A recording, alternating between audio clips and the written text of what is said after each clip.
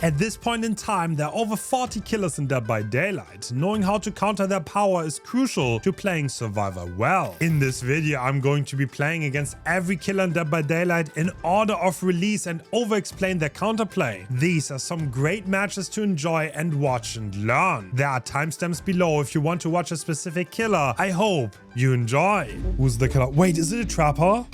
Yes, Trapper charms. We might be playing against the one and only, it's the Trapper. Trapper is a very simple killer. He has traps. And if he sets one on the ground, survivors can either step into them or disarm them. Disarming is pretty decent. Stepping into them, bad. So if you play against Trapper, you always want to look at the ground. Always look where you're running. The ground is your friend. The trapper's over there. Okay, let's see. Can we maybe take away his pricey possession? Okay, I think he has auto reset because there are too many traps being disarmed and not enough being set. You can also check things by looking if you get a prompt, if you get close to it. Ooh.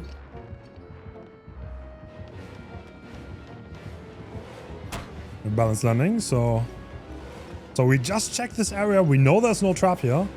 I'm just gonna run the same way back.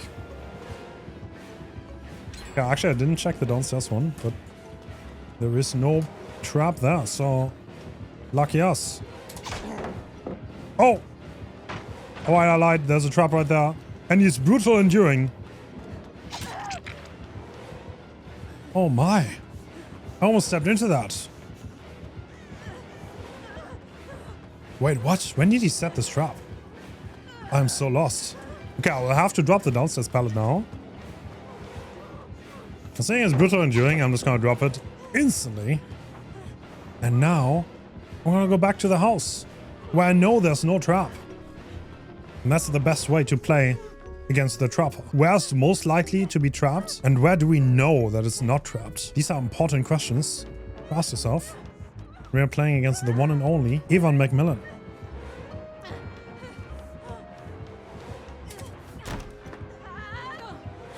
Wait, did he just hold himself? Did you see that right? The self-inflicted hole. Oh, Evan.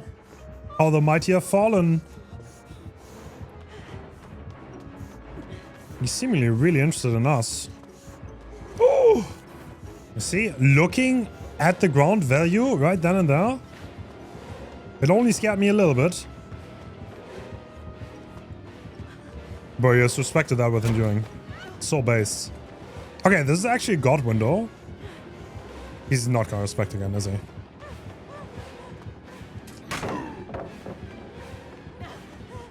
Okay, he created a god window. Is he gonna cut us off? Yes, sir. And now I'm gonna go around. I'm using his own trap against him because he cannot cut off the window thanks to his own trap. Trapper is one of the weaker killers, as you probably figured out by now.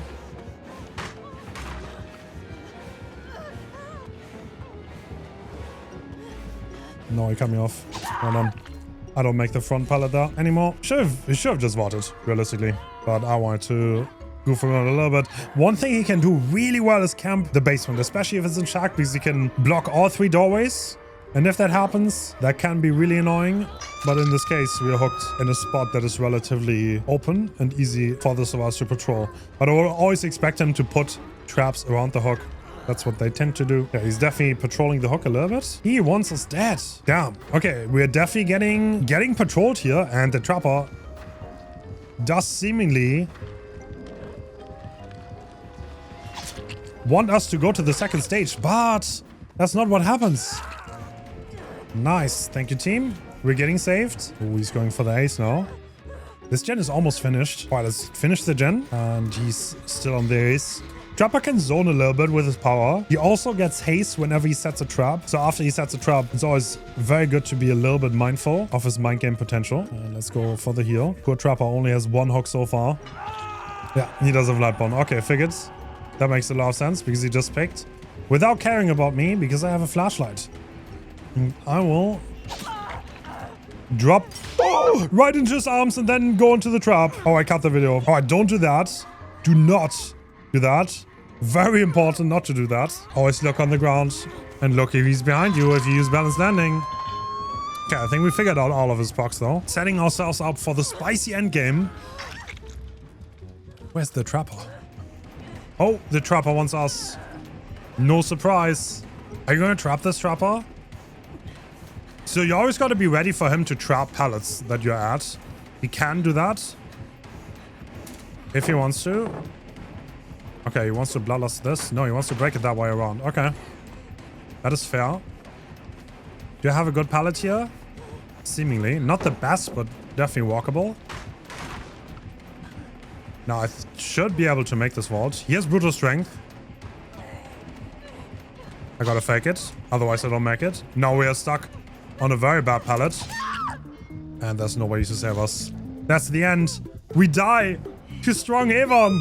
You know when I said Trapper's a low-tier killer? I lied. He's one of the best. Not really, but I want to feel better about this game.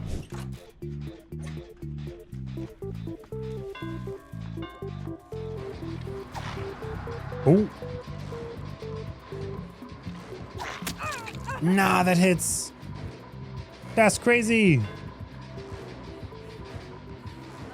8-man comp versus 2 killers. No, no, no. You don't hit that. This is like a committer. Are we talking about a committing Andy?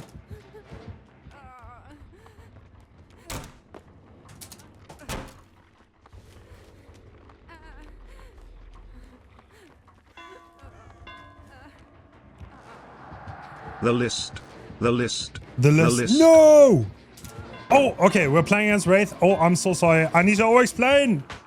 All right, so sorry for not talking that much. So what you see there is me playing around the cloaked Wraith because he has to uncloak in order to hit me.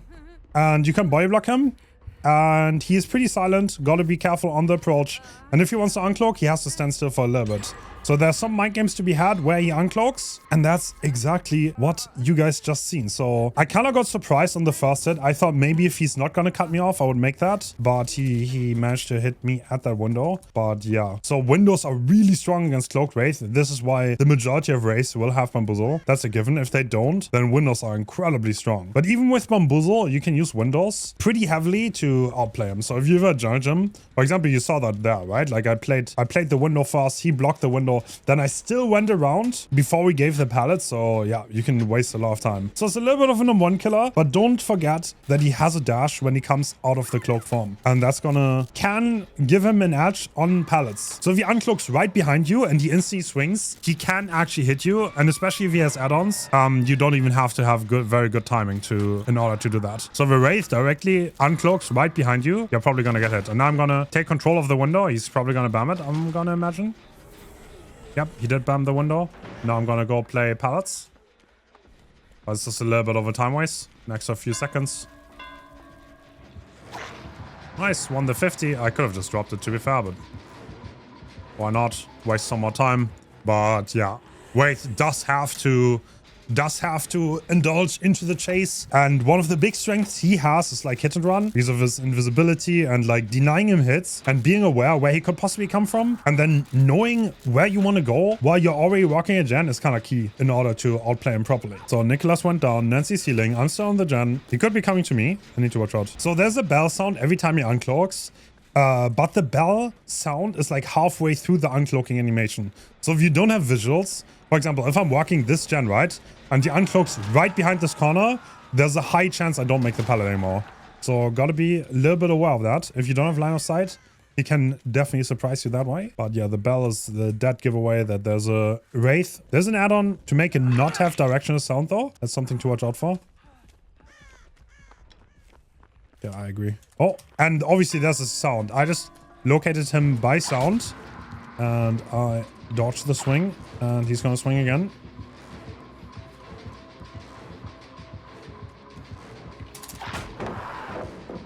That's very low ping. I got lucky there. And he's gonna break it. He has an add-on to break and vault faster when he cloaked. That's why he cloaked up there. And it's very common in the lore people run it. It's called Shadow Dance. So be aware if he's cloaked, he's gonna vault faster, he's gonna break pallets faster. So just throwing the pallets on a cloaked Wraith is not very strong. Always forcing him to uncloak because he can't actually hit you while he's cloaked is definitely key. Alright, I can get the gen done here. Perfect. Oh, that's a basement hook. We see the cloaked Wraith leaving. We are not too sure where the Wraith is right now. He's probably gonna have an eye on this gen, right? I would be surprised if he doesn't. This should unblock now. Yep, it does. I'm back on it. And are they on clear? I guess they're on clear. That is not clear. That's Cheryl. Close, close, close. Okay, they get the reset on the dead on hook person. That's good. Is he gonna go for me? He might be looking for me. Yep. You can see him shimmer. You can see the direction where he's going. But only if you're relatively close to him. If you get too far away, you don't see him anymore. There's a range on that. So against Wraith, it's a little bit of a game of resources because he is so fast white cloaked.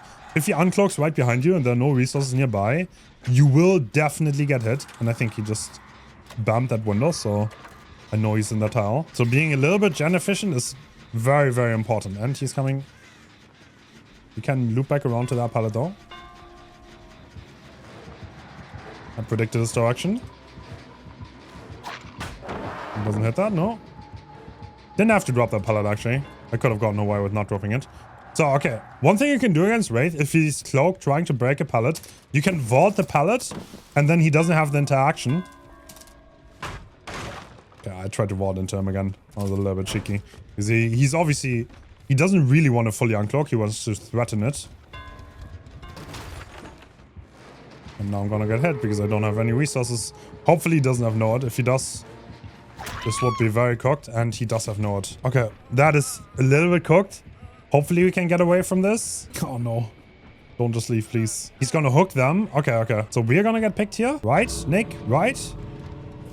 Right. Perfect. Oh, they just left. Brother, I'm gone. This could be Blood Warden. Wait, what? They just wiggled. What am I watching? Is this a Blood Warden player? I'm gone, I'm gone. I'm not gonna waste any time and I'm gonna get out of there. But that's how you counter Wraith. Hope that help. You can do that on Windows too, by the way. You can vault into him, but he can possibly block you if he does it well, but almost no Wraith knows about it. Dude, I get PTSD every time I load in on this. I'm not gonna lie. Oh, wizard, it's a Billy. Alright, so right out of spawn, he's gonna travel far to get his overdrive, right? So if he comes here, at this point his overdrive is gonna be somewhere around 70. If he does 2 more chainsaws, he's gonna get it. So on the next chainsaw, he's gonna get overdrive. That is quite important to know, because Billies can trigger it on the last second. Okay, now he has overdrive. That's why he's slugging, and our team is dying. And now they're DCing. He wants us too, okay.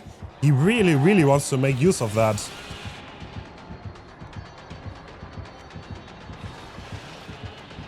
Actually, wait, that's elevation diff. Oh, that's interesting. Okay, we have an elevation difference by that window, I'm pretty sure. So we can use that to crouch like him. But first and foremost, I'm gonna run this. No, you don't make that. Now I can go back to this one. And I think I will use the elevation difference here. Make him ref. Yep, now he's gonna chainsaw. That's perfect. Actually, this is gonna unblock. I make that window. Yep, I do. Because Bamboozle is on a set timer and he doesn't know that. But because I have 10,000 hours in the game, I know exact timer. Wow. Not emoji moment. And he's leaving. Alright, cool. So we have Deli. I don't know why I'm playing a sweaty build. But yeah, Billy is a lot about playing around the ref time and being aware of the sound. Because the sound says quite a lot. You can hear if he's revving or if he's not revving. And playing around that is quite important, I have to say. And if you ever spot such elevation differences on maps, you can crouch right here, he will not be able to hit you. Against the Billy, you can crouch to make your hitbox significantly smaller. If you're on a different elevation level, he literally cannot hit you, and even if you're on the same elevation level, your hitbox is significantly smaller. If a Billy is close to hitting you, crouching last second has no disadvantage and should almost always be done. Maybe we can do that later on, because there's a little bit of a hill on the window itself. Alright, I want to get my deli. So we're gonna go there, and he is on someone else. It's always a bit finicky to unhook against Billy, because if he comes back with an insta-saw, then yeah, it's gonna be hard. I don't think this guy's in Gravings, by the way. His charge time is relatively low, and I love the lighting on this map. It's pretty bugged. Oh, we got our Deliverance. Hello, Lara Croft 01. I think against Billy, it's always a little bit about experience and knowing what he can possibly curve, and more importantly, what he can't curve. What structure's good and what are the limitations of his power. And because I have like a few thousand hours against like playing the killer, I have an easy time figuring that out. Okay, they're on glitch. At this point, I want to play aggressive. I have unbreakable deliverance. This is a very strong state because no matter what happens, I cannot...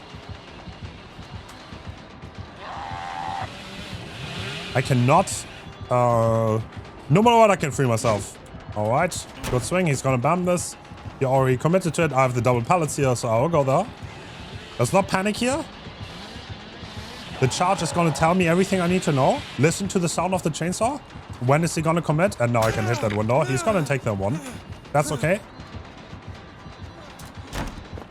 And he's gonna go back. Lara Croft 01, the goated bot. It's really hard to see anything on this map. Alright, nice. Can we take aggro here? Let's see. This fella is gone. That's gonna make it really hard to stay alive here. Yeah, that is. Okay. If one of the double pallets is gone, the loop just becomes really bad. But it's no problem. I have deliverance. And I can knock myself, so... we don't have to worry that much. And one other good thing, I have Sprint Burst off the sock. You know what? Okay, I'm just not gonna take the broken status.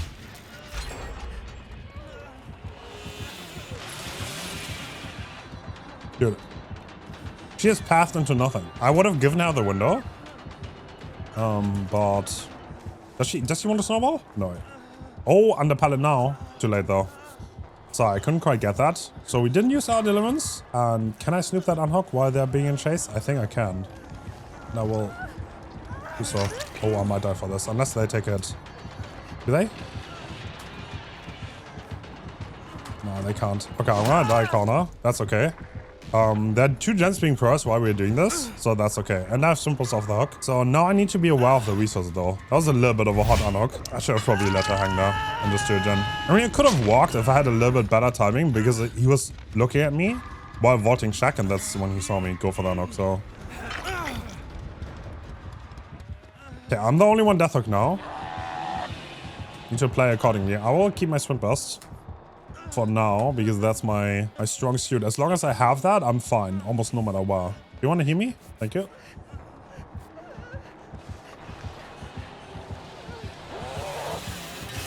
Oh, does he want me? Yes, he does. All right, the swing gives me distance. Otherwise, I would have vaulted the window. You know what? I'll go here. I'll drop this though. He's not even on me. Oh, I see that. Does he want me? No. He wants the Claudette. I can get on this generator now. That pallet is not wasted though, unless he breaks it down. But it looks like we can do the gen in peace. Perfect, perfect. Lara Croft 01 is opening the other one though, and the bots always insta leave. So okay, I'll open this one. That way the Felix has as many options as possible. Saving against Billy is obviously impossible because he has an insta down. And if he just wants to keep a kill, there's nothing you can do. Against Bubba, you can theoretically try to make them overheat and not have an insta down. That is not possible against Billy, so I think the best thing we can do is leave and hopefully he gets hatch. Good luck.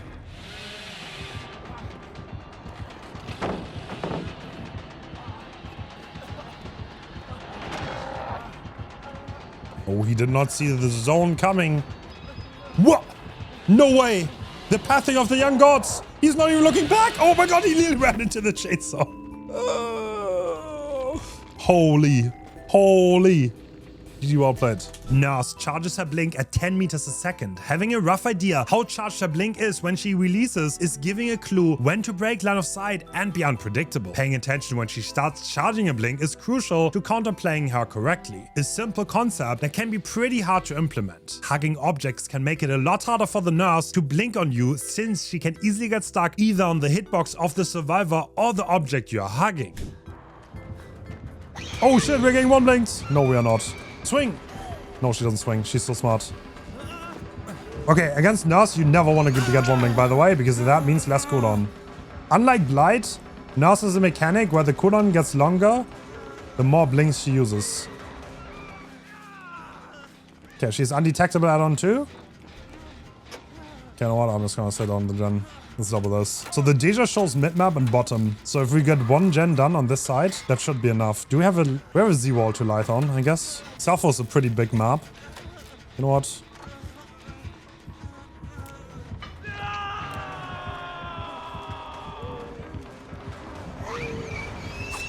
Perfect. We dodged. You don't want to chase us? Almost looks like that's a yes.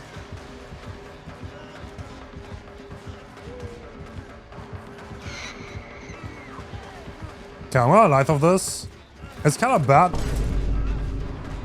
I will, in fact, not light off that. Dude, there's a random ass mech walking by the window, bro. She's not even vaulting it.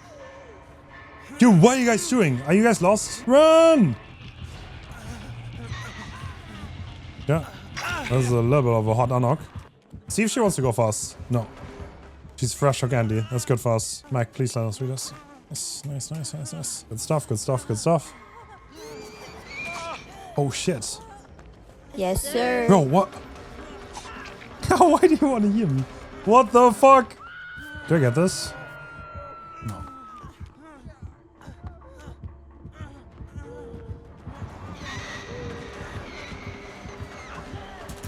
Life into heal.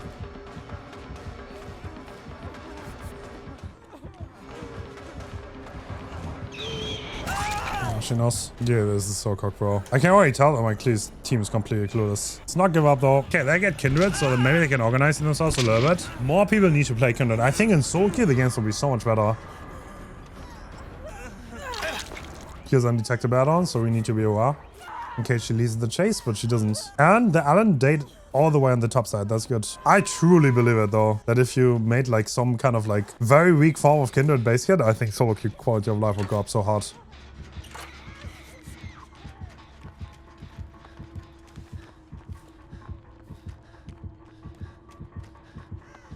Just can't predict him, Link. Yep.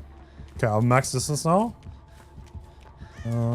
I guess I go to main first. He definitely wants me. I'm gonna go main and then I'm gonna light that window, ideally. If she links after me at least, which she doesn't seem to be. And she's probably gonna get tunneled out here. She's stuck in the corner.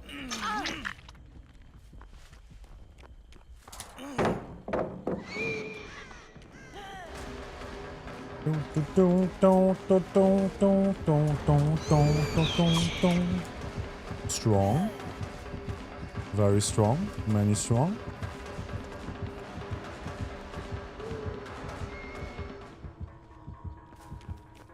Okay, now we flashlight safe far. And that's how we save the game. Strong. Oh, they're singling.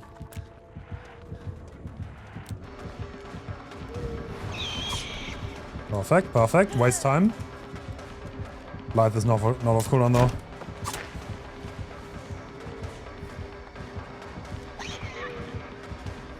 Dude, no way you blink that.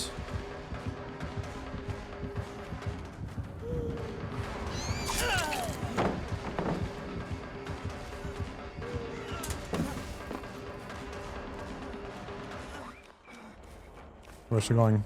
No clue. Okay. Good delay though. We did a great job delaying her. Breaking line of sight and both being annoying. We bought as much time as we could. Wait, did they get the gen on? We should double this regardless. Oh shit! I lied, we shouldn't double.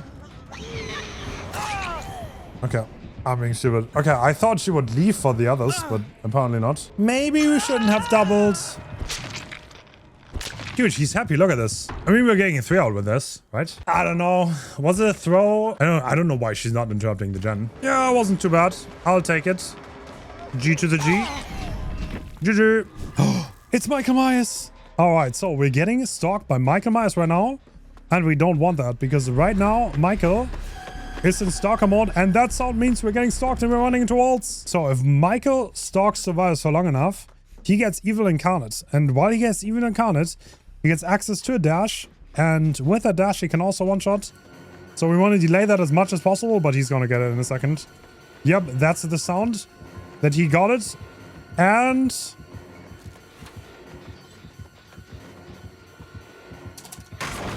he is breaking that pallet really fast. We still have the window though, and a connecting pallet that we're gonna loop. And yeah, here's his dash, which also destroys pallets. But one thing you can absolutely do to buy a lot of time is stun him. And he's just willing to break it. That is really smart. I wanna avoid this. What again? Yeah, no, we're dead. Alright, so pretty strong now. Oh, he has the add-on. So when he gets into Evil Incarnate, he can break a pallet faster. And the other one, he can pick up faster. So we know both of his add-ons now. And he's about to run out. Evil Incarnate is 60 seconds. Gets rid of pallets really fast. And is honestly quite deadly. I find Windows the best tool to hold him back, but he played really well around that one though. I could have maybe faked it, to be honest.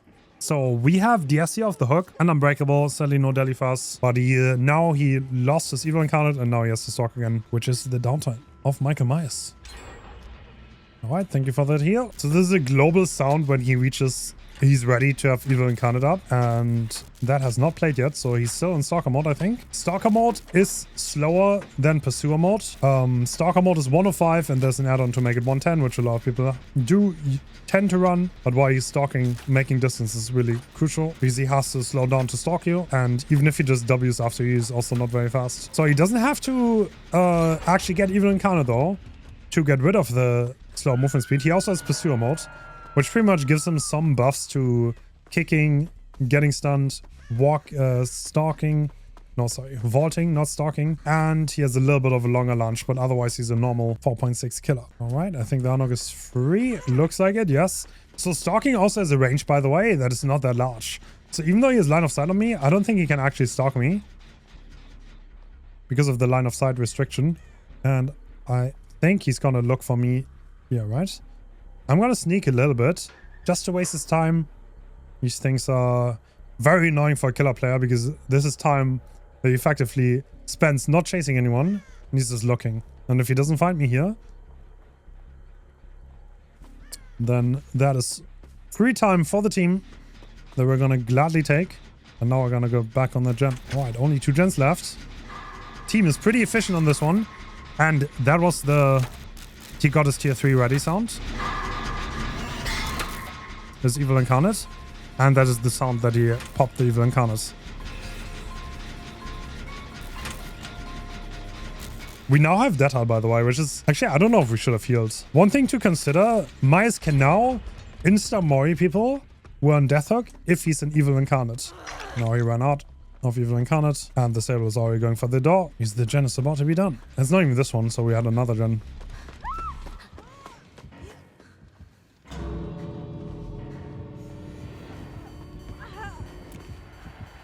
And we're right there for the flashlight save. And with the longer blind duration, I think that should be good, right? Yep, there. Okay, I guess that's it for Michael, but I think I said enough about how to counter him. Pretty strong. He can shred pallets very efficiently. I think chaining windows is the best way to loop against him. But yeah, that's it. GG. People do be crashing out right now. Like it's... Oh shit, it's a hack. Oh, okay, we might be running into a trap. Yep. Okay, I need to leave this area. Is there any trap here? No, I don't think so. So we need to leave the area that is trapped. They don't have... Oh, they do have Hex on them though. They're gonna trap it. So I need to leave this area. I'm injured. The thing about hack is we want to play it safe while we have full health. And we don't want to take risks while we're injured. Because if we die in the web of the hack, that would be the worst thing that could happen. So this hack doesn't have Sloppy Butcher. That's a huge point of the hack. So I will show you a trick that will make playing against Hag easy, and it's a pretty simple one. And Hag mains will probably hate me for this. This makes playing against Hag a breeze. And one thing you can do, if you run into an area that you think might be trapped, you can walk backwards. And why does this help? Because if you trigger a trap, you're gonna start running away from the trap, naturally. And this is exactly what happens. So because she's a 110, I'm pretty sure I make this window. And this is only possible against a 110. Hag is very weak while she's just running after you. And disarming her traps is huge. You always want to contest her web. You do not want to let her set up for free. This is how a Hag becomes strong. But if you contest her web, you get rid of her traps. She kind of has to choose between maintaining her web and doing useful things and contesting the game. So, and this is why Hag is a low tier killer, because she doesn't win the fight when a survivor is contesting her web. She does not win that fight. I can continuously harass her and make her teleport here, and there's nothing she can do. She can't really get a hit on me either. So. Oh, she just got someone though. Okay, they're picking. So I don't know if this is thrill. Yes, it is. There's no way I get this right. No way.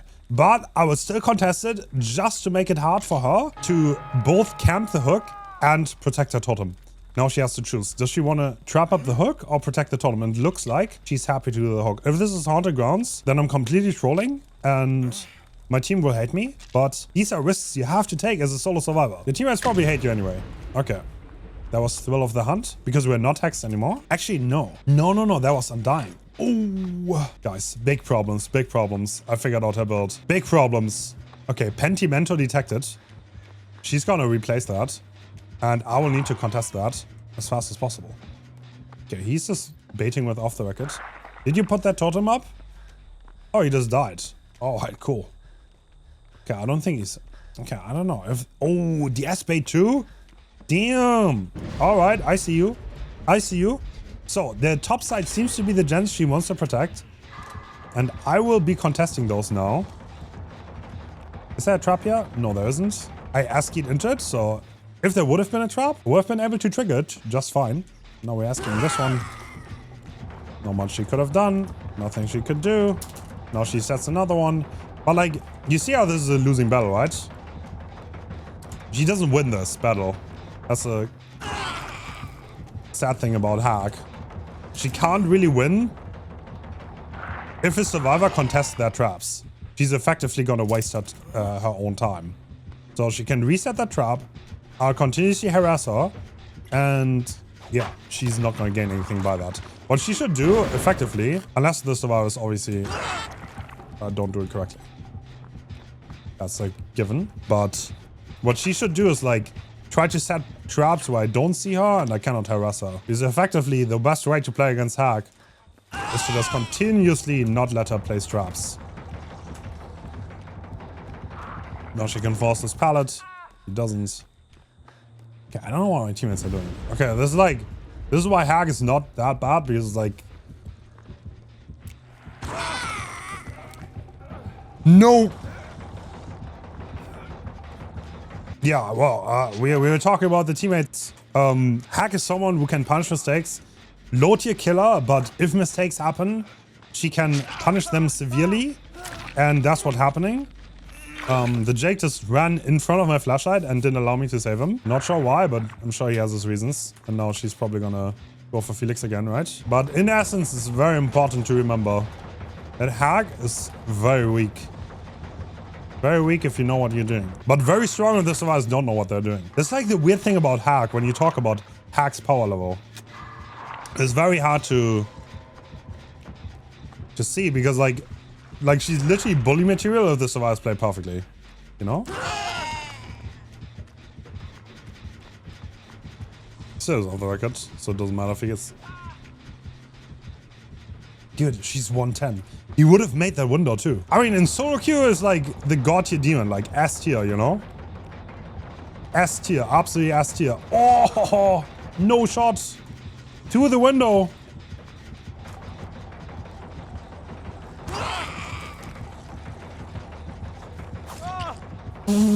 Why does he commit that? No clue.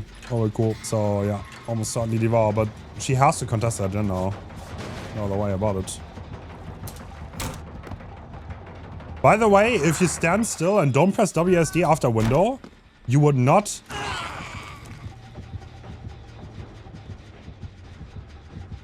trigger... you would not trigger a trap on the other side, so... letting go is definitely the right thing to do. And yeah, Devour is active now. But it's still, I mean, if we don't fuck up, then it's still free. Like, at any point, if the survivors stop fucking up, the Hack should get 0 stages from that point onwards. That's the nature of Hack. She's a 110 killer. And her power can be completely neutralized. So that's like the weird thing about Hack, really.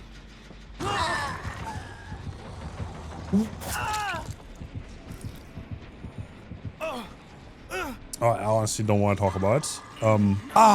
Bro. Maybe I am the solo queue. Maybe I am the solo queue.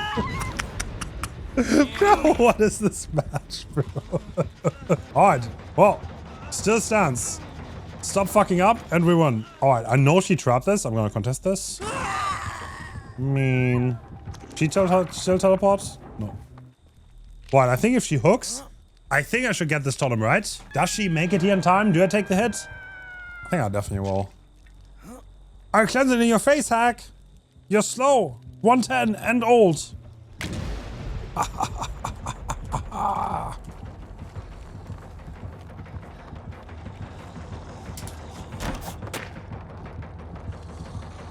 There she goes. Alright, cool. We need to pick up our main gen again. I know it still should be high proc. So now we're gonna run to main, but we don't know what is trapped, so we're gonna ask you this. Ask you, and we found a trap. And guess what? It did absolutely nothing. And next trap. I think we're all the solo queue teammates. So 2 gens left. Everyone full health. Absolutely winnable. Literally so winnable. You could all be Deathlock too. Would still be absolutely winnable. Alright, so she placed a trap here. What? Oh. He's a wiper. You know what? I'm honestly not the biggest fan of wiping. Let them teleport. Let them waste their time. I think wiping is so completely overrated. Because if you start wiping, you're on top of the trap. If the hack comes back, you're cooked. That is not true if you trigger them. So that's why I honestly don't think wiping is the play. Don't think wiping is the play. In this specific instance. Oh, I got hit. I will. What is an area that she wouldn't trap? I need to get out of this area and get here now. Can you hear me? Thank you. So this might take a while, but we should win this. Oh! Alright, I was lazy. Esky walk, esky walk. Whoa! Swing? No, you don't. Okay, we're still fine. We're not even the 3 gen, so don't really have to worry. Don't really have to worry. Oh wow, she's chasing now. She had enough of this. She's like, no! I don't have to. I mean, there's no way anything is trapped here. There's no way. Right? There's absolutely no way. Okay, I think she's trapping something. She definitely trapped something. I think window side is trapped now. No, she trapped pallets. Oh. Alright, we're gonna get the gemstone for the sock. So that walks out. Are we going basement? Oh, we might be cooked. Should have left. Should have honestly left. That's my bad. We're cooked, but the gens are done. What I should have done is I should have not check spotted Chuck. I should have left to any other loop because nothing is trapped in that area and she's a 110 killer, so.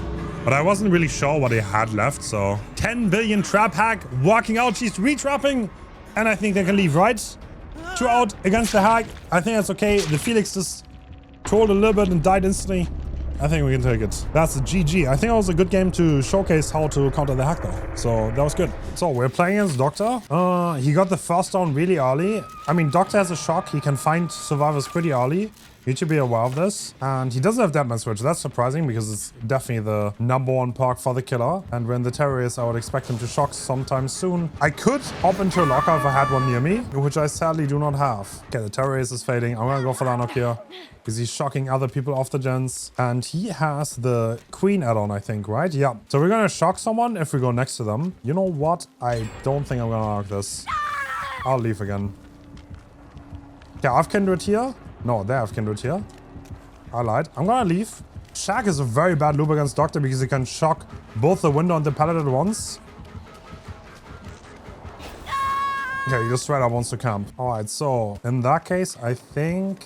Yeah, I'm gonna get this unlock now. Perfect. Perfect. I might get hit for it though. I will not. Because he misses. Okay. Why is he swinging at? Alright, the Doctor seems to be a little bit crazy. Conceptually, Doctor, he makes you not be able to interact with stuff, but every time he shocks, he loses a little bit of distance, and that can work against him, especially if you fake your pathing and make him shock for things you don't actually want to go for. Is he gonna shock this window? Nope, he isn't. I have finesse here, so I can cut this a little bit tighter than usual. He shocked for the pallet, I went for the window. Walks out for me. I expect him. Dude, how laggy is this guy? Okay. It took him 10 years to vault. Well, I'm just gonna run around. See if he wants to shock and lose distance. Looks like a no. You can actually vacuum vaults, by the way. So that means if he's about to shock you and you started the animation of the vault, you will more often than not get cancelled. And vacuuming vaults like that can be really helpful against Doctor. I think he's fighting his demons in the corner, isn't he? Yeah. Alright, Doctor's back on us. Very nice. Finesse vault. That was a good shock by him. I'm gonna go to the pallet now. No, I'm not shocked anymore. I think he was a little bit confused on where I went. But you always want to chain tasks against this killer as much as possible. If you have like a window and a pallet, be very open to which one of the two you want to play. Because the way the Doctor shocks kind of dictates what you can and can't do. Good Doctors can also fake, but you see how I went around? And I used this long loop to not get shocked under the pallet. You need to be very, very creative with those things. And now everything is blocked, that's kind of bad. We still have a 0 to be fair. Should be enough.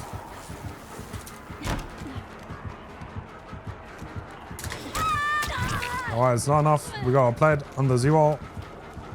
Okay, we have a pallet over there. Does he want to shock this one now? No. Okay, you know what? I'm just gonna leave. That's actually a really, really good window. Because it's open on both sides. Okay. And I'm gonna avoid the window again. If he gives me the window and he shocks for pallet, then I'll use that. But now we need to go to the short side because we don't make another long side loop. And now we go long side again because otherwise we wouldn't make it. And you need to be very, very open to your pathing, and it takes a little bit of practice, and I'm stupid. Alright, I didn't see him cross back. Now we went down, but there's one gen left, and we're gonna go on the hook. Okay, not the worst chase though. Nice, now we have Hope. Hope hard counters Doctor, by the way. Because he loses distance every time he shocks. Hope completely breaks the concept. And you can, most of the loops, you can just loop completely normally. There's nothing the Doctor can do. Because his power is completely useless. Well. Okay, respects. I can show that. Shock. Oh, let's see. I don't think he will ever catch up on this loop. Okay, it's not shocking. That's very shocking, honestly. That the Doctor's not shocking. Jeez, it's breaking. Okay. Oh, I guess it's time to look for the door. Okay, the door is being started, but it's gonna take some time. You know what? I'm gonna go back to mine. I don't wanna drop this. I wanna play it safe. Now I have the window and the pallet, and you can't really shock both. You can't shock all of the options I have here.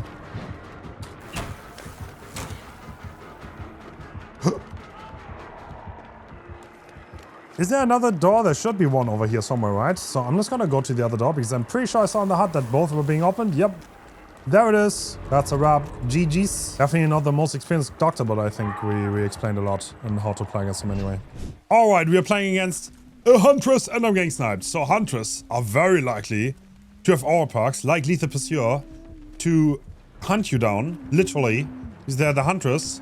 And now we're in chase. Huntress is a 110 killer, so she moves slower in these situations than most others.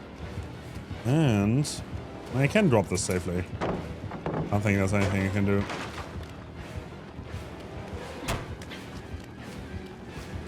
They're gonna cut across, right? Yeah. I don't know why I gambled that, to be completely honest. Oh, good dodge, good dodge. So there's a little bit of a wind up on the hatchet that you can oftentimes use for your advantage. Obviously, they also slow down if they wind up and hold the hatchet. Oh, nice one, nice one. Do you have a crevice to shoot through? No. You do not. Perfect. So I went back for the stun because it's like, against Hunters is a lot about winning those 50-50s whether you drop or not. If they wind up, you can make another loop. If they don't, then they don't. It's a little bit about acting and like confusing the Huntress as good as possible. And because she's a 110, she's kind of going to suffer here, I think.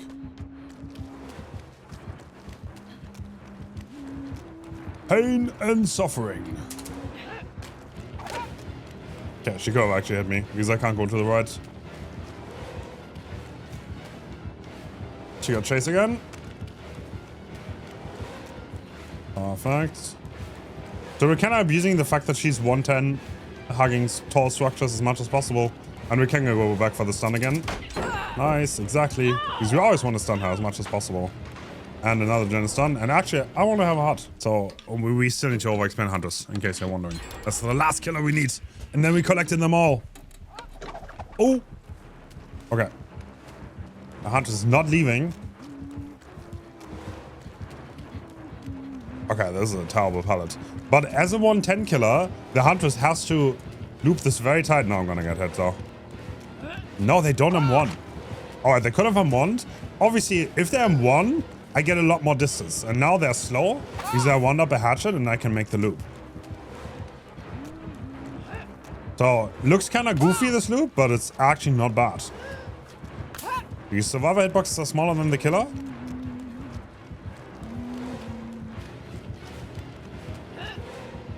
Dude, who paid this guy? Like, for real though?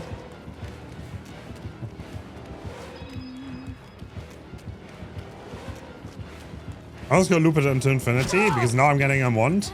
If I get M1'd, I get way more distance. No, I'm so bad, bro. Okay, I should have dodged that. Like, I have a fat ass tree to hide behind. Alright, I'm terrible. I should have dodged that. And after I dodge that hatchet, I can make it to the pallet. But I always gotta watch out on those long straights to get objects between me and the Hunters. I did a bad job doing that. Alright, there's only one gen left. God damn. So yeah, Huntress is a really strong camper because she can get multiple hits in a row very quickly. And in unhooking situations, it's always a bit spicy. If you're in the basement, you can pretty much not unhook. It's not worth trying because she is gonna down everyone, presumably. And now the Fang also got cross-mapped. Yeah, very good at camping. And I think she doesn't like me and she might secure me. She might just do that. Oh, what a great snipe. So this is kind of her strong suit. Huntress chase is pretty lackluster if you know what you're doing. But once she has an area to hold, she has great control over it because you can't cross into this area. So this is her strength and she's doing that pretty well. But at the same time, all the gens are done, so they can't do that much anymore. Is my team gonna get me? Probably not. Probably not. They're booning instead. Can they at least get the Fang back up? Maybe Adam will rotate in for me? Reload. He's not using the opportunity though. Oh! I'm getting unhooked. Yeah, I don't know why the gate is on the other side, isn't it? Okay, well, I think this Huntress is pretty mad.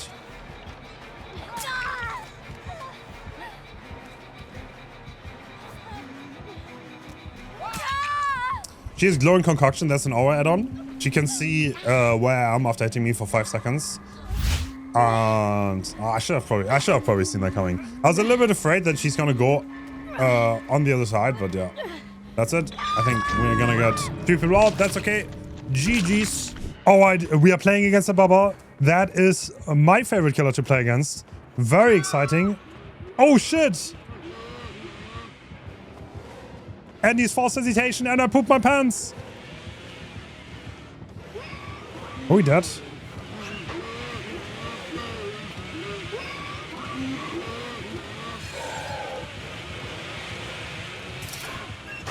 No, we're dead. We're dead already. Okay, so what happened there is he has false hesitation. He downed someone instantly without his AFK. And I don't know, I was kind of in a cocked position. So we're not going to get daily value. One thing you can do to avoid the Bubba chainsaw is to go into a locker. And they just got mind gamed. Oh no, it's going south. They can drop the pallet, however. That's good. They don't go down too. And I guess we're not completely cooked. This Bubba looks very proficient. So if he has false hesitation, there's a high chance he has the E-Red on. Eerie Flash would replenishes chainsaw charges on down. So that is probably going to be a thing. Actually, it's not a chainsaw hit if you want to be technical. So you don't have to down someone. You could have speed limiter and still replenish them. All right, so I believe you to get me. Yes, you do. Very nice. We get off the hook. Now we have Dead Hard up. That is gonna help us significantly. We have Dead Hard. I'm comfortable playing injured. One thing you always want to do is force him one, and playing injured is not much of a problem because his power is a one-shot, so there's a lot of value to be generated for him. And I think I'm just gonna get on the gallows turn. He's revving his chainsaw. He's angry. Very fun killer to go against because he loops very classic. That would be, I think, the easiest way to describe it. He doesn't have that much to it. He can obviously shred pellets relatively fast. A lot of them will have bamboozle. That's a given. And I faked the window. Sable, please. Oh, I should be able to make that. Yes, I do. He's going to ref that. He's going to break that door now. And I'm going to go back downstairs. And it looks like he leaves us. So the strongest counter to Bubba are actually the windows. You can chain them and his chainsaw becomes a lot less effective if you can chain windows, because it has a long charge time where he slows down, and at the beginning he's also not that fast with the chainsaw. So looping windows is definitely the play. Alright, first gen done. And first survivor down. I think I'm going to heal here. I don't know what that boon is, but yeah, Bubba's a relatively weak killer. Even though he can break pallets very fast, he can zone good, but he doesn't have that. He doesn't have mobility, he doesn't have crazy chase pressure, and that's generally why he's one of the most fun killers to play against. But his one-shot means you have to respect him on unhook situations, because he is going to reverse his chainsaw now, and even if I were to unhook, he's right there, ready to chainsaw me, so yeah, this is not going to work. Interesting, interesting. Okay, he's gonna break that. I'm gonna loop around the main, and now I'm gonna leave because I don't want to loop around the hook. And looks like he doesn't want to chase us. Okay. I'm gonna get on Gallows, see what he wants to do. We have a circle of healing here. That's good to know. Oh, looks like he's on Felix. Oh, Dramaturgy and Nia. Very strong park against Bubba. Distance is king against this killer.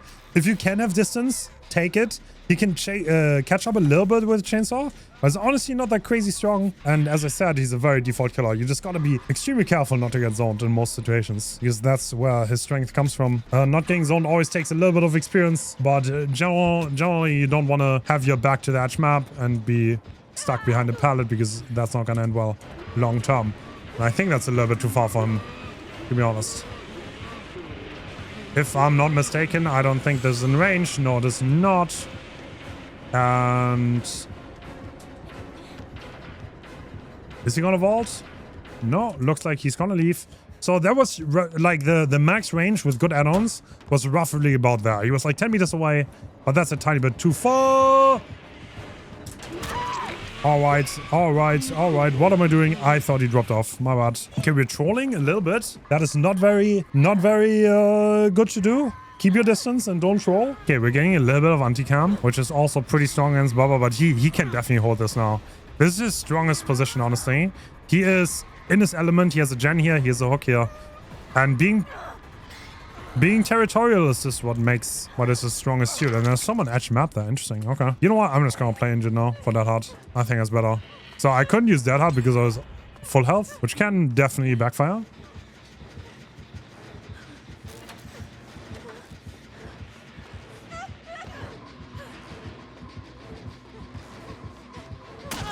Nice. Alright. Get some dead hard value. They're still on that gen. And I'm not gonna die. And now I'm gonna play it safe. Perfect. They're still looping Gallows. Thing near that, right? No, Dramaturgy keeps her safe. Strong. Oh my god. That thing is massive. What? They smoked up the entire side of the map.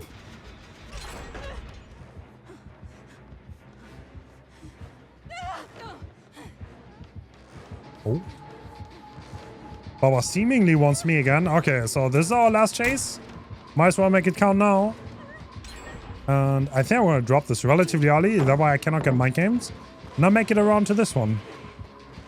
So this one, I will need to be a little bit careful of. And this is a... Oh, I'm cocked, aren't I? Yeah, I am, because it's a pallet gem. I thought there was a window there.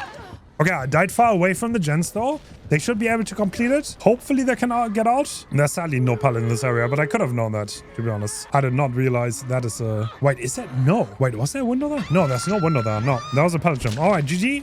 That was the game against Bubba and how to play against him. Alright, we're playing against Freddy. We have a sleep timer and the Freddy's on us. Is he on us? No? Maybe? No. So, you can see on the portraits... There's a sleep timer. When that sleep timer goes full, we become asleep. And then Freddy can injure us with his power, with the dream pellets. He can also slow us with the dream snares. So 2 different powers that he can both use. And you become asleep if you get hit, like the Stevie just did. Or he can also use his powers on you to make you go asleep faster. And there are clocks all around the map, which survivors can use to wake up. So now I'm going to use this clock. I'm going to escape the dream. Now I have a timer on my portrait on the left, and that is ticking down. This grants me immunity. So no matter if I get hit, no matter if anything happens, there's a dream palette, by the way. You can see that. It has blood from far away. And the closer you get, the more bloody it gets. And these pellets are not real, and Freddy can explode them. So I'm still immune. Does Freddy want... No, that's not Freddy, it's Stevie. Do you want to hear Stevie? No, he's a gen rusher. Stevie is a gen rusher. That's fair. What you can do with dream pellets, by the way, is you can destroy them. If you throw them down, then he has to replace them. Ooh. Okay. Are we switching targets? Yes, sir. Okay. This pallet is down, not broken. This is a god pallet, so I don't think there's much you can do. He has to break this. Yep, he's going to. We have Deliverance up, so this is a really good chase. He just replaced that with a dream pallet. So if we were to go over there again, and that was an exploding dream pallet that he's trying to use. Oh, there's a dream pallet on the left. I don't want to get down by that. And now we'll rotate around. That's the snare. I got hindered just to make it around. No, the slow is too much. The slow is sadly too much. I don't make it to the pallet. I had to dodge that snare or play the pallet downstairs. A little bit too greedy. Going for too much distance is not good. The slow of the snare is quite significant, and it's pretty easy to land for the Freddy too. And I can just jump off because I have Deliverance. And I got an unhook, which is really cool. And let's get back on the gen. Freddy is a decently strong killer. I would always make sure to wake up if possible, because that's how you deny him the pressure. He's a killer without a power, more or less, if you are awake. I will grab a clock. Yes, actually, so with the dream pallets, in theory, you can still stun a pallet. These are like the anniversary pallets. You can stun them, the killer with it, and if you don't stun them, then they're gonna disappear and they can just walk through though. But obviously, if he starts exploding the pallet, you cannot drop it down anymore. So be very careful with that. Against a good Freddy, you will effectively not make that happen. So I'd not try to stun them with the pallet if possible. But I've seen a few times where someone went down on a dream pallet and they got pallet saved. So, okay, 2 gens left. Thomas went down again. Nope.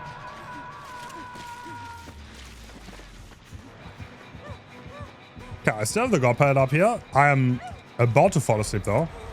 That's a little bit of an issue.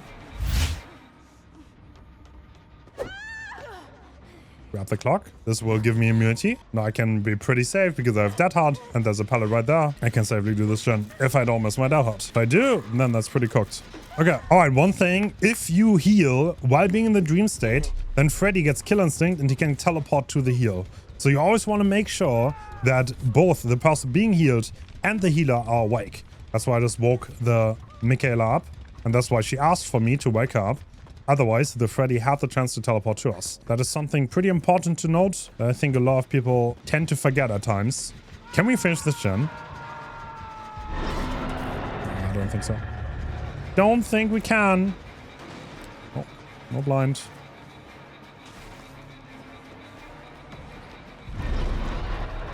Dodging the snare, very important.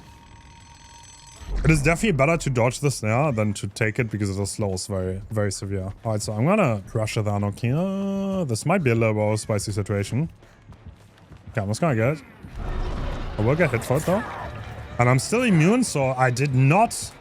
Oh, that's saved the best for last. Good to know. I watch. Eh? Oh, I'm watching. Where was he going? Alright, so... No.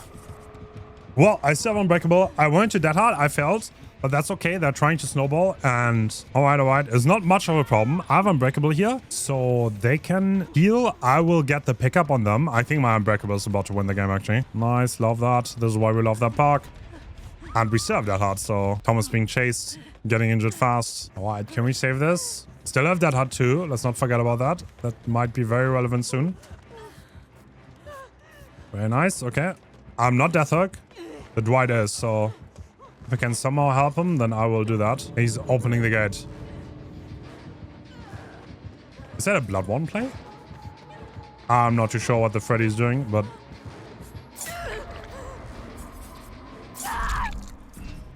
Alright, so -4 stacks, and we're out. And hopefully the rest of the team also escapes. Alright, that's GG. Freddy, not a bad kill at all. And that's how you counter him. Alright, we are playing against Pig. This is the killer who has dash attack. They have a little bit of stealth. They have some boxes.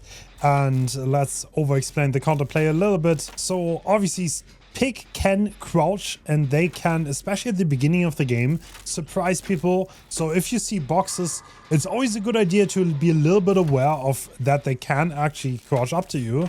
And maybe be on a gen that has a lot of line of sight, so you don't get surprised by. Generally not that strong in chase, but oh, we see the Dwight being chased, getting one hit, and he's taking the chase right over here. Should I help? You know what? I don't think I think I'm the one who needs help. Okay, the Pig wants us. I want them to come this way, and they do. You know what? I'm just gonna leave the loop. So what they just did was an ambush attack. So they have to crouch for it. And once the Pig crouches, they can do the raw. And then they have a dash attack that is relatively long, but has a long wind up thanks to the crouching and the raw. And one of the best things you can do if that happens is to leave the loop. So we have faced the darkness. That's quite interesting. So that has a lot of synergy, Screaming Pox, with Pig because of the boxes. So if a survivor gets downed and they're on the floor, Pig can put a bear trap on them. And if a survivor has an active bear trap, they will have to go to these boxes and get rid of them. And if they don't do that in time, they will straight up die. So yeah, now we see Soga King just went down. Now, this is an inactive bear trap. It's gray, and as soon as the gen gets completed and they're unhooked, it will go red. And that's a timer. If that timer goes to 0, they're actually going to die. So, all right, that's good. Oh, Panty, okay. This might be a Mundus letter. So there's a wall hack add-on that the Pig has, which gives them wall hacks on survivors around them when they're crouched. And given that crouch was a little bit sus, it looked a little bit like they wanted to get info on me. So that's one add-on to be aware of. Most Pigs use add-ons A to buff their ambush or to buff their bear traps, and they're both relatively strong. They both don't change too much, but oh well. Okay, so we just got rid of that Panty, and now we see Soga King's trap is actually active and they're getting chased again. All right, they just got ambushed by a crouching Pig that gives undetectable. Always got to be careful with that. And they're already dead on hook. Okay. You know what? Do you want to stand still? Maybe I can give you my syringe. Syringes are gonna get reworked tomorrow. I'm recording this literally one day before they will. Let me hear first. Any chance I can touch you for 1 second? Go on, you 1 second. 1 second. Okay, I'm gonna give him the syringe. He can use it on himself. Or not. Oh, hello, Pig. Are you gonna chase me? Yes, you are. Yeah, that's definitely a Mundus letter. The way they're playing. That's a lot of crouching. And I don't think they used the syringe, did they? No, they're just gonna die. You know what? If they don't want to... Oh. Actually, no. Okay. Looks like the Pig is on us now. And once again, they try to ambush. But we just left the loop. That is the strongest counter. But I'm not gonna lie to you. If you don't want to use it, then I'm gonna use it. Alright, Face the Darkness gone. They still have Panty though, so we need to watch out for that. This game is not looking too hot. So Pig is mostly what you would consider an M1 killer.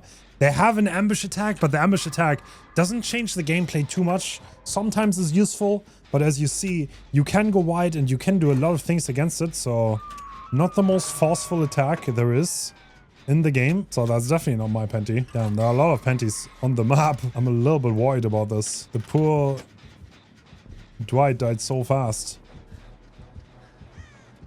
Do you want to chase me? I'm gonna loop shack now.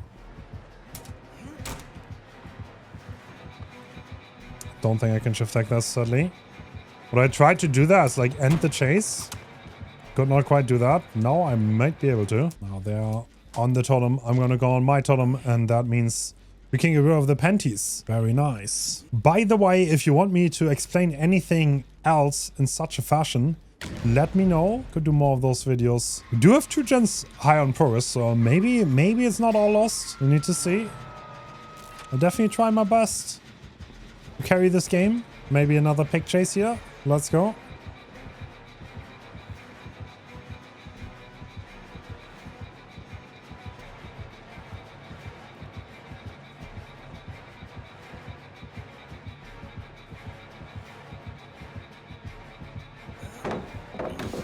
Oh, that is a hit, yeah. Played a little bit too hard on that. But now we have resilience active, so that's definitely gonna help. No, it doesn't want to play into the power anymore. Interesting, interesting.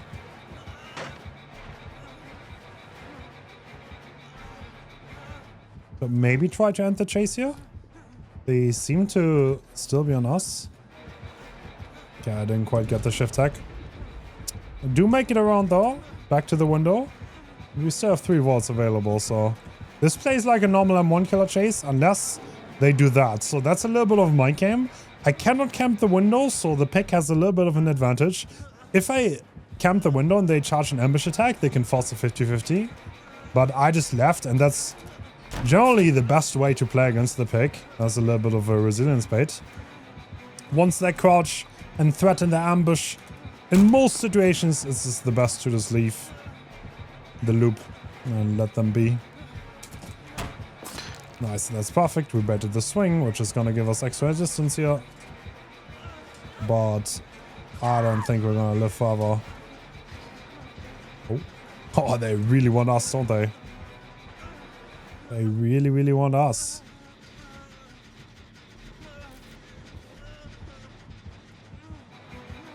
Alright.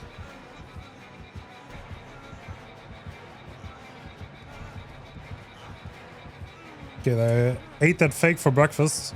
Thanks to Windows, I know there's nothing in this area though, so... I will have to play this window on this one only. Nice, we baited the swing.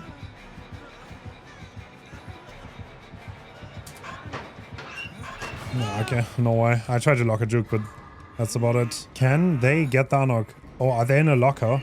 Oh, they're close to us.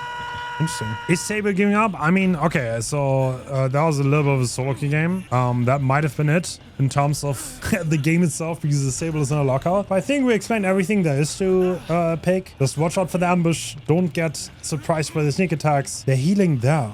One thing I didn't show, obviously, is like how to do the boxes, but that's pretty obvious. And yeah, always be careful with that. Sable wants me to go next, and I'll do that. And yeah, that's it for pick. She's also very happy. Alright, GG's. Nobody likes it. Nobody even knows what Onyro does. Oh, it's RPD. Oh, it's Ruin. Okay. The killer wants to ruin us. Oh, it's the Nemesis. Alright, cool. He has Ruin. That's a really good perk for him. Because the zombies can interrupt gens and Ruin can regress them. Or he straight up went to the wrong side of the map, though. What? Oh my god. Zombie assist. I'm getting stuck on the zombie. He has killed him. That's not very nice. Okay, well, I'm gonna do this gen. This is a good distance holder, by the way. The main building. I'm pretty sure that's tier 2, right? Pretty sure that's how it works. Nice. Now I can light off the window. I don't want to give him tier 2 if I can somehow help it. Which I can. And light. Zombie doesn't give me away, so he's probably have no clue. Run, brother, run! RP is coming closer. Very high chance of the Nemesis coming. We can blind the zombie. Is a flashlight. It's kind of funny how the devs said they don't want flashlights to counter any killer power anymore, but somehow Nemesis is still here. That was a little bit inconsistent. You can fully deny the ruin pressure here by blinding the zombie. Alright, Baldy. It's time to run away. The bad guy might be coming.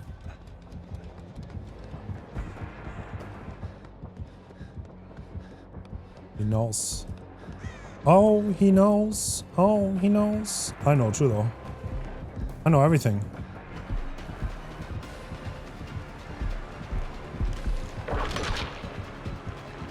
Nice. You know what? Against Nemesis, you can crouch if he tries to hit you over obstacles like pallets, windows, or in this case, a pillar. The attack will actually miss. Incredibly useful in some situations.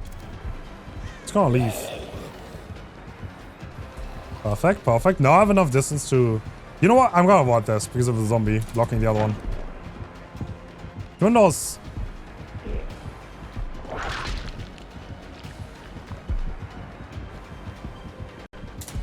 Way better than you might think, honestly. Nobody ever runs this window. But it's really annoying for the killer to deal with, like zombies. Zombies are also annoying. Okay, let's run this pallet. We can crouch on this. It's not that safe, but we need to be very mindful of the drag, and we got rolled instantly. No, bro! Bro, why do you exist? Zombies are very annoying, and you should be aware of them at all times. Unlike me. Okay, not the worst chase, even though the zombie kind of stole us all the resources. Okay, we're giving Kindred to our teammates now. So the one thing to watch out for in enemy is obviously the drag, right? Because he can start a whip attack, and then he can drag it to the side. And the hitbox follows. Even though it doesn't look like it does, that makes a big difference. And being aware of that and dodging it properly is definitely the #1 thing to watch out for. Okay, there's a little bit of a 3-gen in this area, but this is a very, very strong loop too, so I want to activate Deadman Switch on the gen so it doesn't regress. Is he trying to cut us off? Maybe, maybe. What does the blue thing do? So the blue thing is infections. When we are infected, the Nemesis will injure us with his whip. If we aren't infected, we're gonna get infected with his whip. So we effectively died to 2 hits. But what we can do against Nemesis is we can take a chest, unlock it, take the vaccine, inject the vaccine. Now he gets Killer Instinct on us, so he knows where we are. But if he hits us with the whip again, with the tentacle, then he's gonna need 3 hits. Okay, I don't think anyone else is on the gen, so that one is gonna be regressing. That's a little bit sad, but there's nothing I can do about that.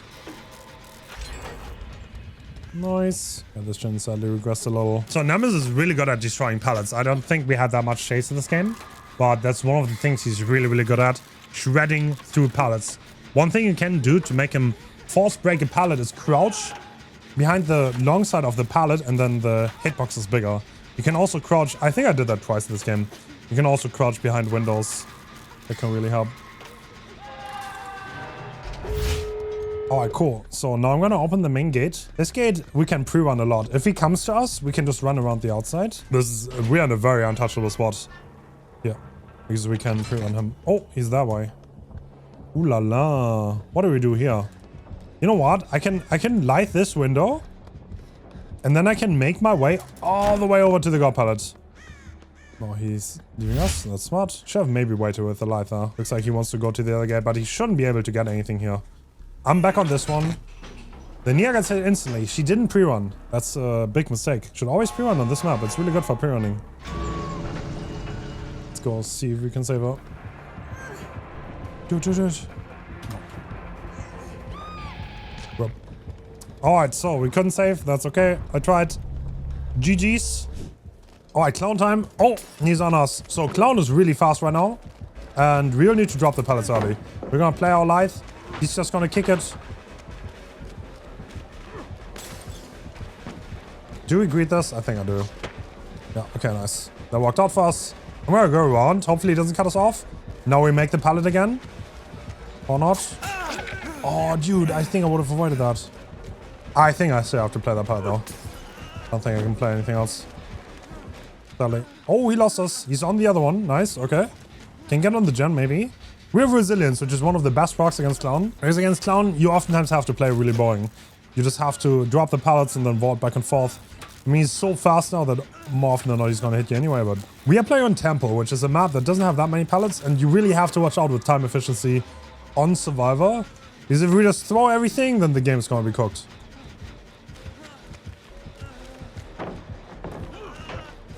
Yeah, he's just playing for pallet breaking. That's what he's doing. Found us. That's probably not the worst idea. I can use light here. Can buy some time without using a pallet maybe.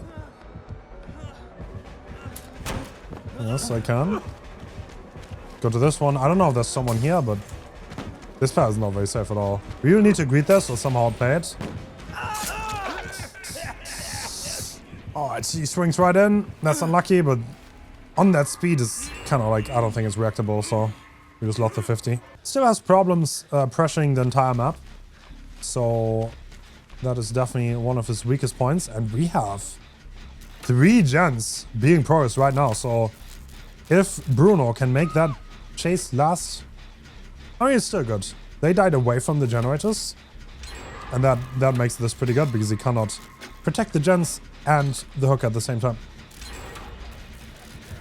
Nice. So we finished the gen. Now we take chase. Please don't tell me this hits. Alright, light procced. Perfect. I'm expecting the swing. He does swing. Now we play the window. On this tile, the pallet is really bad, by the way, on this. Usually it isn't. Okay, I think I can get this. No, I can't.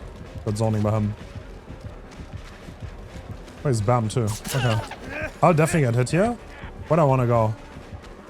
Maybe to main? Good, I don't think I reach anything. Yeah, I'm just cooked, aren't I? Yeah, I don't stairs here, that way he has less of a choice where he wants to go. But without having any pallets or anything, there's nothing I can do in this chase. Nothing I can do. I don't think I had a pallet there, did I? No, they don't know what to do. If you lack experience, then you will not know. He doesn't matter. Like, if he goes for us here, which he might because Kate is coming back to hook, then the gen is gonna pop, so I don't really mind. Is he gonna go for us? No. Yes. Okay, if he asks, then I'm gonna go downstairs. The god pallet unlocked now. I think I want to use this one first, though. Against the clown, it's kind of iffy anyway, but...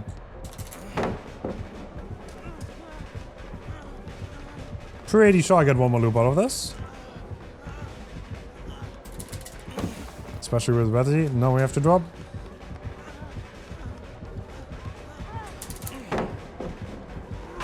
Yeah, I'll need help here. Someone dropped down there, so... I was gonna predict. And predicting we did. Perfect. Oh my god. Please don't block me. Thank you. I don't know where the gates are. This gate is open. Nice! Okay. We gambled that perfectly. The...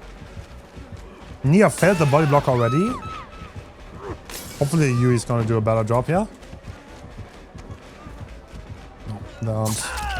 Okay, this is here attackable.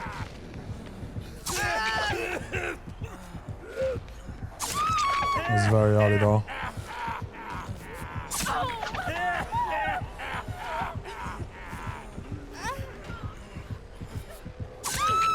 There's no reason for you to get downed. Oh, there's Sabo! No shot! Oh, can Kate Sabo? This might be a fault. The Kate Sabo the closest hook, and now she's trying to body block? He doesn't make the basement? No, he doesn't make that hook. Okay, well, we can't save, sadly, but we did our best. And that was our clown match. Nice. Oh! We're playing against Spirit! Alright, Spirit is a 110 killer who can face on top of you, as she just did with us. And we're gonna use the fact that she's 110 because we actually make this window. Against any other movement speed, we wouldn't. And I know there's a pallet here. I can drop this. She has to break. Now we can maybe go out to the back here. Oh, I'm greeting very hard. I'm pretty sure she can phase on me here.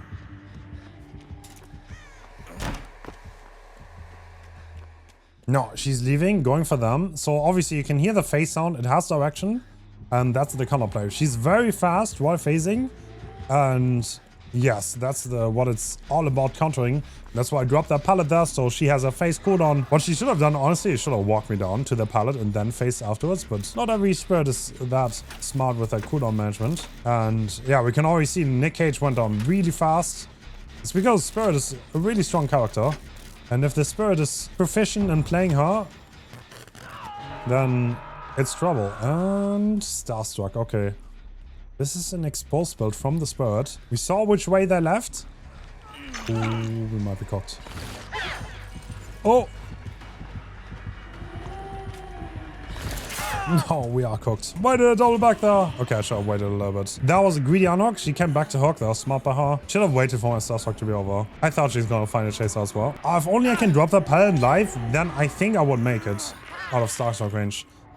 Honestly, should have probably doubled back to that pallet. That would have been smart. Let's try to min-max the cooldown. Very greedy by me, trying to knock that early. It looks like they want to tunnel out the Nicolas Cage. Okay. Yeah, a lot of spirits play very goal-oriented because this is one of the strongest chase killers in the game. But a slow movement speed means she cannot pressure the map that crazy well. Even though she has phase movement speed, being a 110 killer out of cooldown means she's one of the killers that really excels at just chasing people out. That was a long phase. Okay, I'm gonna get hit here. It's not much of a problem though. She gonna commit me? No, she's gonna go back, right? Yeah. She's gonna go back to the Nick Cage. Now we're Resi. We definitely need to get this done before he's dead. Otherwise, this is gonna be really hard. Nick Cage went down. Oh, this game might be cooked. Mac is DCing. Okay, they're probably not too happy that they're getting turned out. We're dying 2 gens here though. I mean, it's still playable. With 2 gens left, 3-1 on prescore. That's gonna be a hard match. Let's see if we can make it. Very far away though. They're probably gonna go for me because I'm already injured. Injured survivors are way easier to track for the spirit. You always want to heal when you can. Sometimes it's obviously hard though. She should go for me here. Or she's gonna get the free injury on her. Actually, she makes that pallet, right? Yeah, she's gonna go for me.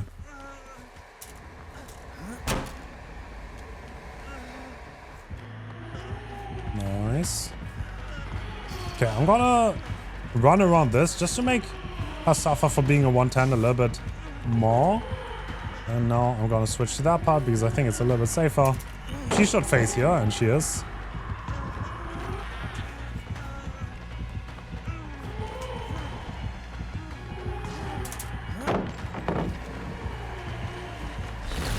Nice, I confused her. Doing erratic movements can oftentimes lead to her swinging away from you out of phase, and that's exactly what happened. That's why we did that in the first place, but this is a really good spirit. They can listen very well. We enabled them to heal though. Starstruck is going to be a problem. Hopefully they're not going to go down to it. She just got into range of Starstruck. No, she's got to go away. Yep, that was definitely the Starstruck range. Oh, bot mech bro. Don't be like this. Oh! Yeah, I'm actually gonna wiggle. Nice.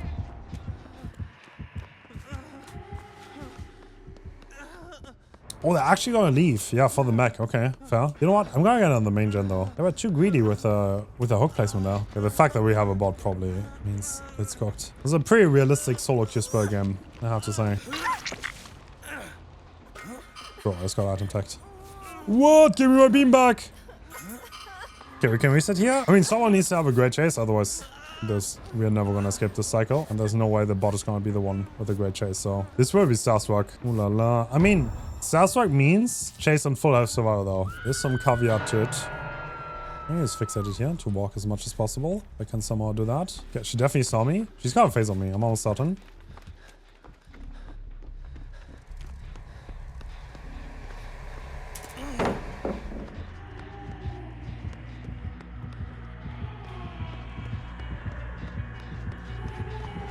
Very nice. Do you have a window here to hit? Yes, I do. I can trigger Lithe. Now we're outside of the range, and I think it's gonna be hard for her to even hit this phase. Because you're so far away. This is a max range phase. She half phase because she knows she's out of range. She might not even commit me here. No, she should leave. Okay, that's nice. We got some time for our team to walk with, and now I can get on the main gen. That was good. So like her duration is limited. She can catch up like 50 meters or something. But if she does that, then she will have almost no time to actually hit you. So that's why spacing and keeping your distance against Spirit is very, very important. Because I kind of baited her to max range face on me. And yeah, that kind of didn't work out for her. Because after that, I used Lithe to create more distance. And then she has to max range face again. Meaning there are 2 phases where she can't really hit me. And that's a lot of time wasted for Spirit. Nice, one done. Maybe we have a chance. Who knows, who knows? Bot mech is Deathhawk. Not sure where she's carrying. Probably to the mid-map, to the hook where she carried me to. That makes a lot of sense. Kind of works out. Okay, I'm gonna argue. You should run away. Okay, I can use Lithe out of this window. Do you have a pallet here? Yes, I do. It's good to know. I'm gonna go there. Good short face by her. She was not sure where I was. And that's one thing that Spurs oftentimes do. They're unsure. They're probably going to face really short to not face a long cooldown in case they miss. Okay, they went down. That's probably the end for our team. I mean, pretty hard to win with the bot. We tried our hardest.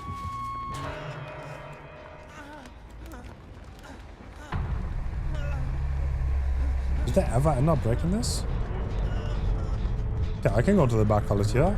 but once you're stuck on a pallet against Spirit, it's pretty much over. Like, realistically. Even if the pallet is really good, she's gonna start phasing right next to the pallet. And if I ever vault into her, then she is, okay.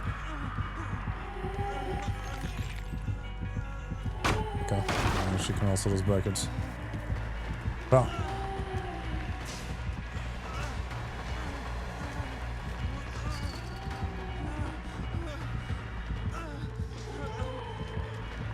Do I have a window here? No, I don't. Actually, I have this window. Oh, I can maybe play this. Let's see if she falls for the fake. No. Alright, cool. She's playing it safe. There's not much I can do. I mean, the bot almost got the gender, I guess. But I had nothing then. Not much to work with. We committing today? No, we're not. We're teabagging the killer. Haha! Classic. Oh, the bot's awesome. But yeah, that was Spirit in a classic Spirit solo queue game, I guess. Alright, GG's. 2 with the killers. It is. Oh, a Legion. Alright, cool. So we're getting chased instantly. Is that a normal Legion? Looks like it. Okay, I'm gonna go behind the main here. And I don't think he's gonna reach me, is he? No, he's not. Okay, he's gonna have fatigue. Do I make this window? I think I might fake it. Yep, we're faking it. Now we make the other window. And we have life of this, so that should help us. There is a teammate on the main. Okay, I'm gonna leave now. Against Legion, you always want to split, obviously. So, as much as humanly possible, because I don't want to be chain hit by him if I can somehow avoid it. I mean, now I have distance, so pretty sure I'm fine. He's not gonna reach me in time. Nope. Nice. He tried and he wasted his time.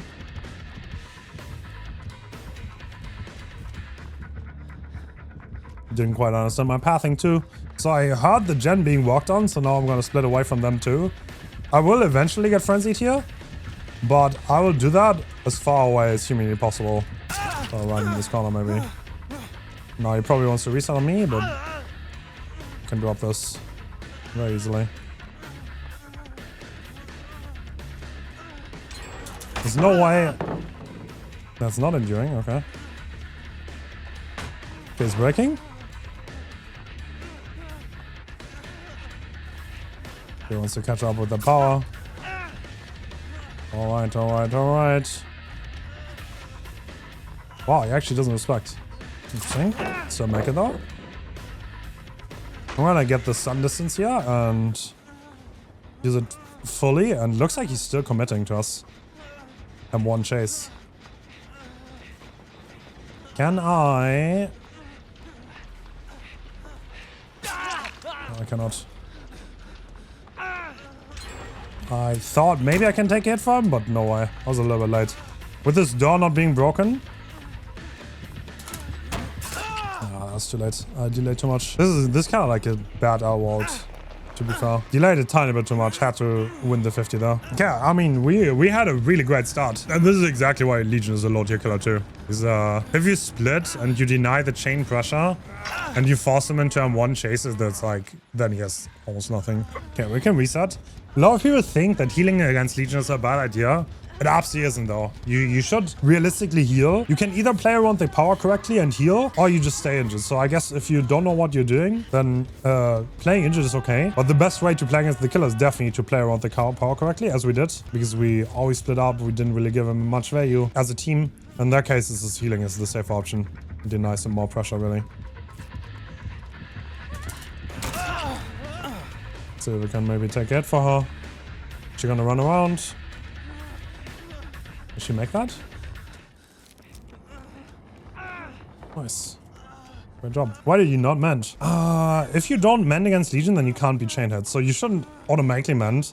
You should only fully mend if your mend timer is too low, and you know that the Legion is out of power. Because in theory, if he hits you, he hits someone else and you mend, he can just come back to you. And that's an easy way to get 5 chain hits. That's a very, very easy way to get 5 chain hits. And probably the worst thing you can do against Legion. And if he gets 5 hits in a row, then he can insta down. And yeah, you kind of don't want that. So like the idea is to always deny the chain hits. If you deny chain hits, then this killer's incredibly low tier and doesn't have much going for them. And we're walking the last 2 gens already. So he has to have one chase, one of the injured survivors now. No Thanos, so we're not slowed down. And we're doing this gen 15% faster with Resident Evil. That is pretty fast. Yeah, I guess I'm gonna finish my gen. I don't know, David makes the ball nice. He has a good pallet there too, unless it's already broken.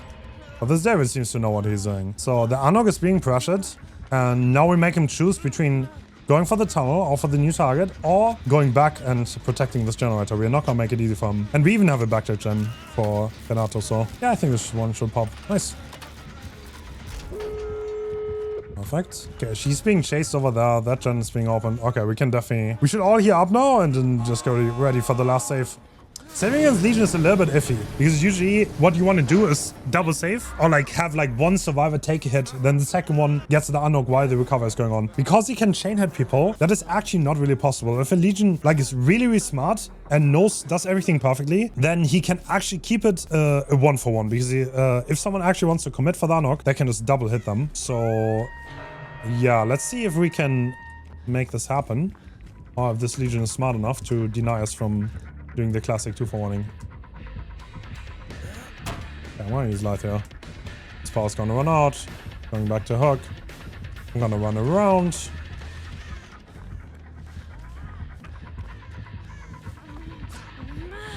Nice. Okay, the unhook is completely free. And now I just trust my teammates to be able to take it here. So it's pretty smart of the David to stay by the gate in case there's a chain hit scenario, because 4 survivors together means maybe they can chain and... Oh, we need a head tank there. Nice, nice, nice. And get the 5 hits to get it down, but yeah.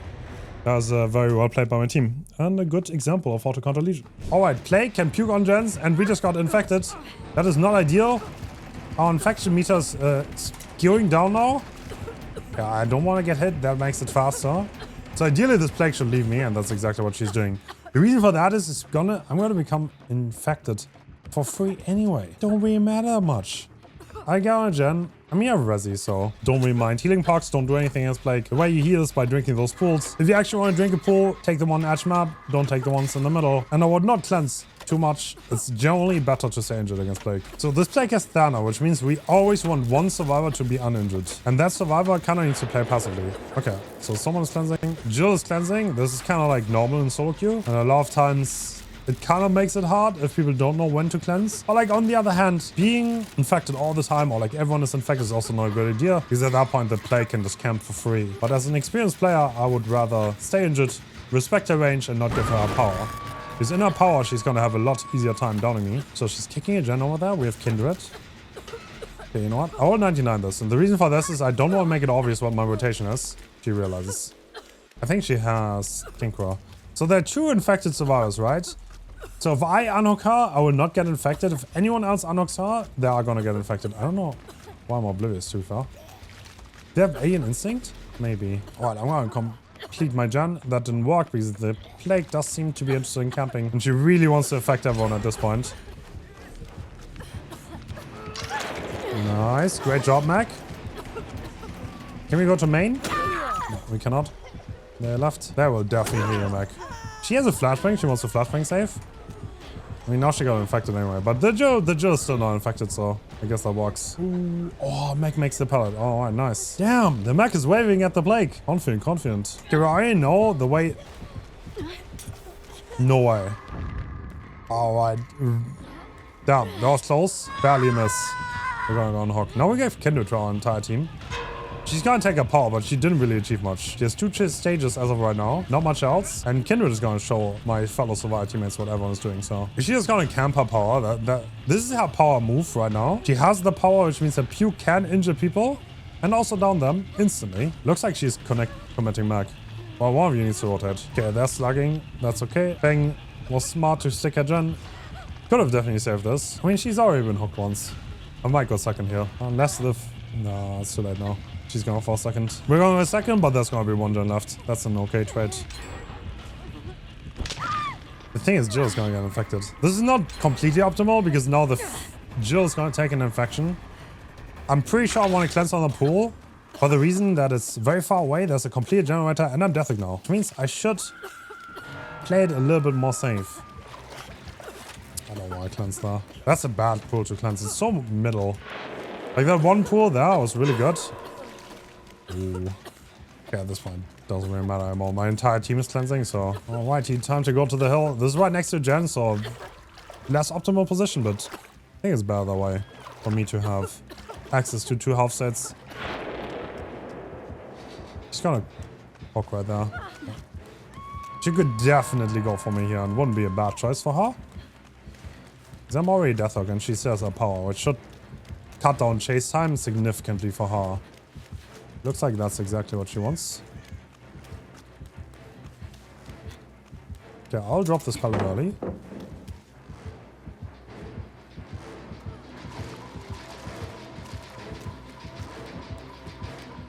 Okay, I'm gambling here that she's not gonna double back and we won. That is oftentimes worth it on this power because it's so strong. And it's all about keeping the distance. If she's right behind you, she can puke on you and she barely loses movement speed. So gotta keep your distance on that. And we did exactly that.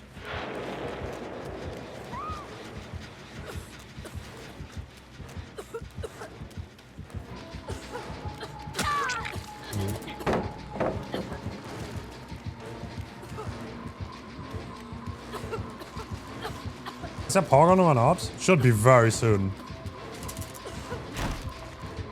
Nice. One that. Nice. She could have definitely hit me there. Okay, the thing is doing a gen. I don't think it's that one, right? It's a different one. Yeah, she's probably gonna commit her gen. We have hope here. So I guess I can go on the gate. But that is the power. Yeah, that's really hard to dodge. Oh, the thing got pushed off her gen, I guess. God, the Jill. Bro, she's not even injured yet. She's already taking the next pull. Yeah, this is kind of like the thing in solo queue though. People really don't know how to play against this. Okay, the Plague is trying to hold both gens here. There is one mechanic on Plague. If you have every pool infected, every pool resets and they get 1 power. I think that's what I want to try to do here. Okay, Jill is going to get the gen done. Very nice, very handsome. Thank you. And we managed to do the gens. So I have hope here, which makes me a little bit faster and I can maybe get on this gate. And with resilience, I can even open it a little bit faster. Damn. All right, cool. That's a wrap. GG's. All around, that was a good Plague match. Even though we went second, I think we could show some stuff. Who's the killer? Oh, it's a Ghostface. Oh my god. This is a stealth killer. And we're about to get hit. Unless we spin him. No, we're gonna get hit. So Ghostface can go undetectable. And while he is undetectable, he's pretty sneaky. Oh, do I make this? Yes, I do. Barely. He has good ping. That was a little bit greedy. So now he's a normal 110 killer. And he's not using his ability to stalk us. Okay, he's stalked back up. Now he's undetectable. We need to watch out and reveal him here. That is important. Now he can't stalk anymore. I think I'll make this. Yeah, I do. Okay, I was super greedy for no reason. And I'm gonna make it anyway. Nice. He's gonna break. Perfect. Okay, so the main thing about Ghostface, obviously he can surprise people with his undetectable, but obviously he can stalk survivors, and once he looked at them for a few seconds, they become exposed. So we haven't been stalked yet, I think, but yeah, that's kind of like the gameplay loop that Ghostface goes for. He's trying to be sneaky, he's trying to surprise you and expose you by looking at you and stalk you. So when nobody's in chase, you really gotta watch out because he could be coming from any of these doorways. And if he looks at you for more than 3 seconds, then you're gonna be exposed. And then he can one-shot you. So, very sneaky killer to watch out for. And he gets his first hook. We will go there and get the unhook in a second. Let me get the unhook. Don't you dare. We have deliverance, so we really want to... Oh! Okay. I'm not scared, you're scared. Is he still on us? Do you want to trade this? No, I'm not going to trade this. I'm going to go to this. We're going to go past this and loop him because Ghostface power and chase is not that crazy. There's limited things he can do. He's a normal killer, but he can surprise. And we're running into walls. Okay. Avoid that. See what he wants to do. He still wants us. Okay. Okay, he didn't swing for that. He had bloodlust. Nice. I should have probably watered it. Now we don't get deliverance, but they're already 3 gens done. Our chase was not that crazy bad. Ghostfaces tend to run a lot of information perks, by the way. So stuff like Discordance, Spice of the Shadows, Nurse is calling for where you're healing. So always be ready to get surprised. And Just randomly looked at him. We got stalked a little bit, so I would guess we're like 50% stalked maybe. Oh, he wants us. He does want us. We're gonna drop the pallet. He's trying to play around it. And I'm just gonna go to the shack if that's okay. Okay, looks like he left us, but he's on nobody, so he's definitely looking to surprise someone. And hopefully that's not us. We do have Decisive Strike in case he comes here, but that's okay. Oh, right then and there. Look, the Jake got surprised, but he was not stalked, so he only got injured. That is okay. That is a-okay. And one more gen is done. Okay, so we have a gen here. The ace is doing a different gen. I guess we can work this for a little bit. Looks like it's not painless on this hook at least. We should be a little bit careful because we do have some stock on us. We revealed them really fast. Revealing, by the way, is in the middle of the screen, right above your model. That's where you need to position your camera to reveal him and get him out of the night rod, which enables him to stalk and be undetectable. Let's get this healed up. Oh, do we get this here? No, he didn't run away. I think he wanted me to commit and I wanted him to run away. And then we were kind of like in this stalemate situation. Okay, he has Decisive Strike anyway. That might have been bait by him. If it was, good job. Oh, Dredge is camping the palace though.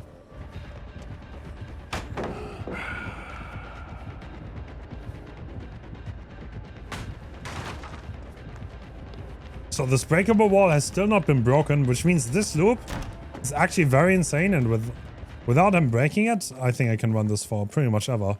And this is the gen that Ace was on. Okay. He's gonna break the pallets around it. That is smart. They're gonna be healing. That's also smart. And if they're gonna interrupt the heal, I think I'm gonna get back on the generator. There's only one gen left. I don't think the Ghostface exposed a single pass in this trial, by the way. They don't seem to be very confident in their ability. It's a pretty hard killer to play, especially with the leaning, so can't really blame them. Doesn't turn around. Okay, I'm gonna take the hit. Okay, they want to reset. In that case, I'm gonna join. If they would do with a gen, then I would leave again. The ace is still in chase, so we see that on the HUD. That's a great indicator, by the way, against the Ghostface. The HUD will always tell you if the Ghostface is already on someone or if you should look out and maybe be a little bit careful to not get stalked or surprised. Yeah, and if you get hit, then that would reset the stalk. Sadly, this Ghostface... I think we got stalked a tiny bit at one point, but he didn't expose anyone. Interesting. And that gen is about to be done. I'll open the gate. Dude, Nia's bald. What? Damn. Okay, the Jake just got injured. We probably need to heal him too then. They're running to the gate. Yeah, they don't want me to get forced out. That's a good move. So I'm going to move out of the gate so they can heal in peace. And if he goes to interrupt that heal, then I'm here to get the unlock. So that way we can ensure that everyone is going to get healed.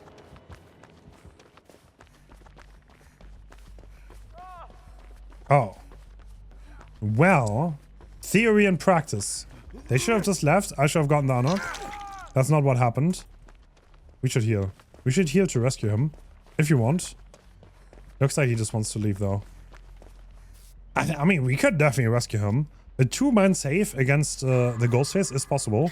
If my teammate is willing to do it. It's not the most complicated thing. He's close to the gate. And if we both go in there, one takes the hit, the other one rescues, everyone leaves afterwards. And then we're gonna have a happy ending to the game. Alright, brother. I cannot see you. Like, I'm so sorry. He tried to make a sneak play. Didn't quite work out. I don't know where my teammate is. Is he ready to get unlocked? Is he like around? I'm not sure. I don't see him.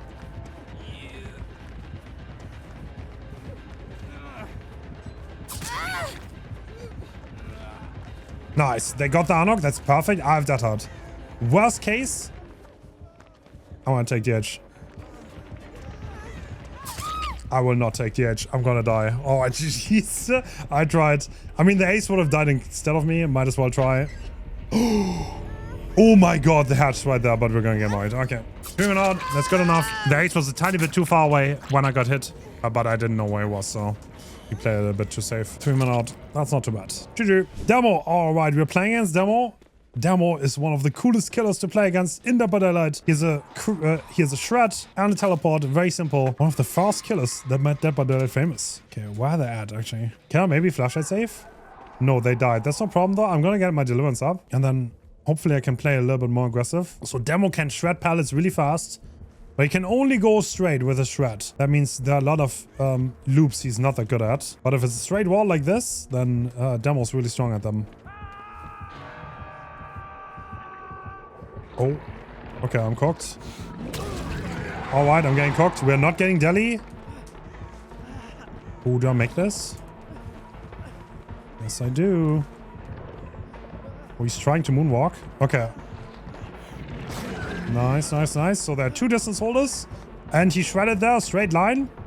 But we were a little bit too smart on our pathing for him to get this. No, this is not very straight.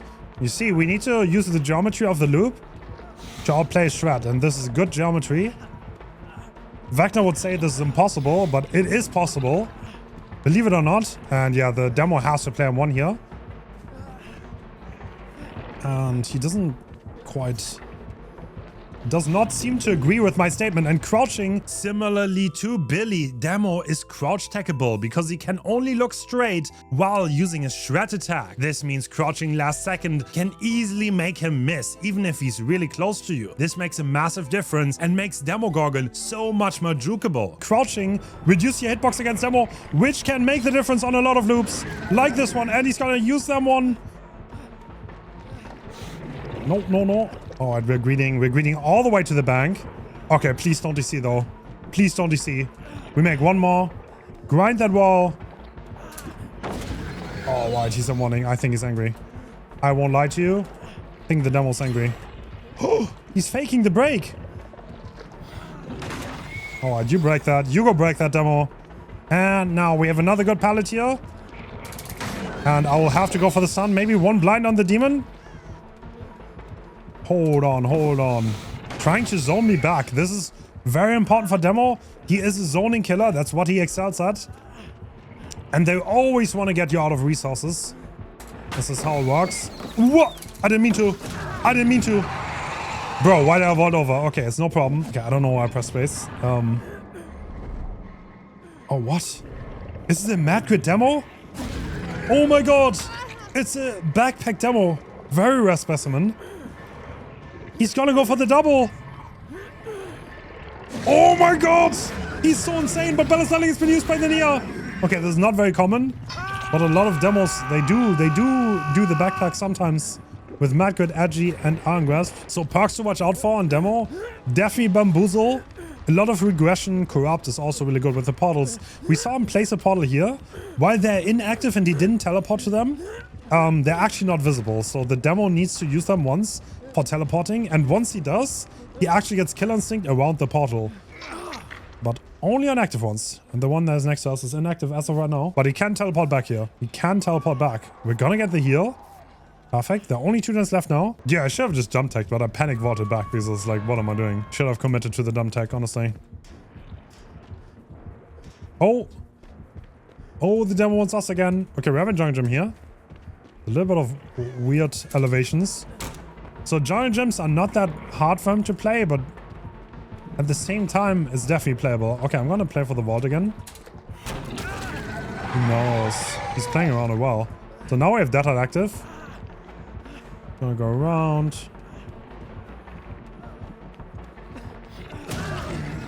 Oh, I tried to path him a little bit, but this demo is too smart for that. And we just look like an idiot, so unlucky for us. I still have this pallet. You know what? I think this geometry does not work out for him. It doesn't, because I can't crouch. You see, there's a round object. He can only dash straight. So this is exactly what I'll place him. Around the table we go. What? I got hard stuck. How about? I got stuck on the geometry of Nostromo. Classic. Oh! Alright. Who's gonna win? Sabo or back-to-back? I think it's an easy one. Look at that. This is a happy demo, everyone. Alright, demo. 1v1 me on the rock. Okay, you won. Alright, cool. Thanks. I didn't mean it. Okay, strong backpack, honestly. Oh, is he gonna come for us? We might be cooked here. We might be cooked. I need to pre-drop this pallet. You can shred it though.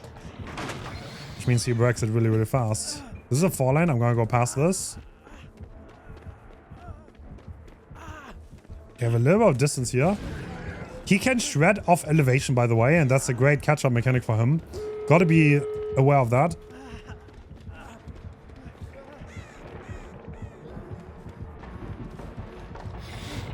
No, I didn't that on time. No, he just cut me off. Well played, well played, well played. I lost 250s there. I think it's the beginning of the end.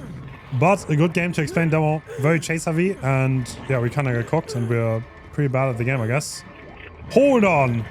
Unless we tamed the demo. No, we didn't. We didn't. Guys, we in fact did not tame the demo. Haha, bro. One hit, I'm out, guys. One more hit, I'm out. One more hit, I'm guaranteed out. Oh shit, I'm actually out. No, I'm not out. What? What? Okay, we're out. But they're Death Hook too.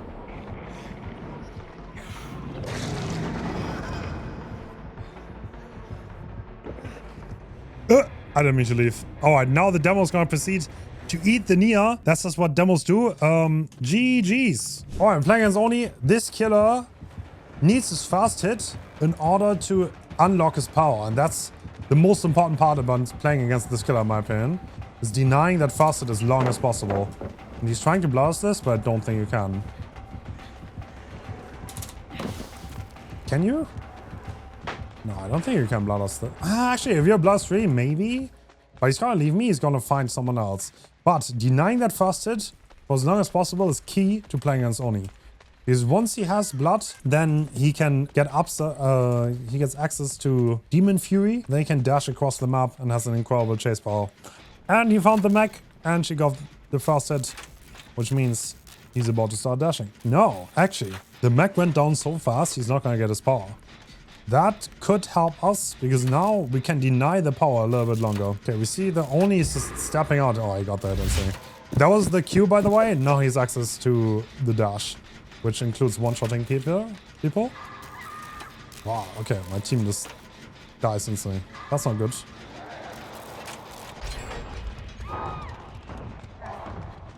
Okay. Oh, he wants to snowball. Okay. This is not gonna be an easy hit for him, though. I'm not gonna drop this. I think this car's pretty decent against his power, to be honest. No, I'm not gonna drop this. I'll play around this. So Oni has been a little bit weaker than he used to be, because he can't flick as much, and that can help on loops like this, because he starts his dash, right? And by the time he can flick around this, I'm already here, and he will never be able to hit me.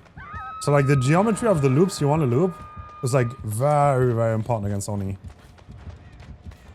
You always got to think about what can you do in the dash. Now he's in a 1 killer, which means what can you do as in a 1 killer? But obviously we want to deny the power as long as possible, and he's going to swing that. I want to get away from this tile, and he allows me to do that. That's good. Let's see what we have here. Is he still on us? Looks like it. Alright, so I'm gonna go to the safe tile first. The one that I'm passing is not that good. And if I go around here, I'm on the long side and there's not much he can do. Okay. You know what? I'm gonna agree this once. I don't think he's gonna... Yeah, no, he is not. I would have been surprised if we ran straight into it. 2 gens done. That's good. We bought some time for our team. 3 people are injured though, and that's really bad. Because if you're injured against Oni, you draw blood. And at this point, he has infinite blood. To be honest, we should just do gen. It's over, because like DP have been injured for so long that he's like 2 to 3 powers on the map. At that point, it's just better for us to just try to get the last 2 gens done. Well, they're going down to the mod attack. He's not actually utilizing the power he has, so I guess it works out. If he only wants to use, like, this Oni doesn't realize it's time to use it against injured people too, because there's so much blood, and the survivor is choosing to stay injured. Okay, he's probably gonna go for me, right? He should go for me, realistically. Let's see. No. I mean, okay. She is very, very easy, very free. Let's blast mine. You know what? It's probably time for me to stealth away here. And not give too much for free. Unless he's nowhere to hide, he's not gonna find me, right? I'll be very surprised. If he does, I still have this pallet, so I'm not gonna fully commit to the stealth. But definitely a good idea if... Okay, he's gonna pick right. Yeah. Okay, very nice. Now I can get back on the generator. Can at least make him waste more time by kicking it again. The question is, does he have enough blood on this to get another power? If yes, I have a little bit of setup. No, not quite. Okay, that's good. Not quite enough. He's gonna be like 80-90% though. He's gonna look for more blood, and once he has that, that's over. Yeah. Oh, he's gonna pop power here. You know what? I'm gonna run around this fast. For while I'm watching. Cool.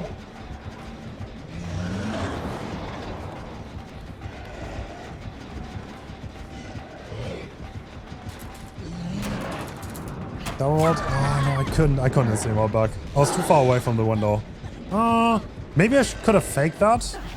But yeah, he has banned too. Sometimes you're a little bit too far away from the window to see you back. I don't know if there's some consistency to that, but it was not in the best spot anyway. So we bought some time anyway. And you know who's not buying time? This Deathslinger. No, I lied. I didn't say anything. That's from boss. Don't get mind games. Good job, Mac. Maybe they have anti-tower? This could be DS, for all that we know. So the team is fully investing into the staying injured. And yeah, we have the last gen high pro, so I guess it could work out. Not the most controlled way to play against Onyro. Ideally, you want to heal. Okay, it's Gift of Pain. That kind of makes sense, I guess. Wow, this guy is so low pros now. What?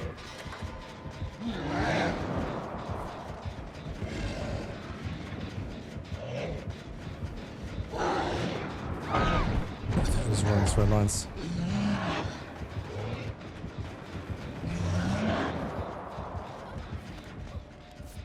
Okay, I can get her up. He's probably gonna pick them.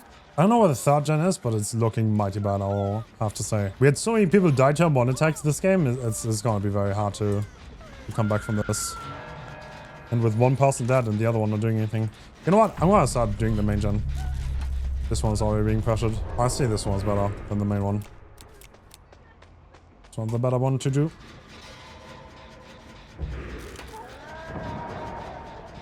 Okay, you know what? One thing we could do here is maybe hide out his power. Do I make it behind the tree? Do they know? Do they know? Do they know? I don't think they know. No to hide? Could roll me here if they have it.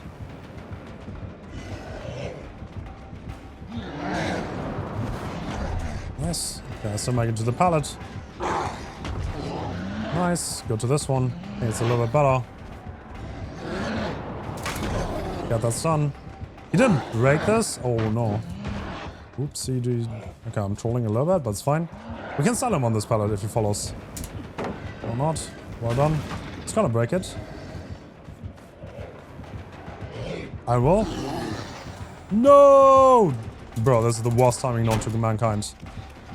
Okay, he wards that. That's good. If he breaks this, I'll make it to the other one. Okay, I'm just gonna drop this. See if he wants to break. If he does, then I'll make it to the better one, which is the container filler. He's gonna not follow, right? Yeah, he's probably just gonna hold his chance.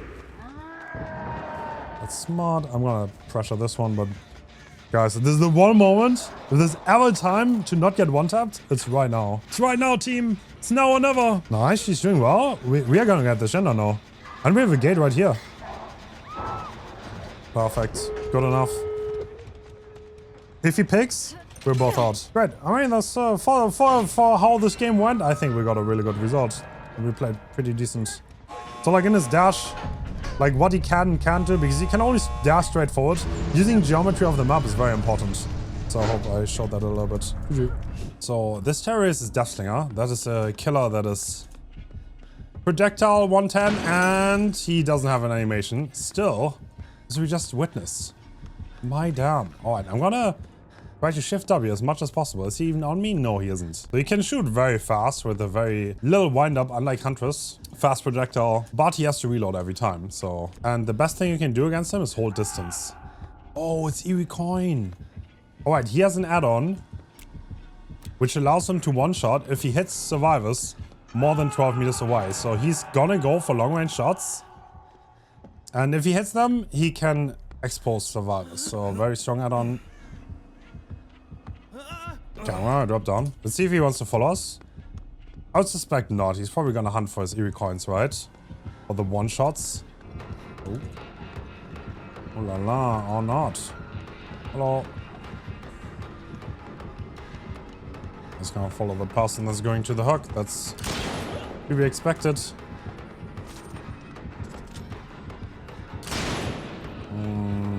We need to make sure the ace gets off the hook though.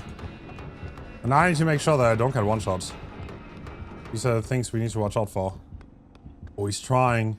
So one thing you can do against eerie coin, that was too early. You don't need to hit tank. Yeah, it's too early. Okay. One thing you can do against eerie coin, you can always hit tank for the person that just got exposed. Even if they get shot from further than 12 meters away.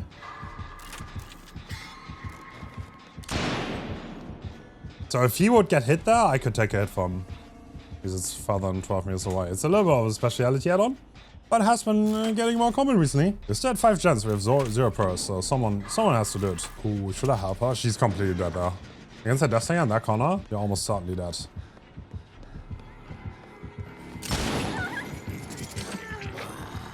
Oh wow, no way. Okay. Wanna take hit here? Perfect. That should give her some distance. Cool. I can start this gen. I still have the freezer here. That can give me some safety. But yeah, he can reel over short loops like the one Nancy was stuck there. And that's kind of like his strength. He's one of the strongest chasers in the game, for sure. If the loops are right and he can look over them, he can probably outplay them. So only high wall loops are really good against Deathslinger.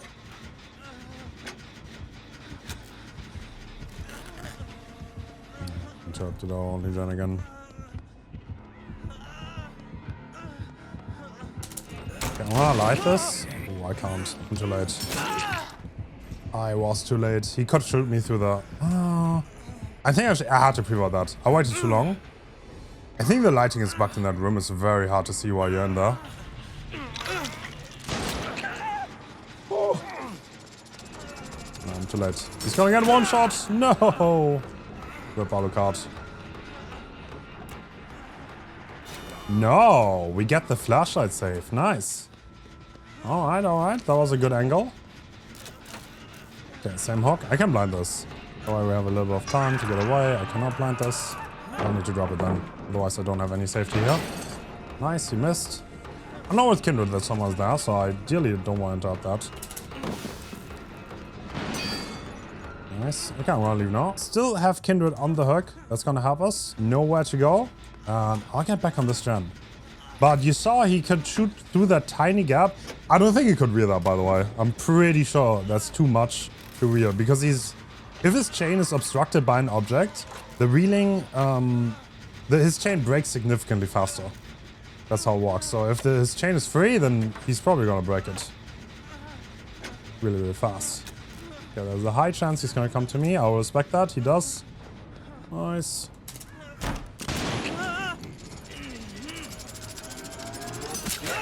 Oh, that hits. Okay. Not quite. Couldn't get away. I mean, that's just the strength of the killer. He had a good aim though. Maybe I could have gone around. Maybe I should have. Probably should have.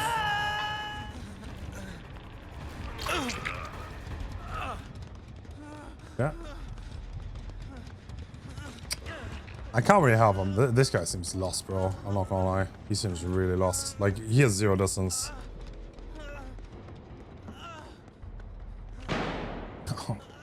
Okay. So we need to be careful here because this kind of a death trap. He has good line of sight on that window. And we are in the very same situation again. But this time, think I cast off? Yes, yes. I can definitely shoot that, but crouching rocks. And now we have Light if he runs around. Which he does. Perfect. Nice. Now we trigger Light. And now we have a God Pallet here. I'm gonna go further though. I'm gonna go to this. Plaything is gonna make this awkward. I don't know if I want to cleanse though.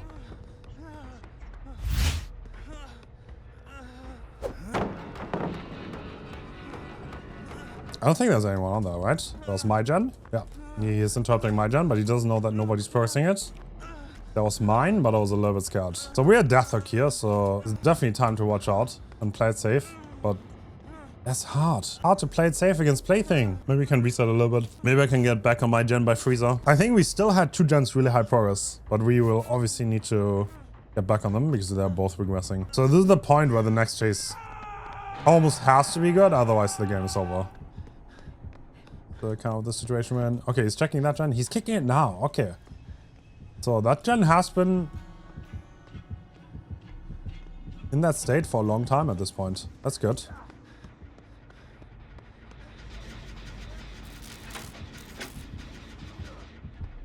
Okay, Fixer is definitely gonna help here. Should have no clue where I am, realistically. I'm gonna go on the short side here.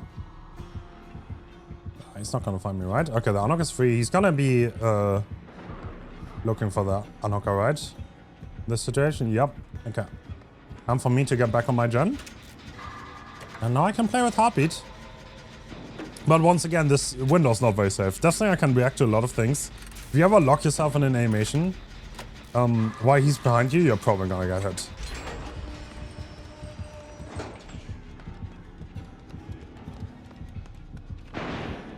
Yes, okay, he's on Nancy. Okay, where's the other gen? Was it over here? Think so, think so. Yeah, he's on it. Oh, we're gonna double this gen. See if Nancy can have a good chase. If she does, maybe we can get the gen done, and then we have it all. That is bad timing on that, but Nancy doesn't have that, such a good chase anyway, so... Oh, that might make the difference. She's on the other side of the map down. Oh, actually, do we get this done? We're definitely kind of close. I think we should commit this. Oh, it'll be so real. Yeah, we're definitely gonna commit this. He's gonna come here, but it's gonna be too late because the Nancy luckily died on the other side of the map. And we're hitting it great. That's also helping. Nice. Okay. He's straight above me, pretty sure. He could jump down there though. Oh. I'm uncertain. I'm leaving.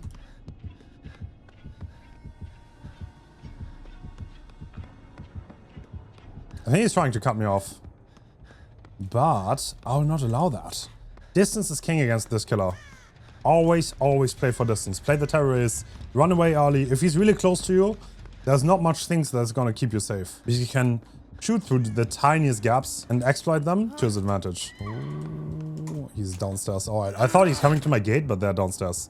If he's gonna hook this, then I can finish this gate. And hopefully we can get 2 people out, which I guess is not the worst. He had a good build for the map, unless everyone is about to die. Everyone is about to die. That's unfortunate. I guess I'm the lone survivor on this one. Run! Oh, if that would have hit, we would have gotten one shot with Eokin. But that was Deathslinger. Oh, it's Pyramid Head! Oh my god! This is one of the killers we need. Alright, so we are playing against the Executioner, Pyramid Head from Silent Hill. And this is a killer that moves at a normal speed with a normal terror radius. But if he has a sword down, then he does move slower. And he leaves trails every time he puts a sword down. And if he does that and the survivor runs into it, you become tormented. And if you become tormented, he can send you to a cage or execute you if you're dead on hook, which we'll probably see later on. But first and foremost, I want to get close to this rare specimen. So that sound cue that you're hearing is him firing his shot. So he's a mid-range zoner, you could say. He has an ability, if he puts a sword down, he can kind of like create an earthquake in front of him. I don't know how to call it, to be honest. But yeah, that has a range of roughly 10 meters. And if he does that, and you're inside of it, you're gonna get hit. Alright, I'll just finish the gen for now. Perfect. Gen done. So by default, his power cannot break pallets. There is, however, an eerie add-on that can change that, and a lot of people use that. That gives him a longer cooldown base kit, but if he aims at a pallet, he can actually break it. And what we're seeing here is very typical for a Pyramid Head. He's trying to gamble the pallet, and what I'll do here is use the fact that he cannot look away while using his power. He cannot look up or down, and don't do it, don't do it. Do not DC. You're way too rare to DC. Alright, I'll not bully anymore. No more flashlight usage. But it's actually surprisingly strong if you ever have a flashlight against the Pyramid Head. I don't think he wants to chase me. Alright, anyway. So we can see on the HUD that there are 2 survivors tormented. One thing you have to watch out against Pyramid Head is you cannot really drop pallets while he's right behind you with his power. And you have to kind of predict when he's actually going to shoot. So I'm going to greet this. He is not going to pull up his power. Interesting. Okay, what are we doing now? This survivor is tormented, which means I cannot possibly flashlight or pallet save this. If they just send them away, which they can do if they want to. Are they going to do it? Yes. So this is him sending the survivor to a cage. And now he's on the other side of the map. The cage still offers endurance, but the killer does not get any hook parks like pop. They don't activate. And survivors don't get deliverance, guardian, decisive strike. Like all of these perks do not activate when getting unhooked from a cage. What an odd game this is. This guy, I don't think this guy likes me, to be honest.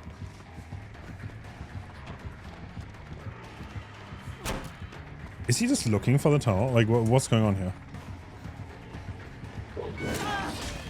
Okay. I'm getting a mont. Am I gonna get chased? Seemingly not. Okay. Oh, that might be yes, but I don't have any pallets around, do I? Okay, I'm gonna loop the harvester. And hopefully make it back around to the LT wall. But what he's gonna do probably is put his power down. And that means... Actually, he's not gonna make that. He's too late.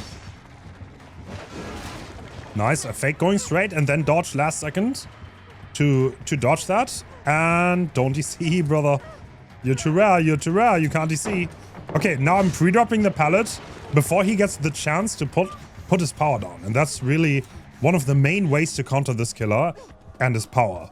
Because once he's at a loop and he has control of the pallet, he's just gonna put his power down and I will never get the chance to drop it ever again. So if you have a chance in chase to drop the pallet early and make the loop long, you will make his power a lot worse overall. And we're gonna get healed. So there's some add-ons that can change the power. For example, they can make it longer, less wide, more wide, less long, all of the above, all the shabams. And you know what?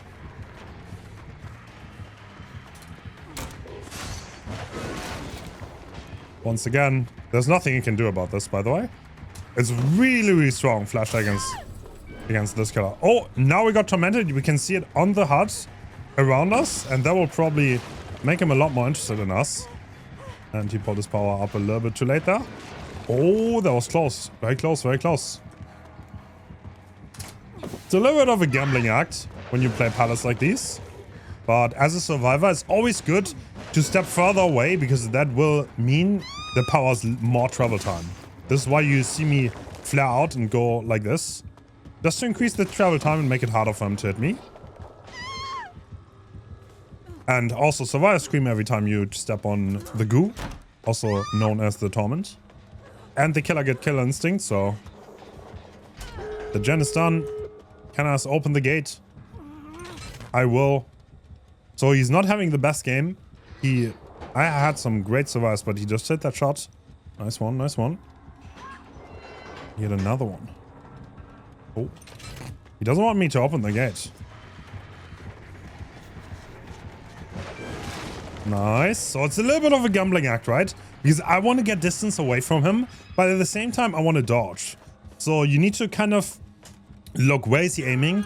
Because he does have tank controls while he has a sword down and he cannot look away fast. So it's like, it kind of like this. And if he's looking straight at you, he's very likely to shoot. Or if you're about to run into his aim, that's when he's most likely to shoot. So that can help you dodge the power a little bit better, but make sure to keep your distance. Don't over dodge too hard, because a lot of Pyramid Heads, they just want to zone you and they will do everything in their power for you to lose your distance and then just M1, because that's the safest way to do it. Let's see if he wants to get... No, I don't have enough beam. I was about to say, can I maybe blind him? Don't think I can. He should have a sword on, realistically. He does not. He's gonna M1 me and I run to the gate. Do I make it though? Oh, this is gonna be a close one. I think I will have to dodge a power. I don't think he's gonna get in M1 range in time, but he can definitely hit a power here. That I will need to dodge.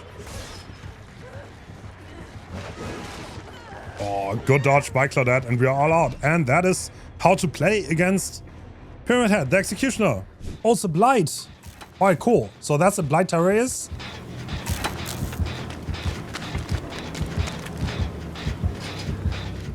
Did he just rush 3 times? That might be the Iriadon. He's just breaking the pallets. That's what Blight is gonna do a lot. So what Blight wants to do is he wants to rush on top of you, probably break a pallet, then rush after you. And that's what he excels at doing. And hopefully we can help a little bit to explain how to counterplay his power. Okay, first down happened. And we are relatively close to this. I am going to try to trigger Deadman Switch.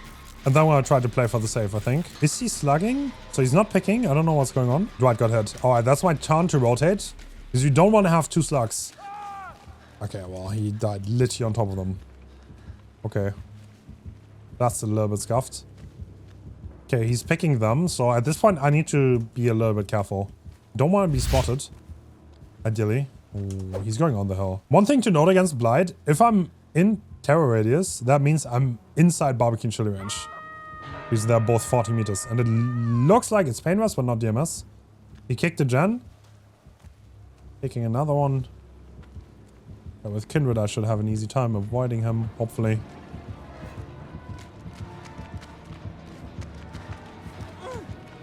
No, don't make that, no. Does he wanna? No. Okay, I'm just gonna unlock this. Let's get out of this situation if possible. Can I maybe regress this gen? So hills are really good against Blight in his power. That's because he sucks at looking down. And oftentimes, what you can do... I don't know if I can demonstrate this.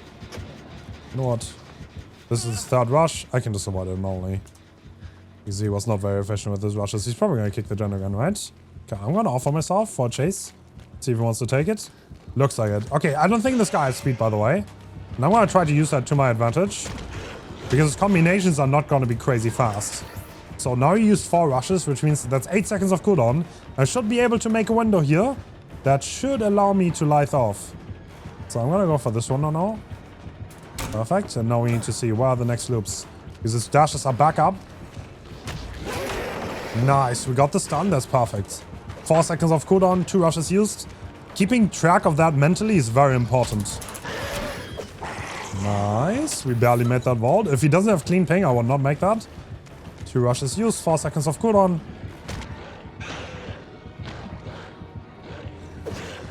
Oh, that's compound. You see, there would not be normal for him to guess my position there. I could be literally anywhere because he didn't have line of sight. But there's a good reason why he knew. It's because he's an add-on that reveals my aura if he's close to me.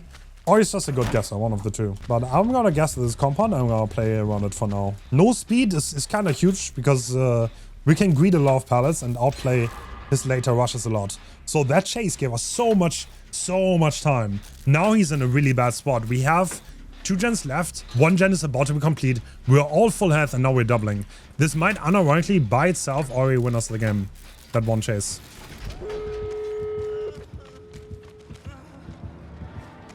Ooh, where's he? The terrorist came really close there. I think I'm gonna die here, right? Nice, we crouched it. So crouching makes our hitbox smaller. Because he's always forced to look vertical. And crouching his attack can oftentimes mean not getting hit, so... Whenever possible, right before the hit is about to connect, if you crouch, that's gonna help you so much to not get hit. And we might be cooked here. Do we just open? Okay, do we save this? Can we save him? Okay, I'm gonna check Kindred. He should be in barbecue range though. If he has nowhere to hide, there's a high chance he could have others too. Is he just wanting to camp? Alright, you know what? I'm gonna run around and go to the door. I think that's the best thing I can do. Alright, GG. He's gonna get his 1 kill, and we're gonna get 3 survivors off the gate. No shot! Alright, we're playing against Twins. Twins is a very special killer. That's incredibly unique. We want to find a round structure to run around on. Do we find something? No, we don't. No, we do not. We're cooked. Okay, the counterplay to Twins is a little bit funny. It's unlike any other killer. If you want to counterplay Victor, the best thing you can do is find a small round structure, like a tree. Okay, they're going for us, are they? No, we are oblivious. Yes, they are. Okay. So at this point in time, we don't have...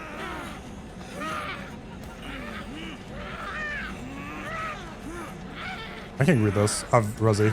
Rosie the Dream.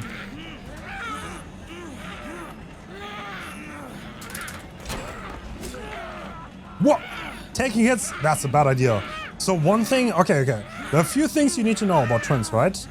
So against twins, you never want to get them wand. And like these are like perfect structures to play Victor.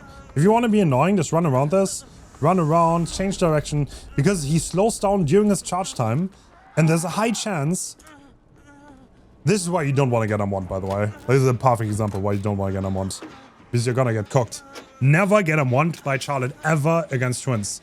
Victor is 3 damage on a countdown. 3 damage on a countdown. The moment Charlotte gets a hit, the Victor damage on a countdown just snowballs out of control. And one thing you should do, you should always heal. Yo, can I heal? Can I heal? Thank you. Always heal. Against twins. Never do gens over healing. That's what everyone always does wrong. Never ever prioritize gens over healing. Unless like you're about to finish the last gen and there's a gate right next to you and Victor can't come over.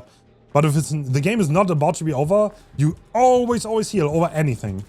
You do nothing over healing. Because once everyone is injured, Victor's just gonna go bash. 3 survivors down and you're gonna lose. GG. So yeah, always heal. And every twins player is always going to play macro. That means they're going to hover the hook, they're going to come back to the hook, and they will probably be right here to... Ooh, they're Franklin's Reef. Interesting. Okay, yeah, they're definitely tunneling. No surprise. That's okay, though. I'll keep Victor on. Dude, what is bro doing?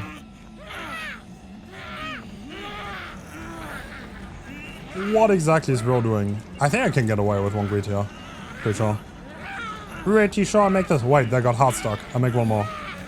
This corner is a little bit iffy and hard to play around, so I'm not surprised they're getting stuck. If you panic swing, then I'll make one more loop here too. Now I have to drop though. Nice, perfect. So at this point, Charlotte's back up. Do we have a round structure to run around? That's the question here, right? I can get pick. Nice, perfect. Get the pick. Run for your life, brother. Never look back. Oh shit! Kick! Perfect. Good juke. I'm gonna try to be a little bit aggressive here. Because I know a round structure to run around. And I have a pallet here, so this Charlotte might be mad. I'm gonna go for the stun. Because there's a high chance she's gonna Victor now. High chance. And then we're gonna run around our structure. Wait, where was it? I lost it. Wait, what was it? This? Alright, brother. Come 1v1 on this. What even is this? Okay, well. Okay, the structure was not really round. Bro, where was our round structure though? I swear we found one, no? I forgot what it was though. Like ideally it's like a Macmillan tree, you know? Or that could also work, actually. Well, I got lost in the sauce. Idea was good. Execution was terrible. But it's okay. We got a lot of gens done. Everyone is full health. And there's only 2 hook stages, so the team is doing great on this. The team is doing great. We see Deadman switch on that generator. That's quite important to note, because we might need to play around that later on. Okay, the Dwight is coming to save us. And they missed another Victor pounce. Perfect. Did they save? No. Oh, great fake by the Dwight. The Nancy's coming around. Obviously, Kindred is going to make it easy for them. Hopefully. They're kind of crossing. Yeah, they're crossing into each other. That is... I'm going second. Okay, well, that's not ideal. We're going second. Kindred didn't help at all. I mean, Kindred only provides information. It doesn't mean that people are going to have the right decision making, sadly. But it definitely aids, and I still believe it's good in solo queue. It do be a little bit painful to see things go so wrong, even though the teammates have good info. And I don't have DS here. I'm probably just going to die, right? Okay, let's drop this. You want a break? Yes, you do. It's gonna be Victor anyway, so... Find small, round structure, bro. Find it now! Wait. Come 1v1, bro. Come 1v1.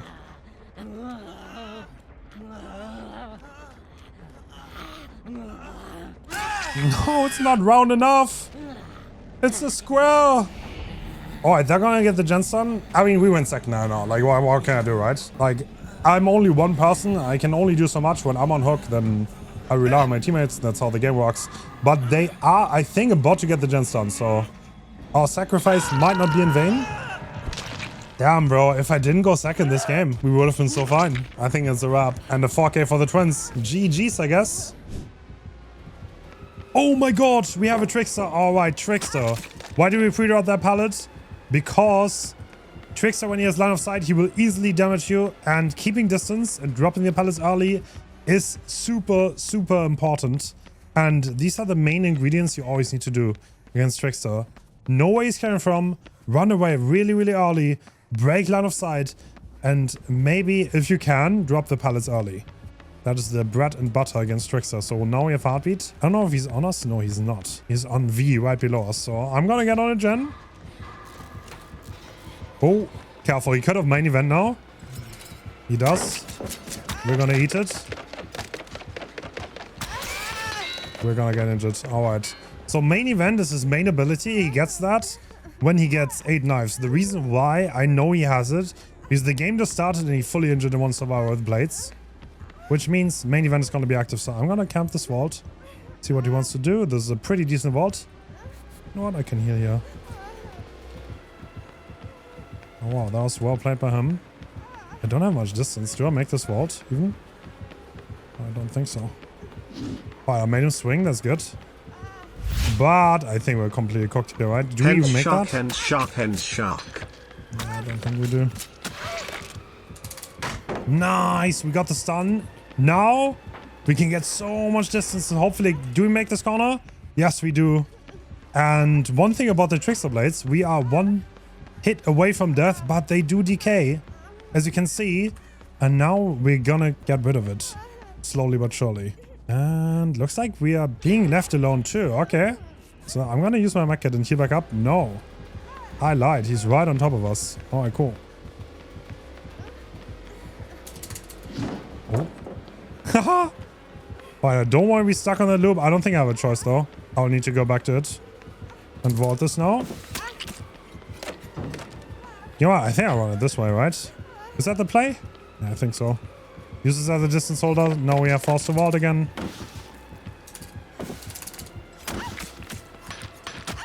Oh, we are almost dead here. Okay, I'm gonna try to make it get away, but there's no chance. So he's gonna steadily do damage to us, and it's really, really hard to keep distance.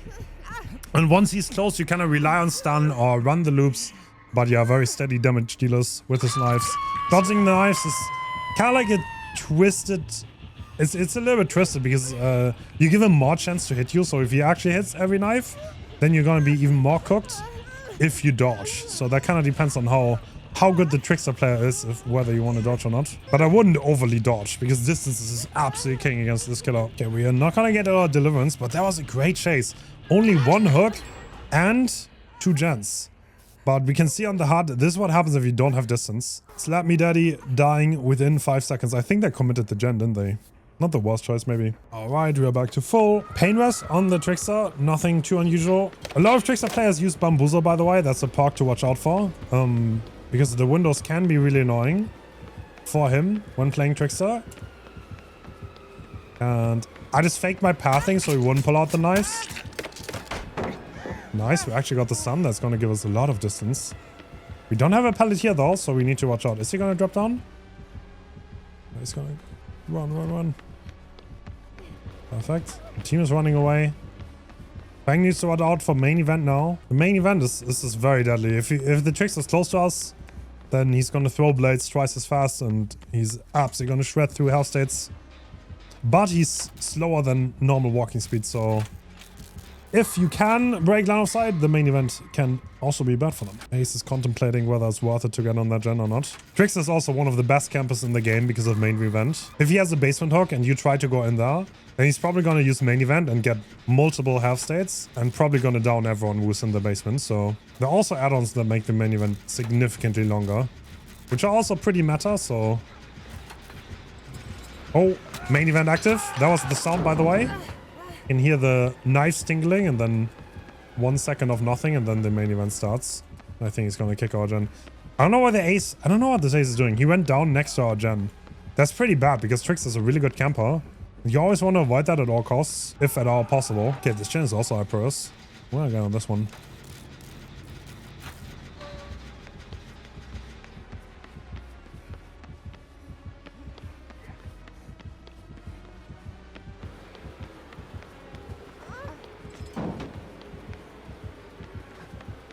Okay, now we keep our distance. I want to force him to drop down again.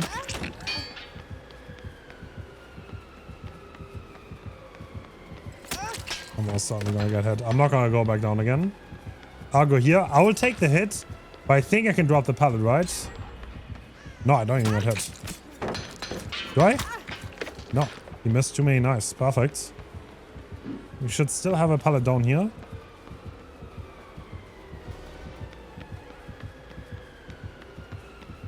We might get a little bit of decay.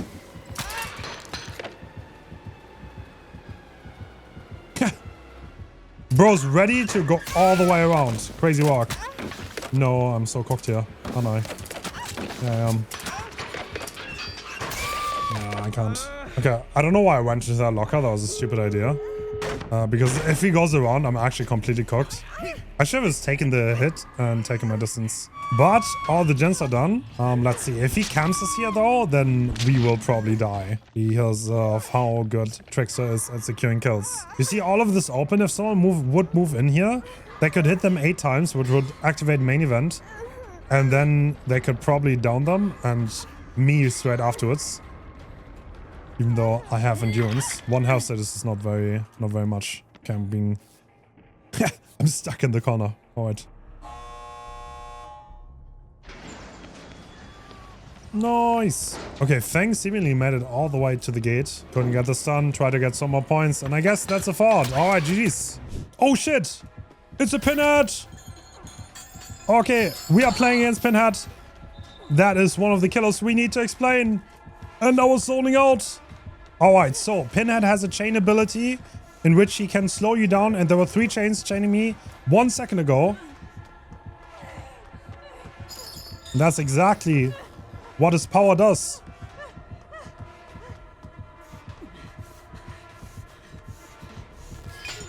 Nice, I dodged that. So he has to put a chain gate, and if he does that, he has to hit the... He has to hit me in order for me to be chained. And so far, he didn't hit me very much. I'm gonna blind that and I'm gonna miss because I'm bad. Let's go to this pallet. Okay, so on our HUD, we can see the progress of the chain hunt right now. If that goes full, every survivor will get chain hunted.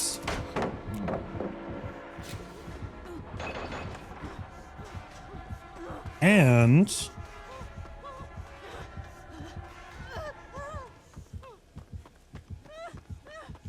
Oh.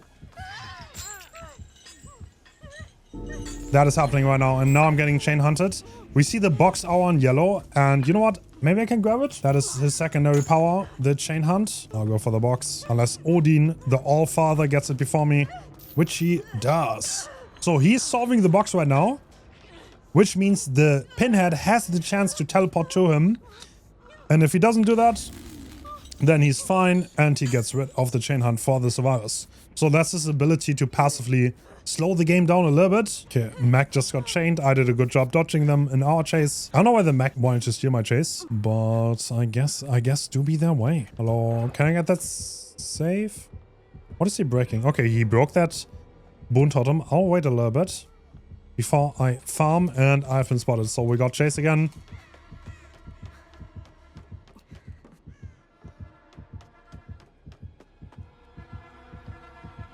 Alright, I want to drop that pallet to make the loop a little bit bigger, because now if I get chained, I'm in less trouble overall. Oh, I got rechained. I lost all my distance. That's pretty bad. Okay. You want to break? No, you don't.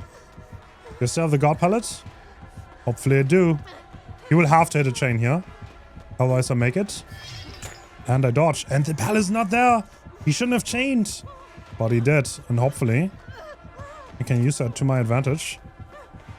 And make the window here, which I cannot do, sadly. I cannot. Yeah, so he charges his chain at nurse blink speed, by the way. So if you play nurse, you roughly know when to dodge. The best thing you can do is like make his stutter step as soon as he opens his chain gate, because that's when he's most likely to insta-fire it. Alright, chain hunt is going on again. It's a little bit of a solo queue killer for sure. I would, if you're not busy, it's always a good idea to do the box, because during the chain hunt it's impossible to do gens. It's very hard to heal. And if we look at that team right now, they're completely goofing around in the same spot. Nobody's rescuing. Nobody's doing the box. So that is pretty unfortunate. And I think the Nia is getting chained maybe? No. Yeah, this is a classic case of solo queue. Okay, I'm gonna get the box now. Get rid of that chain hunt. I'm gonna solve it right here. Hopefully he can't interrupt me.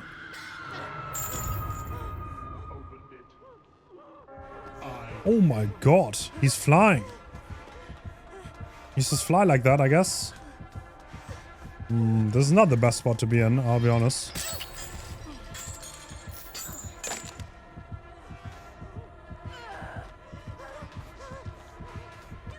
Nice, I won that mind game though. Can I trade this hook? Yeah, I will. Okay, this is best case scenario. I'll trade the hook. Mac is death hook, but at least she has another chance. The other two healed, so they were not around, and hopefully they can save me in a second. Perfect. No, they're gonna go for the mech because the mech turned into a bot. Pretty unfortunate, honestly. Like, I had such a good first chase, but the mech kind of took the chase and then she got tapped. Unfortunate. Ooh. And looks like the Pinhead actually wants me, not the bot. Okay. Let's see if we can deliver a great last chase. Yep, he actually wants me. Okay. Do I have the God Pallet here? No, I do not. That is the one that I went by earlier. Oh, Nia takes a hit. Thank you, Nia. I'm going to use that and hopefully she got chained, so she's definitely getting chased. I will take over her gen here, I think, because it was high progress and hopefully I can get it done. So if you get chained on most loops, you're almost definitely going to die. Ooh, okay. I'm going to go to Clock Tower here. Not the best loop against Pinhead because he can chain you, but will give me some distance at least. Nice. Dodge as soon as the chain window opens. Almost no Pinhead will ever delay it. In almost any case, they're gonna instantly send it. And we almost have Swimpers back. No, don't make it. Sally. No chance. Even though the exhaustion was over, we got hit there. And that's it. Okay, I guess that covered all the basics for Pinhead. Spicy game. So Artist is a killer who can shoot crows from afar, but if she shoots them from afar, you only get swarmed, and then she has to hit you with another crow. And if they do that, then you will get injured. But if the crow's close enough, they can instantly injure you. And I guess someone just popped the fog vial. Okay, okay. Artist is a lot about holding distance, and it's a bit of a zoning killer, so... Alright, Deadman Switch is a very common perk, and I didn't pay attention, and now we got hit by it. That's unfortunate, I shouldn't have. Because almost every artist plays this perk. There's a lot of synergy because she can shoot at the gens from far away, and then you're forced to let go, making her one of the best uses for it. Okay, I'm gonna get this unlocked now. A lot of artist players tend to play pretty sweaty, for the reason that she doesn't have much mobility, and she kind of wants to stay in the same area if possible, and not just travel the map 24/7, because that's how she becomes weak. And yeah, a lot of them, oops, oopsie doopsie, do tend to play around the hook, from experience. Nice, we get the unlock. Dude, I know I failed a skill check, but you're still fine. Everything is okay. Oh, we made our teammate DC, and the second one DC'd. Alright, that's so cool. Okay, we can still play this, it's okay. We're gonna bring this back, I believe. So the Nick Cage just got hit through the pallet, and he didn't repel his birds. That's really bad.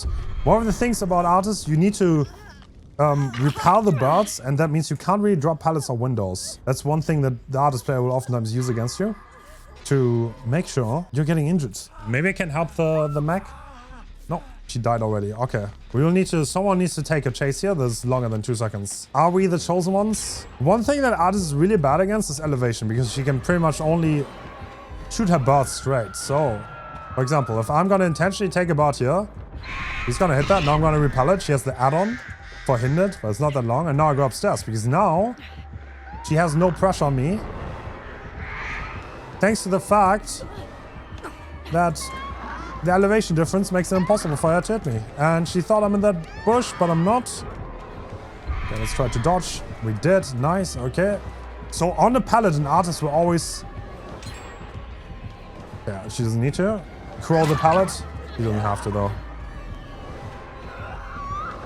Do we make it upstairs? No, she misses. Alright, cool. In that case, I don't even think I have to go upstairs. I'll take this vault, and we have so much distance Think we make it around once, right? Should. Okay, I'm gonna fake go around this corner. Now I'm gonna step away. Perfect.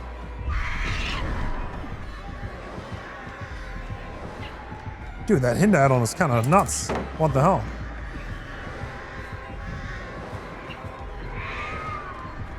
Yeah, okay, now I'm zoned out. I'm gonna die all the way in the corner. Because if she would put a bird on that pallet and I will cross it, then she will be able to shoot me. You can kind of play with line of sight more often than not. Because if she doesn't know when I'm gonna cross, maybe she's gonna miss it. But in that case, I think I'm just gonna play it safe and die in the right spot. And hopefully they're gonna finish the gen. Life is pain. Life is pain! Oh, at least I'm gonna get saved fast, right? Very nice. But yeah, they're just happy to camp this. Oh, bro, they're just gonna camp the guy to death because the bots are never gonna play aggressive for the knock. Okay, I think I have a window over here. Okay, this one works too. Or not.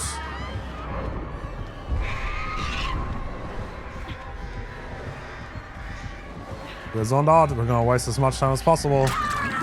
And now we die here. Are they gonna slug us? Looks like it. Oh, they're missing. They're very scared that the gen is gonna get finished. But they're not even on it, so... The artist's lack of mobility means, like, dying at the right spot is oftentimes more important than... obviously, you don't want to die instantly, but... Yeah, being away from the generators is very big. Very nice. Cool. Dude, the hinder is insane. What?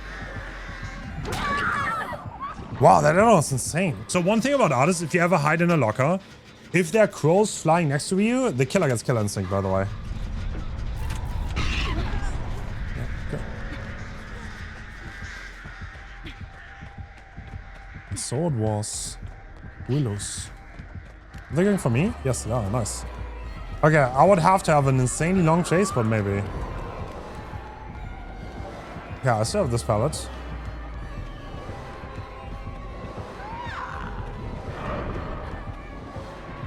Okay, I'm gonna force on one. The mech is looting a chest. I mean, this is a third, but she's gonna swarm me and slow me, but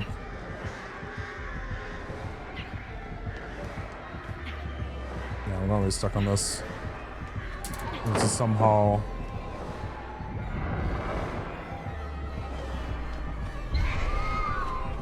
Somehow survive here for a minute.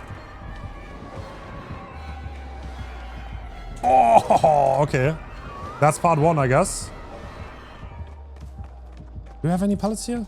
Maybe we can go to the pallet in front. Dude, 15% hinder. Why does nobody ever play this add-on?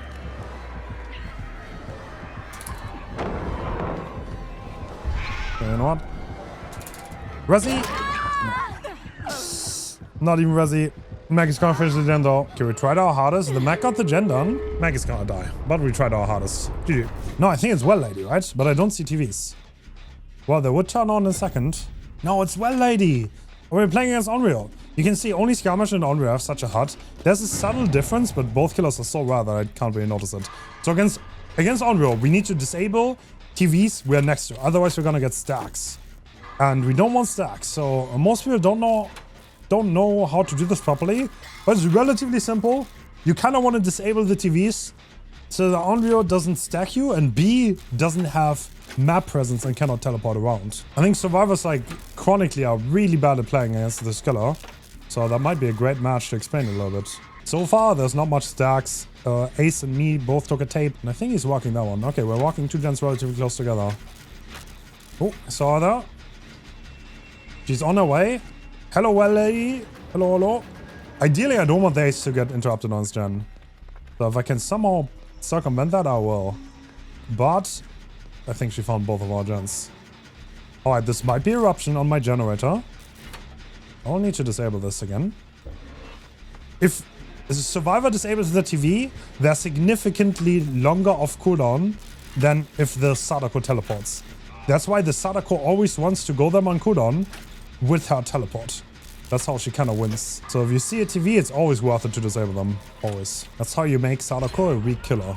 One thing you should always do, in my opinion at least, if there's a TV on in the range for the hook, Should always disable the TV first, because an experienced Onyro player will take those 2 condemn stacks. Can you turn the TV off without detecting with the tape? If you already have a tape, then you're gonna get 1 condemn stack. That's okay though, you can just disable it again by bringing the TV away. And if you don't have a tape, then you will take a tape. So this killer is mainly very hit and run oriented, so it's oftentimes just about staying safe on your generator and just kind of disabling the TVs so they can't teleport around as much. And that's how you make Sadako weak. One mechanic that Sadako has is, you can see on the Jeff portrait, he has 2 bars that are fully filled. What does that mean? He had 2 condemned stacks when he got hooked, and he cannot get rid of them anymore. They are permanent. And now he has 4. And if they hook again, then he's gonna have 4 stacks permanently. He has 2 more that are gonna come permanent. Maybe I can deactivate the TV here on the way. Ooh. Okay, now it's kind of snowballing a little bit. They try to go for a flashlight save and fail. Okay, they went for the unhook. Sadako has a very unique animation when picking, and it's really hard to pallet save against her for that reason. Oh, I got stuck too. Looks like they kind of want to play around the hook. I want to unhook him though. You can't really body block against Sadako either. This is a terrible spot to heal. But I guess they're on chase, so it's fine. But this Jeff should play really safe now and just drop the pallets and just play safe. Sadako is not a strong killer. There's not much they can do. They don't have that many anti-loop tools. So one thing that might not be obvious, the Sadako will always have priority. If she instantly teleports to a TV that just turned on, you know what? I'm just gonna leave her here. Does she wanna? Yeah, okay. I honestly don't mind because this is a strong setup. And I've Kindred on the hook, so I can unhook him in a bit. Oh, I just ran into that. Not good. I can trade last second. We're getting Gen Pros here. That's what matters. I know he's probably a little bit freaked out about this. And the Jeff is unhooking. This should never. Jeff, you're death hook. Okay, I don't think my teammates trusted me, but I had the situation under control. But I don't think they trusted me at all. So that's unfortunate. Yeah, I don't know why the Jeff went for that unhook. That makes 0 sense. He's probably gonna die now, sadly. But we can do this gen here. Yeah. Guess I baited him. I know why he went for that unhook. Like, there was still 30 seconds left on the timer from that stage. I'm going back to that. Okay. We're not very condemned, so that's fine. Yeah, I'll play my windows again. Okay, they want to interrupt the gates. That makes sense. I think the Nia's on this one. No. Nia's opening the other one. Okay. All right.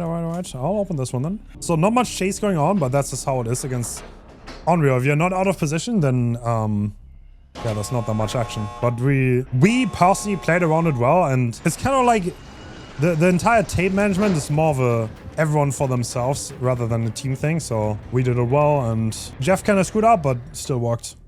All right, we are playing against the Dredge, and he's right behind us. That is not good. Let's fake the window. Does he swing? No, he doesn't. So Dredge comes out of lockers. That's what he does. He can do that at least. And he also has a Remnant, which he can place and then can teleport back to the spot, which is a pretty simple power, but can be very effective to zone survivors. So you gotta watch out for that. But for now, we are safe. We can hold our distance unless we go next to a locker. In that case, we cannot hold our distance. Okay, he could have teleported to that locker. That's something you always got to be aware of in chase. Against the Dredge. But looks like the Dredge is content with just chasing. And Resilience getting value here. Fake this. Go to this pallet. Perfect. Fake the pallet too. Now get resi value on the window. And we don't make it, sadly. And now we look at the tab to cope and blame ping instead of our shortcomings. Classic Dead by Daylight survivor. So we're probably gonna see him teleport to some spot on the map. That's what Dredge is pretty good at. So, but he is a fairly simple killer. Obviously, he does have the Nightfall mode, which we're gonna get into in a bit, which does make him a lot stronger. And I just turned the light on. Look at this. Cool. We are fully healed. Okay, so one thing you can do against Dredge is you can lock lockers. And if you lock a locker, the Dredge, if he teleports to that locker, it will take him significantly longer to get out of it. So that is pretty decent as a survivor. You can deny him a lot of pressure, and I will do that right now. And this is the sound that Nightfall is about to start. Nightfall makes the visibility on maps a lot worse. You can't see as much. And if it happens, he also has less cooldown. He teleports faster. Now, this is where Nightfall starts, so we can't see as much anymore. Get the gen done. Dredge is also undetectable during Nightfall. That is something to consider. And he's got to teleport out, right? Surely. No, he's not. Okay. No, I'm totally wrong. My bad. Oh, I get hit there. Okay, I should have been a little bit more careful. So usually a Dredge would want to teleport out, but they have deliverance anyway, so no harm to be done. I got hit for free. That was pretty stupid. And Nightfall is over. It lasts 60 seconds by default. Can be extended with an add-on to 80. And there's also an add-on that makes you exposed at the end of it. So that's something to watch out for. Maybe play a little bit safe on the first Nightfall when it's about to end. This is a Pain Resonance hook. Very standard for killers. And he's holding his Remnant right now. This is what it looks. And look, he's going to teleport down. And what the Dredge then does is he teleports back and hopes to catch the Droid. But the Droid is balance landing and he's unzonable and gets away very freely. Oh. A little bit of a hot unhook. I'll go down for this. There's a trade. That's okay though. Maybe I should have probably healed with Ace. That was the safer play. And he's gonna carry us to the basement. Okay. Okay, maybe we can see him teleport away this time. Yes, this is what it looks. This is what I expected him to do earlier. He didn't. He just walked out. That was a little bit odd. But usually Dredges will teleport to some lock on the map, and that's how he gets his map mobility and some chase pressure. True. If there are two lockers right next to each other, as a survivor, you only have to lock one, and the Dredge is forced into the locked locker. So you don't have to lock both. And if you only lock one, then you still have the option to lock them again. So it's actually pretty bad to lock both lockers. Oh. Oh, we see the longer endurance now. Come into effect. I don't think he's behind us though. He's not cutting us off. No. Nightfall, we need to be careful though. Alright, Droid is gonna heal us. Thank you, Droid. So one thing also to note, in Nightfall, he gets Killer Instinct on survivors that are next to lockers when he teleports. There's also an add-on to make that out of Nightfall, but it's not crazy popular, so watch out for that. Because he definitely had Killer Instinct on this, because we healed close enough to the locker below him. Now Nightfall is over. We can just reset and get the gens done. Is he gonna come over now? Shoot. You wanna run? That is totally my bad. And he's trying to get the swing in. Doesn't quite get that though. And I have light off this window actually. I do not have light off this window. I just realized I have light off. No, I don't have light off this pallet, but I can recover it now. Now I get it back. Perfect. He's gonna break. I can blind. I don't, because there's a hook on the way. No problem. We have a tile here. We can play it with life. So pretty default. The chase play is pretty default against this killer. Gotta watch out. Don't get zoned. One of the weaker zoning killers in the game. But if you ever play a filler pellet, I don't think we had that a single time this game. But if you ever drop a filler pellet and the Dredge uses the Remnant here and goes around the pellet, you have to leave and then you go to a different loop. So combining loops is very, very important against the Dredge. There's also something you can do on Survivor. If a Survivor runs into the Remnant that is placed, it disappears. So that's also something you can do against Dredge that can sometimes catch them off guard, but it's obviously risky. If you go next to the Remnant and they teleport, then you're about to die. Oh. Oh. Dude. Where's the ping diff, man? I get hit by that. Okay, now Nightfall is starting again. So Nightfall is on a timer that gets faster if their survivor is injured.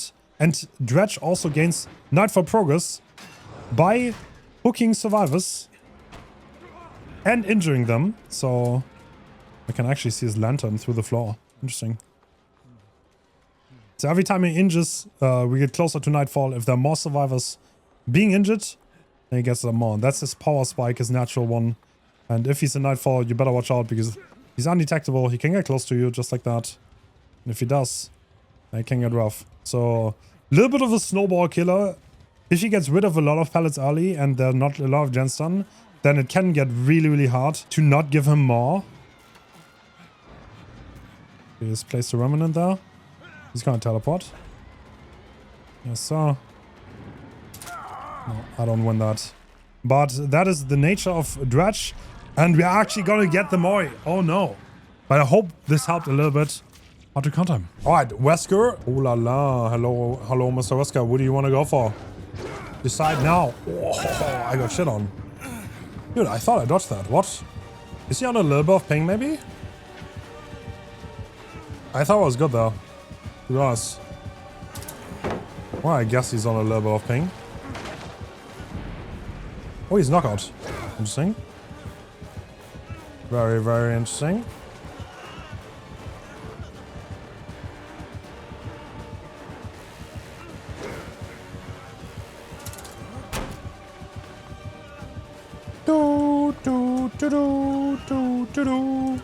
Good vault by him.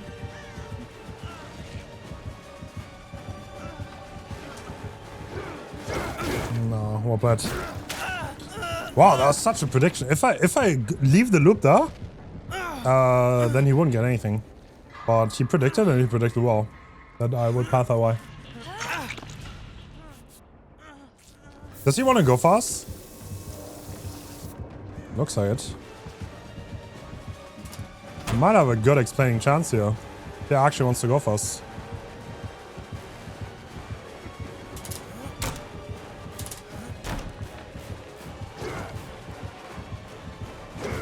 Nice, you don't hit that.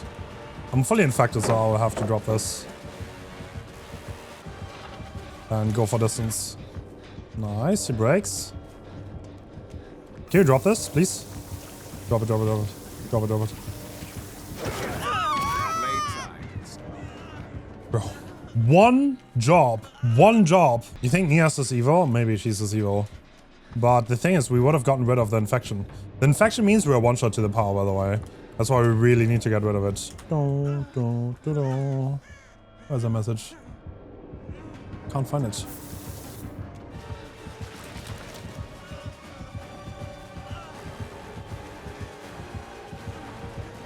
It's gonna commit this.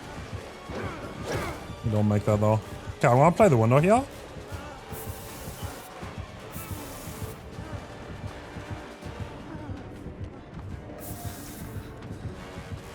Nice, this is gonna vault. Double vault? Goddamn! What I have here? Absolutely nothing. Not your boy rock. Okay. I like beach.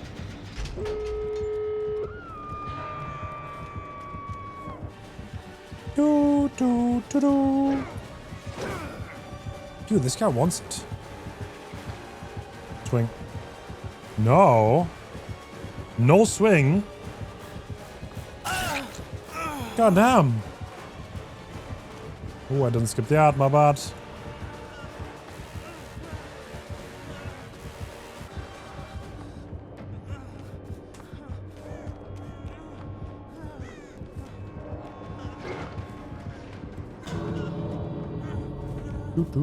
Is this circle of healing? Can you tell people to come hear me? No. There's only one way to kill a zombie. Blow his goddamn head off.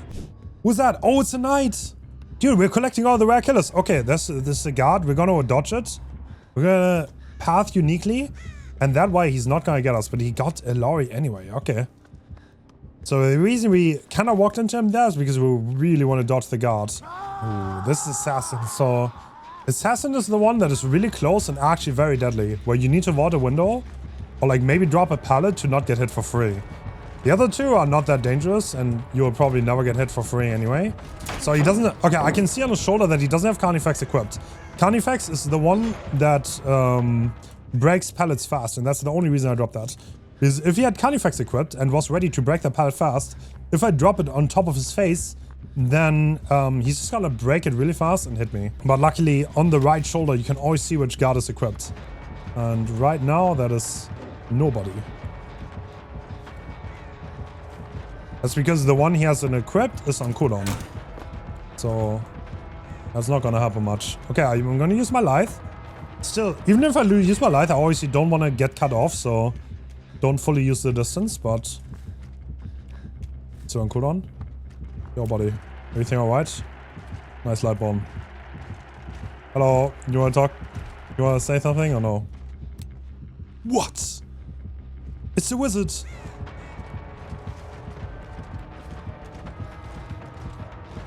What guard is equipped? Yeah, that's the Carnifex. Now he broke the pallet really fast. The Carnifex looks like an ogre head or something. And now we break line of sight here. And because the assassin didn't have line of sight thanks to the rock, he didn't get us. But we're gonna take the assassin chase anyway, because I'm pretty sure I can dodge it. Pretty sure we should be able to. That was also not the longest range of cast, so I think if we just run a straight line, we should get this. Survivor hitbox is smaller than the assassins, so if you path really well, you can also just run around objects and they won't catch up as fast. Okay, our flasher is gonna be useless because he's lightbound. Oh my god.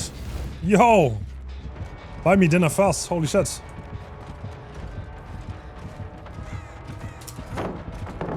Okay, he doesn't have Carni, so he can't fast break this. I realize he didn't fall for my fake at all.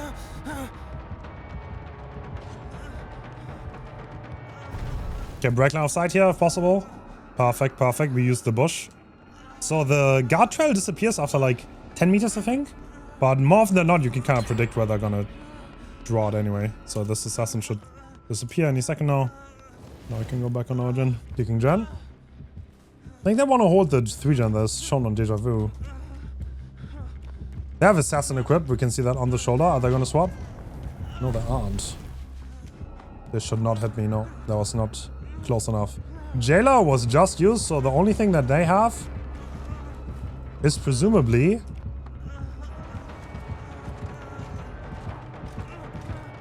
Yo, make this. Make the window! Resi!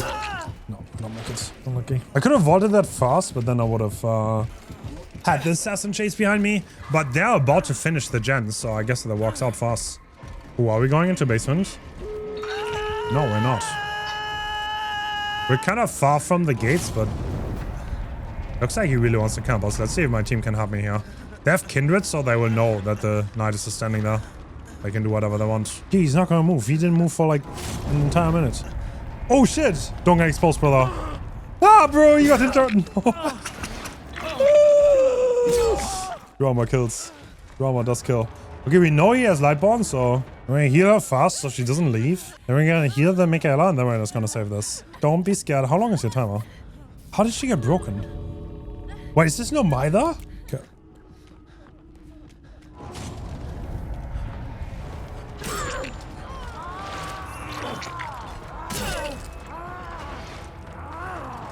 No, she's not broken anymore. Bro, she can't take a hit though.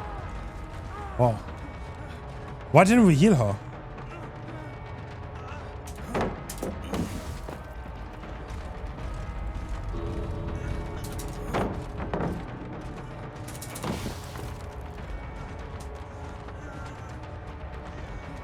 Where's the other gate? It's on the top right though. Can't really go for either. Oh! Wait, that speed was huge. Wait, where's the gate exactly? Oh, do I make that? No, I don't think I do. Nah, I need the hatch. There's no other way. I don't know why I didn't hear the Michaela. That was stupid. But I didn't really know why she was broken, so...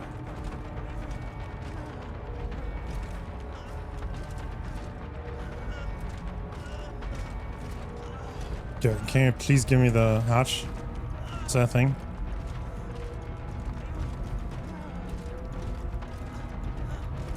Man. Alright, cool. She leaves as I die. So no hatch possibility. I don't know. The T-Rex are being very weird. I don't know what they're doing. Like, it makes absolutely no sense. But that was night, I guess. Hi, Cassian. You can check my FAQ if you want. If you want to know more about me. You don't have to be sorry to ask. Everything is okay. Oh, it's a Scar Merchant. Alright, she's undetectable. Which is gonna give her a free hit. Presumably. Yeah, no. Oh, that hits, yeah. Oh, she's forced to play the pallet, but she kicks. Okay, interesting. So she placed one drone, she got undetectable. And you can actually see there's a Skull Merchant. If you look closely on the HUD, you see the outline on the survivors. So if you pay close attention on load-in, you can know there's a Skull Merchant, and then you don't get surprised. And somehow die in 10 seconds against a killer that pretty much doesn't have a power. Wow, that's quite impressive. Okay. Demonstrate and Painwest. We know 2 of our parks. I can do it. I'm gonna unlock this fast. So there's one guy doing nothing there. Bro, run. What are you doing? She makes windows, so I don't have to worry. I can play for my own health here. I get hit though. Alright. This seems to be one of the solo queue matches of all time. That's okay though.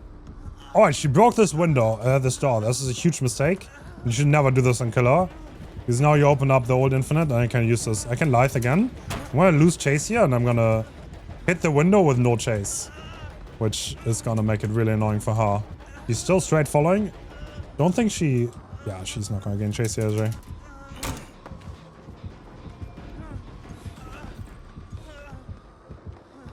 Yeah, she realized her mistake because she didn't get chase and I could have avoided this 2 more times. So never break this on killer. Really strong loop. Alright, I can go back on my gen, I guess, with Resi. So this Skull Merchant doesn't seem to use her power much. I mean, maybe she doesn't have to. Okay, we see the situation of the game now. She went over there.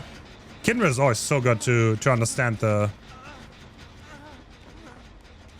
what you should do to help your team the most. So that's why I like running it. Just so I'm not the guy that leaves someone to die on hook, for example. And now I know that I should get the save because I'm in a better position. My teammate is waiting for Deadman switch to end. Alright, very interesting place that I'm watching on Kindred. Could disable this drone. I honestly think it's a waste of time. I'll be so honest. I got better things to do. I will do this generator. Because I'm already injured. I'm not that afraid of the cloud trap.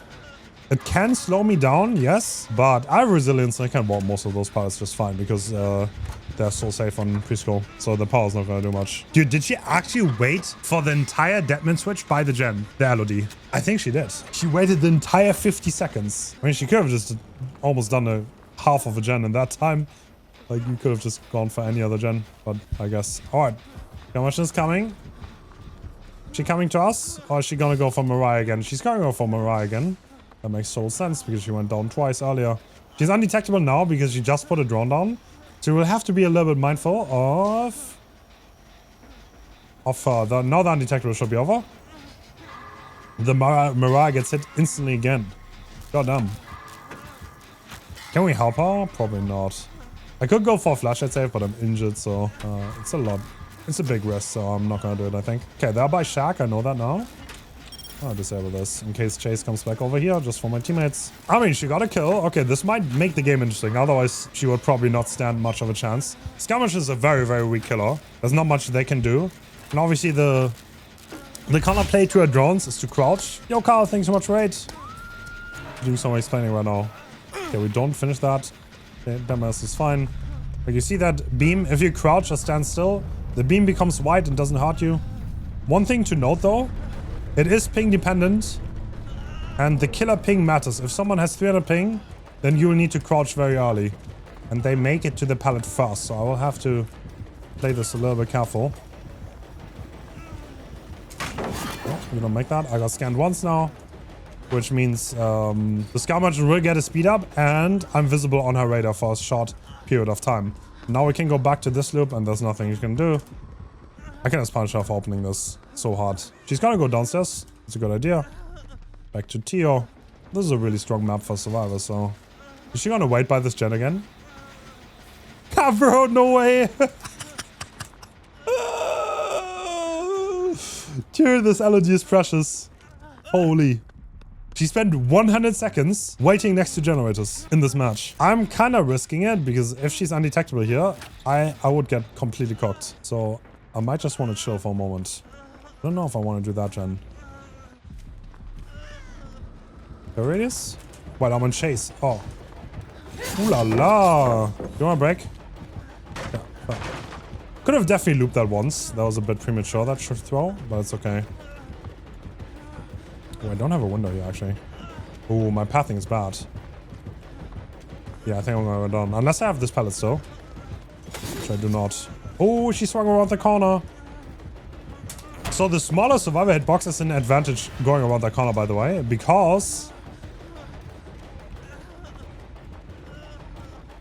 killers cannot round the corners earlier as survivors because they are a little bit taller with the hitbox. Don't want to judge too hard, but crouch. Disable. Minigame. Oh shit! Minigame fast! Alright, Scarmation. Do you have Bamboozle? Doesn't look like it. The vault doesn't seem fast, so we can definitely vault this 3 times. Now we're camping the medium. Because that way we can check spot if she's coming through the window and leave it early. Now we obviously respect the vault. She could vault that. Now we go back to our check spot. She's gonna come back in. Vault this again. This is not a hit. I have Resi, so that's never gonna hit.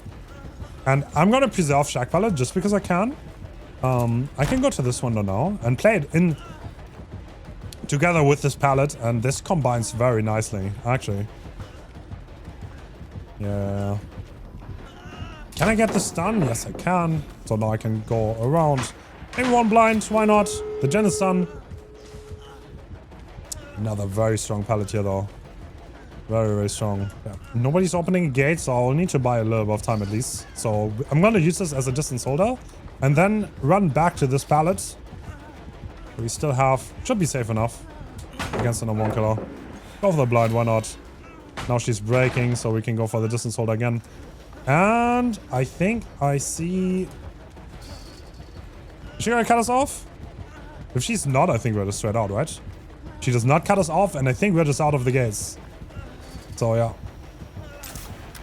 Dude, please don't 99 this. What am I watching? Oh, GG's. Oh no, the LED's teabagging. The LED's teabagging.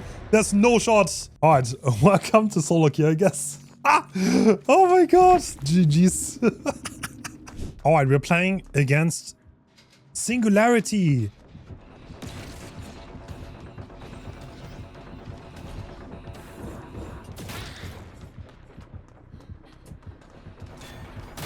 Dude, you have peak reaction time. Look at that.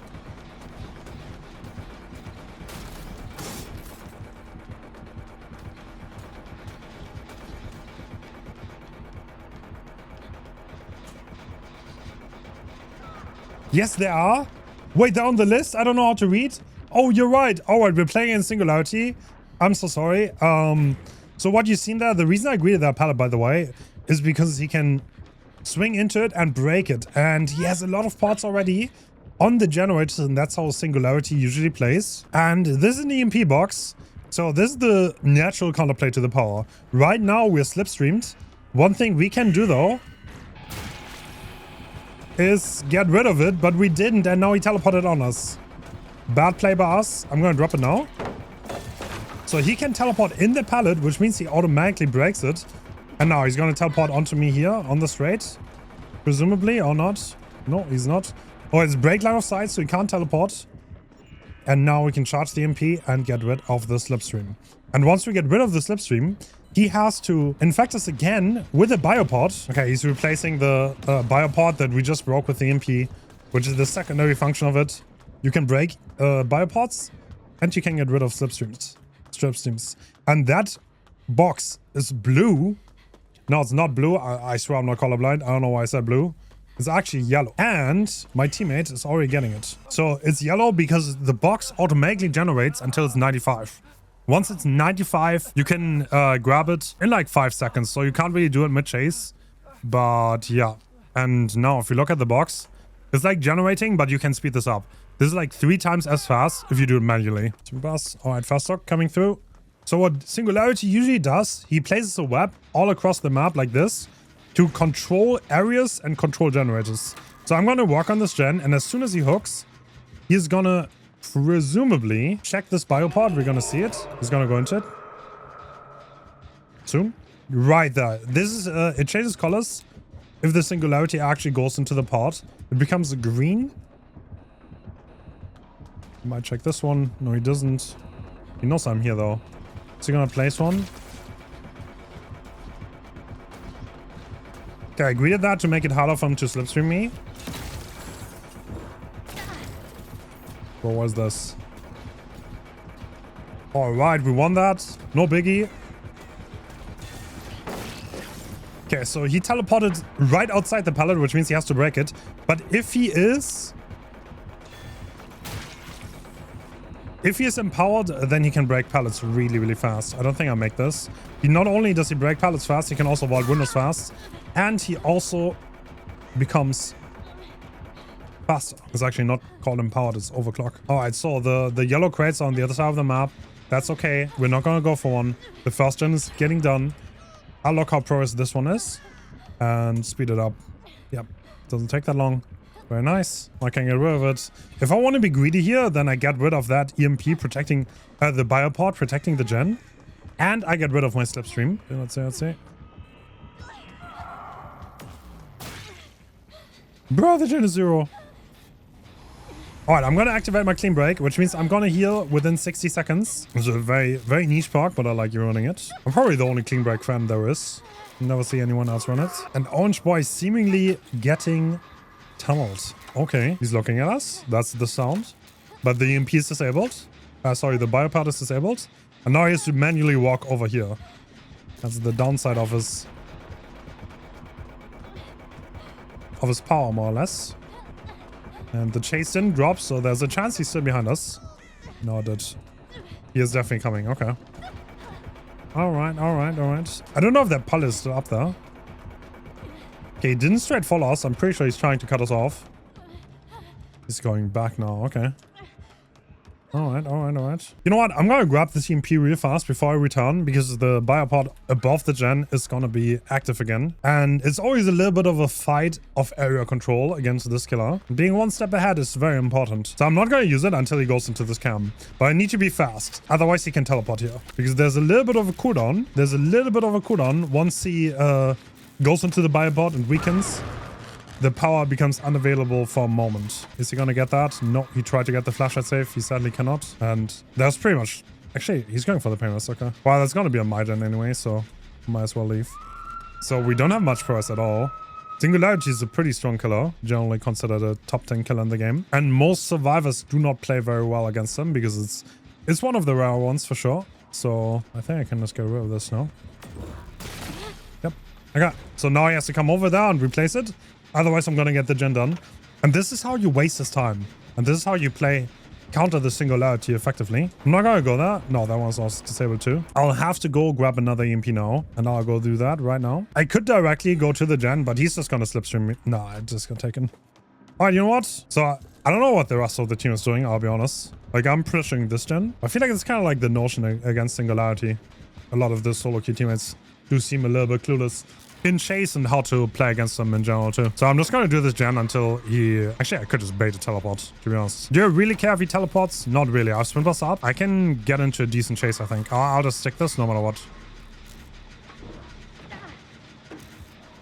Ooh, just... Yeah, that's good. Nice. Okay, I finished the gen. I'm gonna play this pallet. It's pretty bad, but maybe we can do something here. Alright, you want it? To nobody's surprise. Is he gonna chase us? I'll be surprised. No, he's not. Okay. He's playing it safe. I don't have clean break up, but I can go back to the pod now. Alright, nice. 2 gens left. Alright, good job, team. This is one of the best teams I've ever had. So indoor maps are relatively bad for this killer because of the limited line of sight. And obviously, pods like these, I mean, they protect the gen, but they don't have crazy implications, right? Obviously. But on an outer map like Macmillan or Dead Hawk, there can be singular pods who can look over like half the map. So definitely on the weaker side for him. And one of the significant weaknesses this killer has. We're lucky enough to have an indoor map here. I'll go get that knock now. Maybe I can heal, get clean back up. Very good. Very good. Okay, I'm gonna get this. Orange Boy might not make it much further than this. Should I help him? Maybe I can help him. Okay, I see him. Someone else is already helping or trying. Oh, did he die pallet?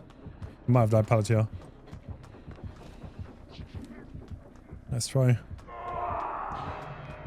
They're gonna ride. He always tried his best on Felix resume. Alright, I'm out of range for an actual hit, I think. Need to make sure, yeah. You could actually see the range there. There's a limited area which he can actually shoot at. Ooh. Bro, why did I do that? Oh, I'm so stupid. I should have definitely gotten rid of that. That's my bad.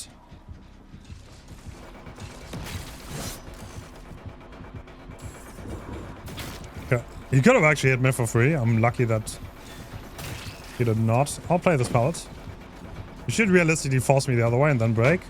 I don't make this blind because he's so fast at breaking. While he's in overclock mode. What? Oh, I'll play this.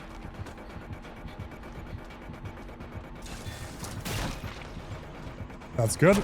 He is stuck behind that. Alright, even if he vaults again, I can vault this window. Overclock is still loopable. Obviously, it's really, really strong for him because he has a lot of things to work with. But it's not like you can't do anything against it. He's going to be on the other side again, which is going to waste a lot of time for him to vault over that. And you know what? I'm going to go back in here. I have one more vault left. The thing is, I want to get hit on this side, no matter what. For the reason that he has to recover on that other side now. And 2 gens are about to be done. No, I don't make that, do I? There's no way. But taking a hit there gives me a lot of distance. And he's actually saw me, okay. No, I didn't. Okay, I wanted to bait him into breaking that, which I did not do, really. I did not manage to do that. They know, they know, they know. Teleporting? Yep, teleporting on me. Do I make this pallet? I don't think so. Can I force locker? Neither. Nope, nothing I can do, really. Sadly. That was eruption too, so that gen is going to regress a little. But that's okay. This is my first lock. Alright, let's see if we can win this game. There's only 1 gen left. This gen was high for us. But I got hit with eruption, so. One thing we have going for us, though, it's open-handed. And I have Kindred, so perfect wall hacks for the team. So they know exactly what's up. This Felix can use the wall hacks to loop around this giant loop and hopefully make the most out of it. And then he can touch me and I can activate clean break if he chooses to do so. Can you touch me for 1 second? 1 second, 1 sec. No, no one touch me. No.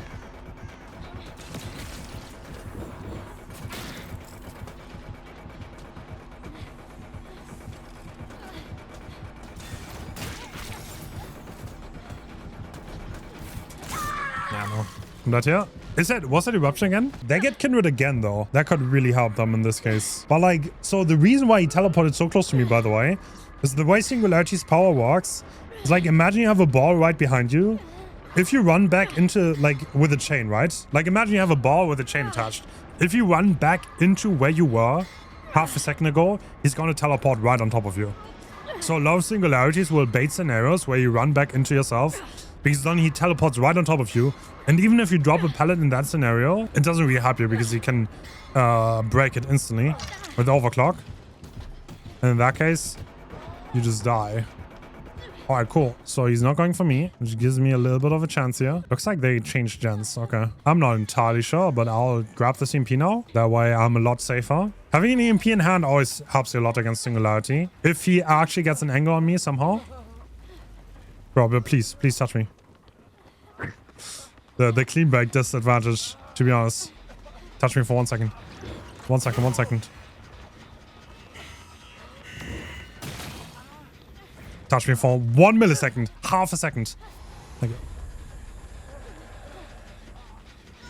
Do not. You're giving you a teleport. I don't think he can. I don't think he can go on me. So this biopod only covers that side of the gen. So the side I'm on is totally safe. And that gives me a lot of time. So because I'm not slipstreamed, hopefully he's not going to slipstream me. No. He can't really close the distance as well anymore. And I'm going to be healed in 30 seconds. And Lara's still on that generator. I wonder how much gen regression events there are on the gen downstairs. Singularity games oftentimes drag out a lot, so this is pretty normal. I got both at once, so he can't really pressure me. He has to physically come here. He realized that now. Now he's going to come here and EMP this. I'm going to take my distance and pre-run him. He has to set up these EMPs again. Like, this is one of the killers. If you understand what he's going to do, you can counter it way more effectively. So I have a few seconds here because he's going to set up the 2 camps again to get this back.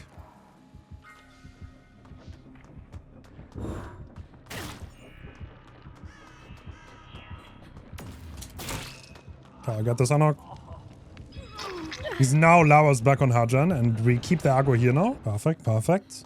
So as long as Felix doesn't instantly die, I should be good to get on the gate. Because I think there's eruption on that gen, so we cannot depend on Felix not to die.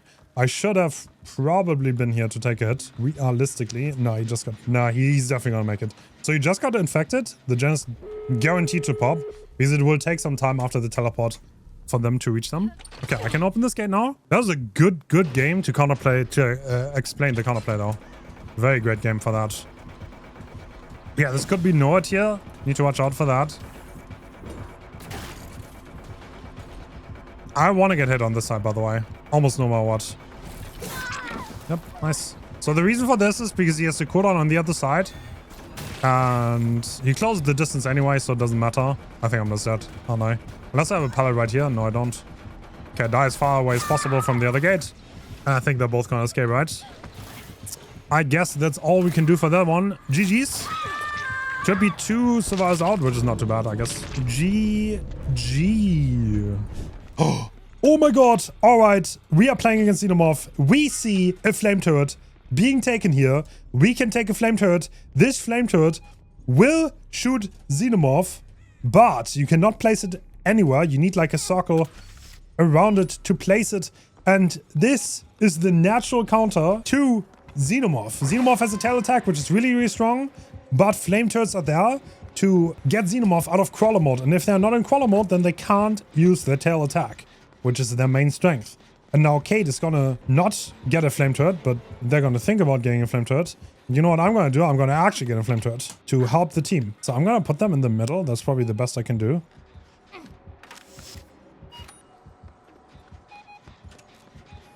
Very nice. And now I'm gonna repair the generator. We see the Kate being chased. The tail is let's say like 3-meter attack that can shoot over obstacles. It's a little bit of mid-range. Once you're in a looping situation like this, the tail is really strong and it's probably gonna make sure that the Xenomorph actually gets the Kate. But the Kate, I think, got the stun. Well played by her. That is very respectable. And now the turret should be off cooldown. And I will get something that is very strong against Xenomorph. I will set up 2 turrets right next to each other. This is a double turret setup. And because Xenomorph usually has to break 1 turret at a time, that means they're guaranteed to be thrown out of power if they go next to it. Because if Xenomorph attacks a turret, then the turret gets destroyed, which obviously buys the survivor distance and chase. And since they don't have much mobility, besides the tunnels, which they just went into, which they just came out of,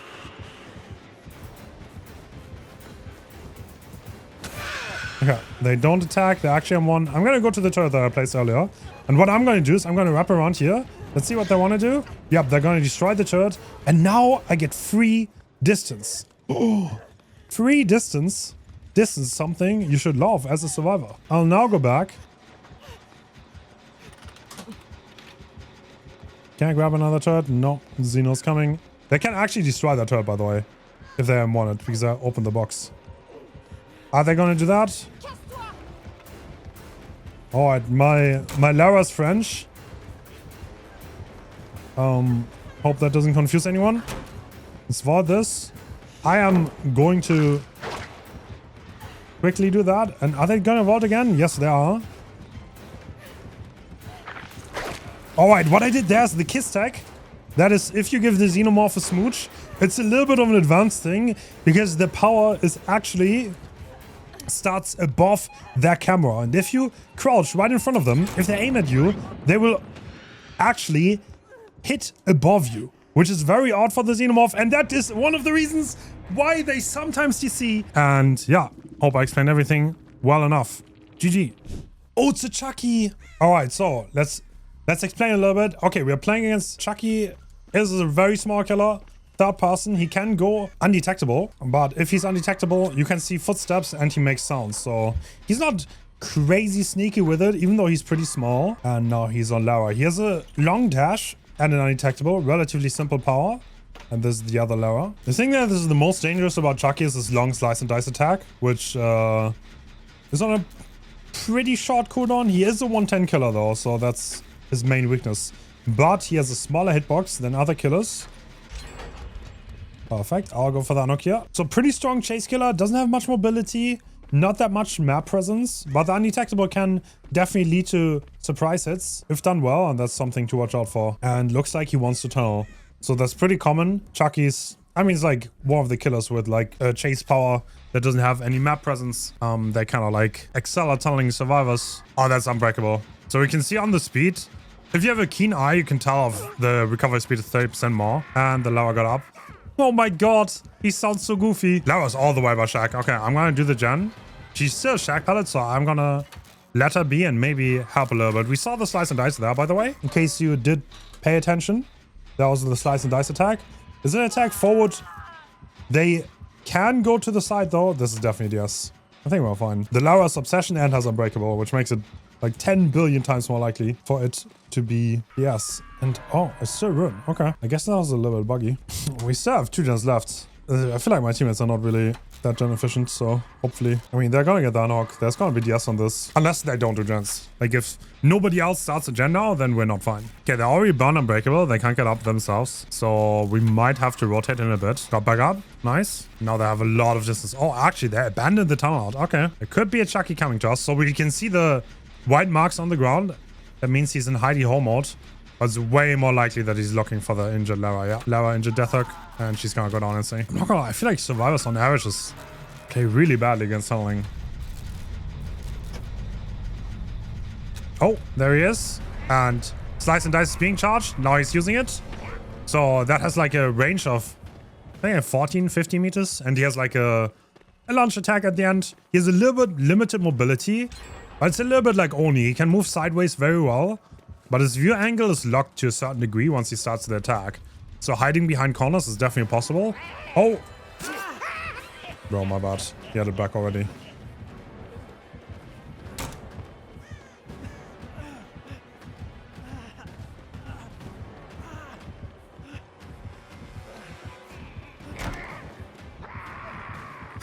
Nice. Okay, that's the limited view angle helping us out. He could not go that far around the corner, and I think I want to agree with this. Because he's 110. What?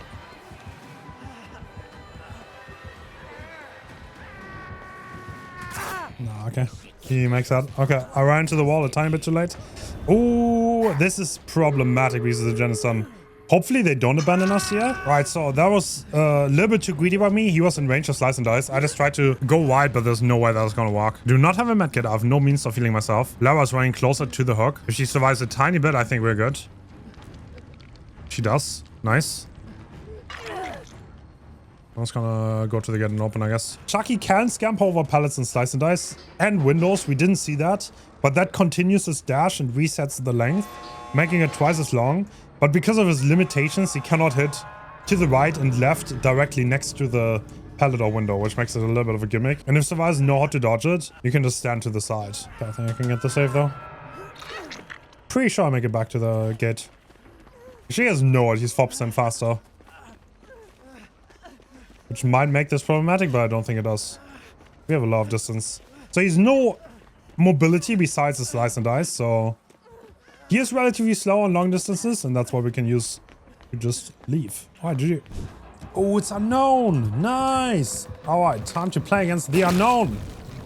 Truly unknown. A projectile killer who's walking at 115% movement speed. And one of my favorite killers in the entire game. Oh, patient. I like it. The thing is, I have light here, so pretty sure I'm just fine. Ooh la la. What do you want to do now? No. So one thing about the unknown that might not be entirely obvious, he cannot look all the way down. So he has a blind spot right next to him, which means he had a hard time shooting me there because I hugged him. And 2 injured survivors with his projectile, the UVX, he needs to first weaken them. And the survivors can get rid of the weakened by looking at him. And if they get rid of the weakened, then the unknown has to weaken them again. So it's all about getting rid of it and not getting hit from the projectile. It's a killer where a lot of it is about forcing him on attacks, especially on the first hit if you're in a really bad position. You know what? I'm gonna get rid of this. And he also has projectiles, which he can teleport to, but survivors can deny these teleport points by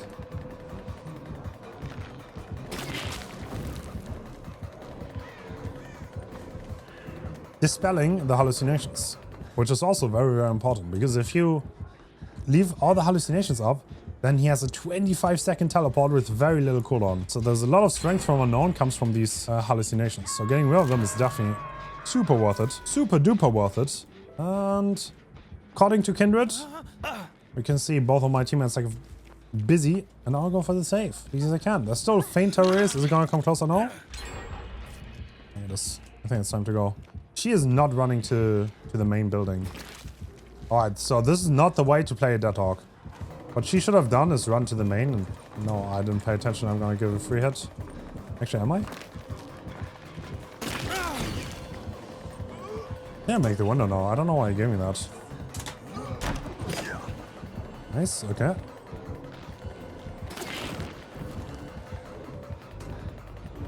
He actually fell for that. He thought I actually went there. I didn't. Now we got rid of the hallucination of the weekend. Sorry, not hallucination. And now make sure to look at him as much as possible. And if we look at him all the time, he has about 2 seconds to get the shot off, which is a very, very limited window.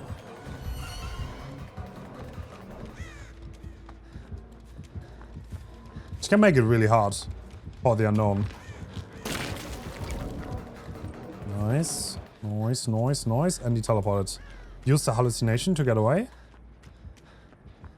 I don't know where that is, but ideally we would get rid of it though. Okay, my team is on gens. That's good. Okay, I'll get on this gen while the unknown is busy chasing. The Ada also got rid of the weaken status, which means that the unknown has to weaken her again. That's the hard part. And that's when you need to make it hard for the unknown. Ooh, okay. Interesting teleport spot. I didn't even see the hallucination there, but it definitely exists. If I break the wall, I can get away. I have a lot of distance here.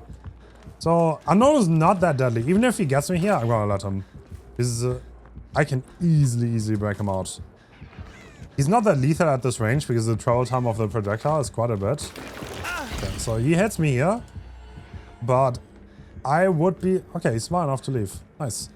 That's smart because if he straight follows me, I don't think he's gonna have a realistic chance to get me. Oh! Oh my god. Can you imagine? That actually worked. He could have definitely went for me there. I would have had to force him on. One thing you can do though, you can always shoot at the walls next to us. And one tip, by the way, is you can always see which way he teleports by the way the hallucination is looking that he leaves behind while teleporting. So that's also a very good tip. I can definitely help against the unknown. Okay, let's get rid of it fully here. So we are not weakened anymore. That way we cannot be injured. Nice. I'm gonna open the gate. I don't want the gate to be 99'd. Don't like 99 gates. No, we don't have a timer in that case, but I think we got this anyway. And we even got the flashlight safe.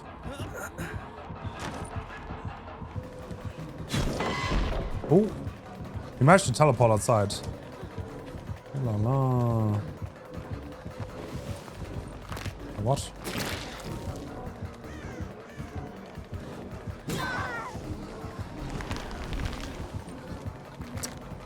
Yeah, the Zeta is not really going to the gate. This is a little bit problematic.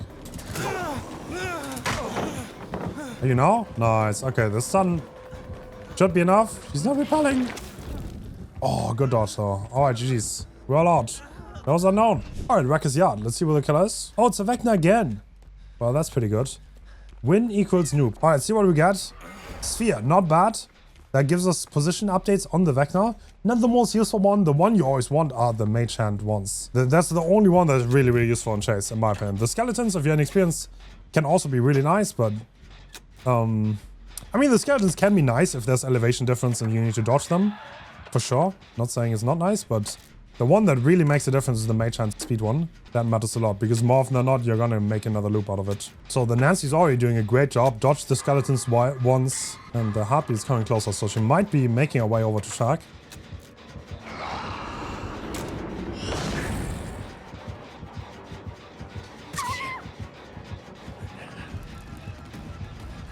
Wait, what?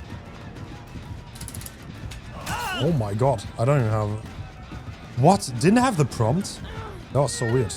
What the Nancy should have done there, by the way, is camp the window and make sure that she's on the right side of the window by the time the fly cooldown ends. Because the cooldown, it's a long time. Takes a long time. And looks like the Vecna definitely wants to camp. Makes sense considering there's a high progress gender, so yeah, we're getting medkitted. That's good. The Vecna does seem to want to... Does he want to go for Nancy or not? She's the obsession. Makes yes a little bit more likely. Obviously. No, looks like he's going for Adam. Okay, I can get back on my old gen maybe. The one in Shack. So we already seen him use the elevation difference on the basement stairs. So I would expect this guy to be really good and use his spells in efficient ways.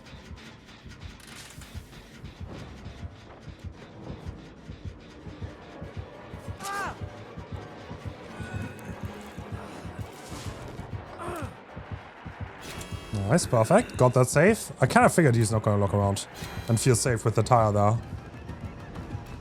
Nice, nice, nice. That bought us a lot of time. That's a lot of momentum being shifted.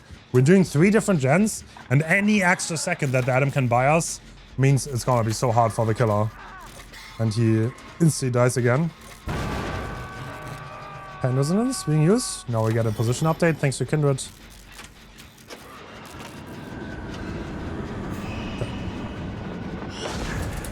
This is how you're supposed to play against Fly.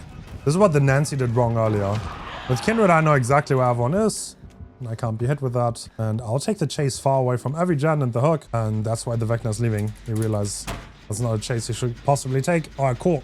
To repair the gen. Do the numbers you roll from chest give you specific items? No. There's a range. If you low roll, if you roll low, you get bitten by chest. If you roll like relatively low, then you get a half-used item, and anything up to 19 gets you one of these items at random, one of the mage items.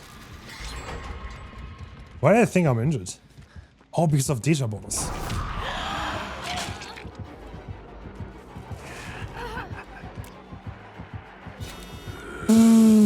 No way I get that! That's an insane save. Alright, someone's tilt. You have pallets? I do. How to tilt the Vecna player. Swing! There you go. Guys, you might be mad. I don't hit that fast. How about... Holy... That skeleton hit the camera.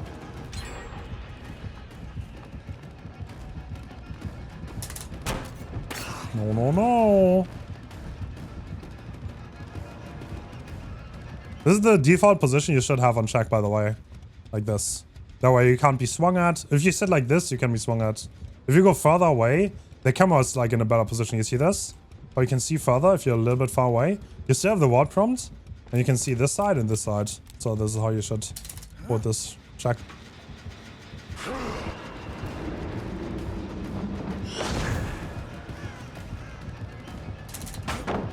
Nice. You can't select a difference. Like, you need to select a spell after landing. So he can't instantly mage hand. Because he has to go through the scroll wheel, select mage hand, and then he can mage hand. Which makes it pretty hard to instantly use it after the cooldown. That gives me easy time to drop the pallet on him. And not really have to worry about mage hand because it's going to be too late. Now I'm just going to hover the gen. Make sure he has to chase me. And that's the skeleton key. Now we know he has skeletons equipped. He wants to shoot them through the wall. Very telegraphed. What? Alright, we also know that his dagger is really, really long. That's also good to know. His ping is not even that high. Bro, why didn't I camp the medium?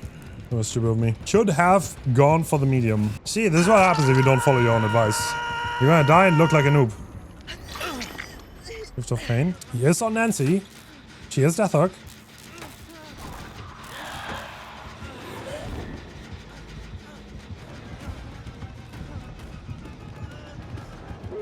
He just used skeletons, so no chance for him to use the elevation difference.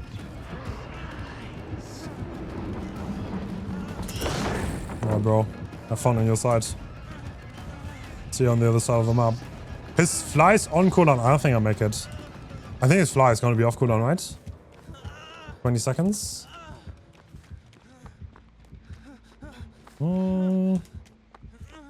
Adam got hit early. Okay. Why don't I go to the gate? Maybe we can heal here. Yeah, you see? Actually, I would have probably made it. To be fair, let's get the heal up, then we can have that, or maybe. He could also go back to the other gate because that's open now. So I think he's fine. We're out. Well played around the fly. He turned around. He realized he's gonna get cut off, but because we are opening both gates, he has a choice and he chooses the other one. GG's. GG's, Mr. Vecna. GG's. We are on Swamp and it's a Dracula. Alright, so out of the spawn, Dracula is in bad form now, which means he can not see us. He can see our scratch marks though. So if we're here and we're walking, he can go right by us. He probably will not know where we are. You see a tight region on this map, and regions don't matter that much, to be perfectly honest. Okay, he definitely saw me. Ooh. He transformed really early. That's good of him. I'm gonna drop this. I think he's gonna be late. Nice. He swung too, which means I can run around here. If he cuts me off, he wins. He doesn't cut me off, he doesn't win. Should be in time. Yes, sir. He's Wolf. This is 120. We need to keep that in mind. Nice. Bonk the Wolf. Okay, it's gonna break. I'll go back to the pallet. We still have a drop pallet here. We can definitely play. Oh. Unless he does that, then we can't play it anymore. Okay, let's get back on our gen. Good progress. And don't forget about the high Hellfire charge time, by the way. You saw how I dropped that pallet, right? Even though he's a vampire. He has to pre-charge it, otherwise I'll make it out of the way. So he didn't pre-charge it, so I can drop the pallet. Don't be too afraid of the vampire form, as he's not charging Hellfire. He has nothing to make you afraid. This is really good RNG, by the way. We have... Too late. Charge too late. Now he gets punished. If he goes around, I'm gonna punish him. Punish him! Look, now we're gonna go around. We're gonna use this as a placeholder to extend this loop and make it back to the window. And we have line of sight here through that gap. So this is a really, really good structure that I don't think anyone ever uses.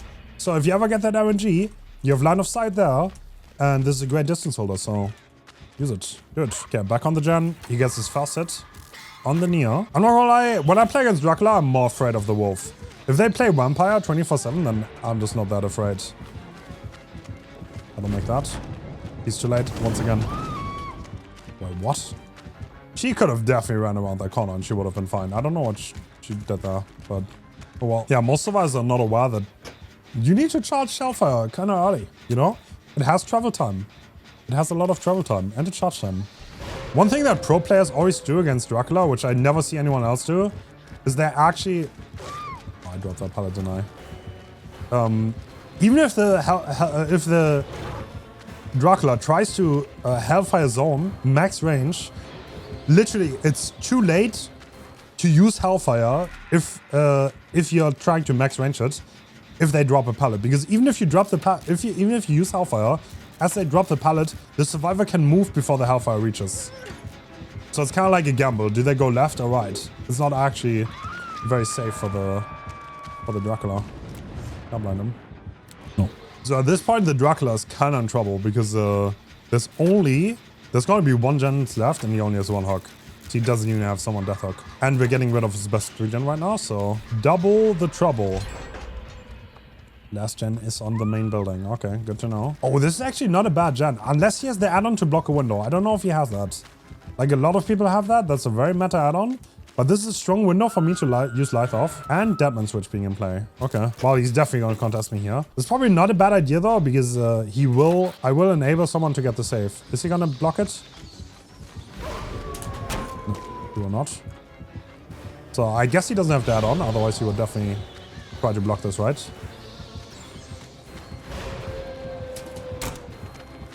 Second vault. I'm gonna fake this for sure. Nice. He hesitated a little bit, that's enough. Now the save came out, and I can pressure the gen again. So bad form, obviously, the transform, you cannot camp the medium, by the way. That's important to know. So it's a little bit of a gamble, and he can win that on Windows. But if we delay the fast vault like this, right?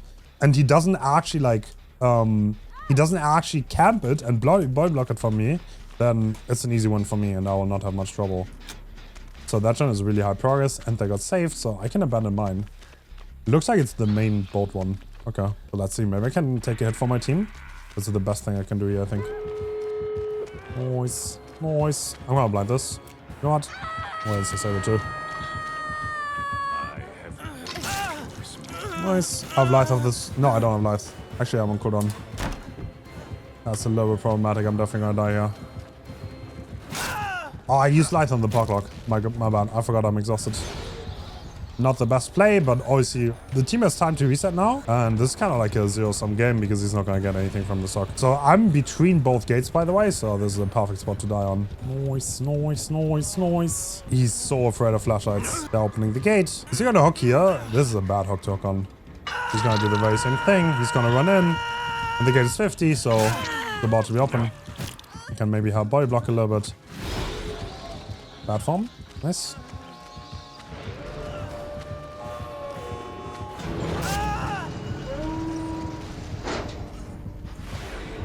Yeah, we're so close to the gate. He has to hook me on a gate very close and everyone is sweat, so the next hook rescue should be the one. They can body block too if he tries to go far. No, no, no. Oh, that's a far hook, yeah. Do they make the body block? Yes, they do. Oh. Fortunate for him. He still has bad form. Do I have a window to light on? Yes, but the path is there's not very optimal, actually.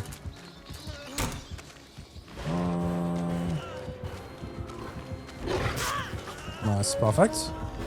Alright, GG, that's a fault. Larry's. Ooh, my teammates have 2 boxes. Alright, we're on an indoor map. Yeah, I don't know why, but I love the look of this. This looks so cool. I love orange. Oh, it's a Houndmaster. Alright, alright, alright.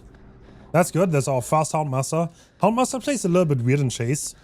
You kind of have to, like, greet the pallets a lot because you want to stun the doggo. Always clap the doggo with pallets. Because once the pallet is dropped, it kind of becomes hard to play around them. The dog can vault the pallets.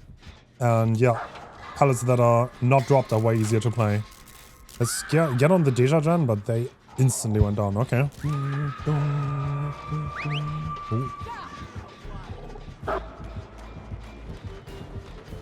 No way. They didn't expect me to vault.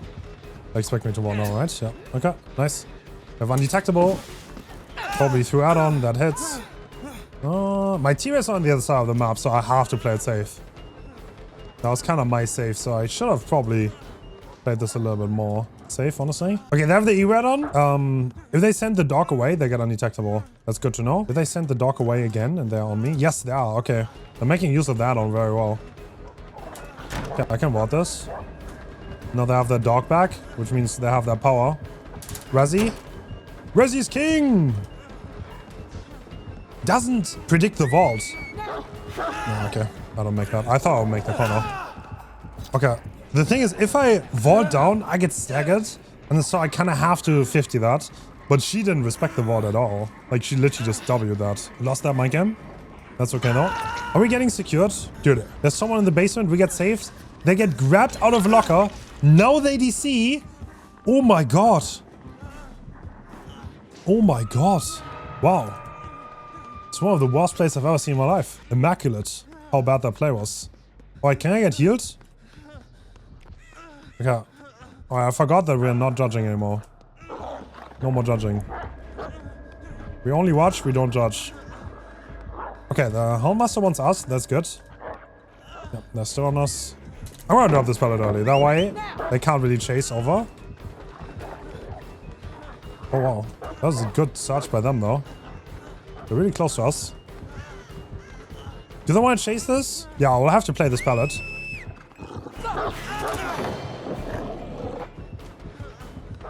Is the hate? Bro, the hate is too much. Yeah, that's too much. Can't do much. Okay. I should have vaulted. I expected them to expect the lithe, but oh well. They played it well. They went to the short side of the loop. And if I stun the dog, then I obviously get hindered. But yeah, the short side is so bad that I can't really play that much. But that's why Houndmaster is a good killer. They have mobility and their chase is also really decent.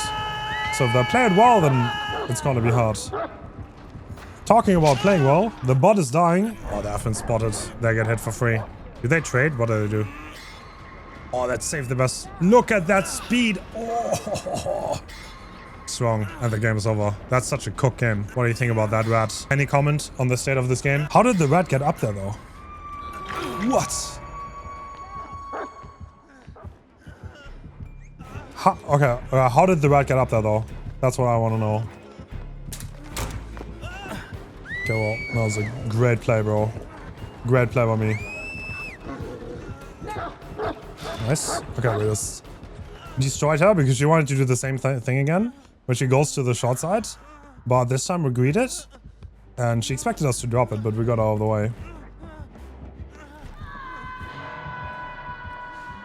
Okay, can maybe help us, but this is it, fortunes. I think we got solo queued on this one.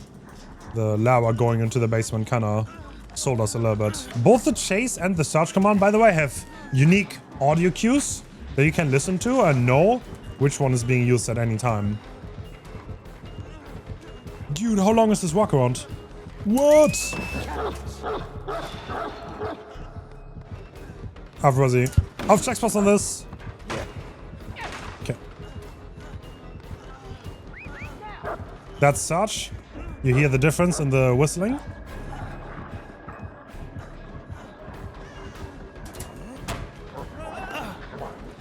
Okay, I'll treat off this one.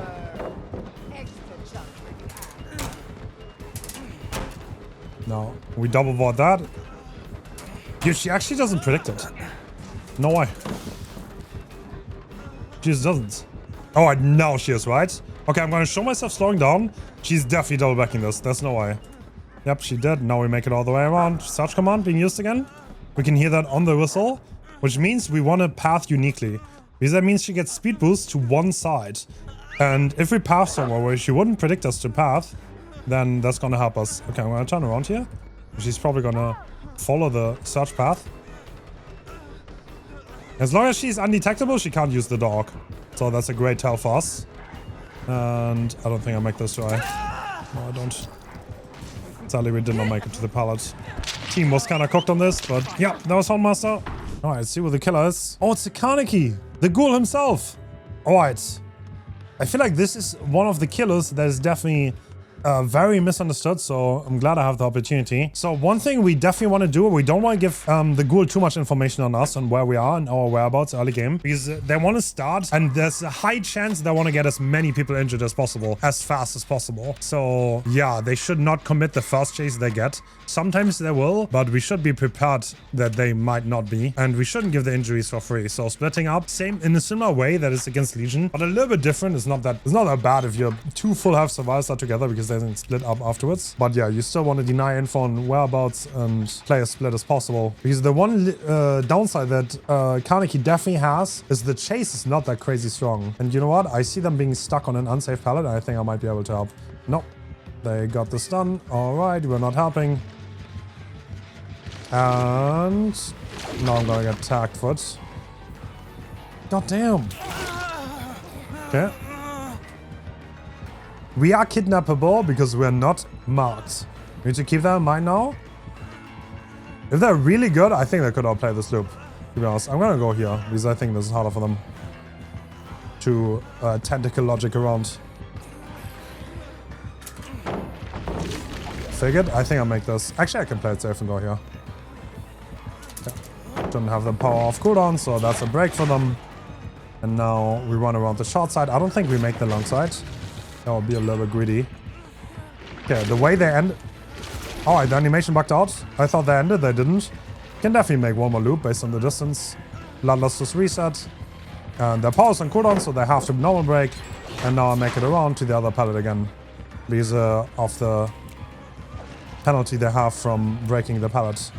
Okay, I obviously want the chase here. So let's use Lithe. We have another unsafe pallet. And this Rize is actually playing into the weaknesses of the killer quite a bit.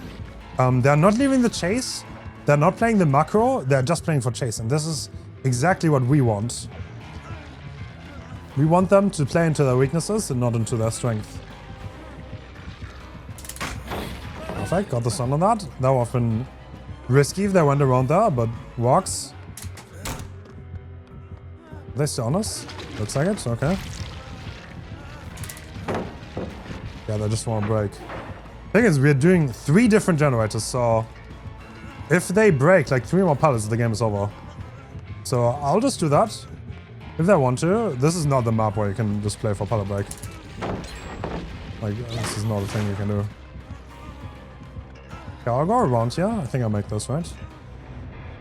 Alright, cool. I mean, yeah. Drop the pallets. Watch out for the vault. And you might make someone with the strongest build in the game almost DC. So I guess that works. Yo! Alright, Nostromo Wreckage. Yo, teammate! Oh, it's a Springtrap. This is a really bad gen because we cannot see the door. And he just came out of that door, so that makes a lot of sense. Is he following our scratchies? Doesn't look like it. Okay, so I'm gonna look for a good gen. Are you good, Jen?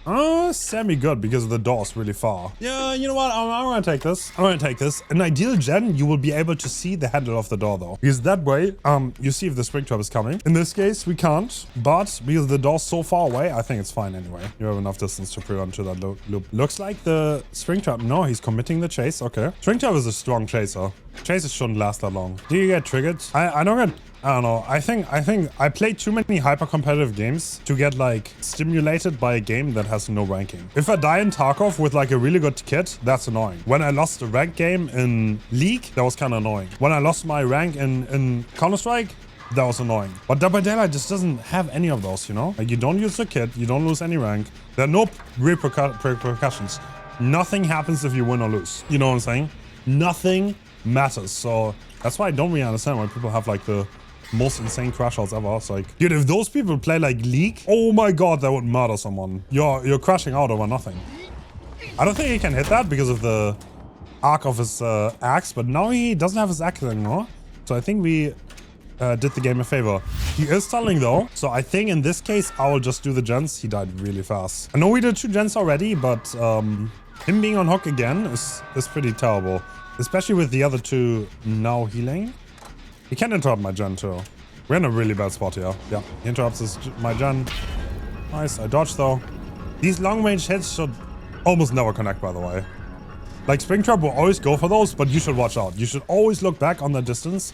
And the travel time is so high that you can more often than not predict when is he gonna throw it. He just went into a door. Do you have DS? No, you don't. Okay, this is gonna be a hard game. Doesn't mean this will not be a great... That could be good though. It's a great learning experience.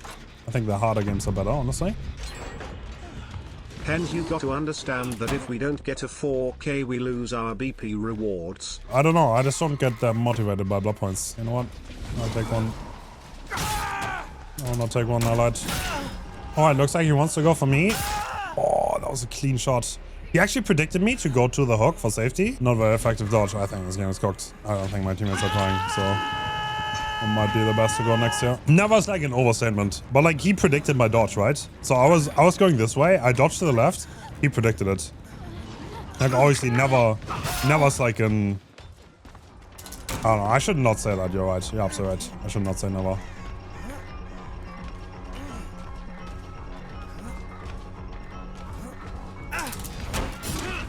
Nice. The wall speed is really nice, by the way. Okay, to be honest, I don't know why I'm going here, but I'm literally cocking myself. Bro, is he like lost?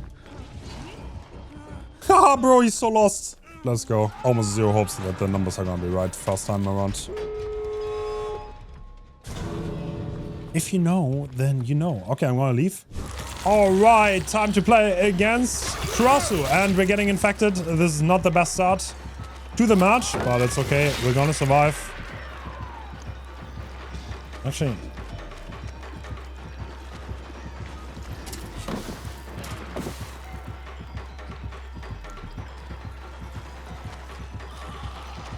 Okay, they want a vault. I can play that pallet. Wait a second, that 4 lane is unsafe. They added a hole.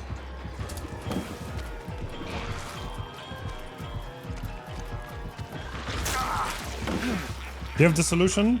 We're gonna see in a second.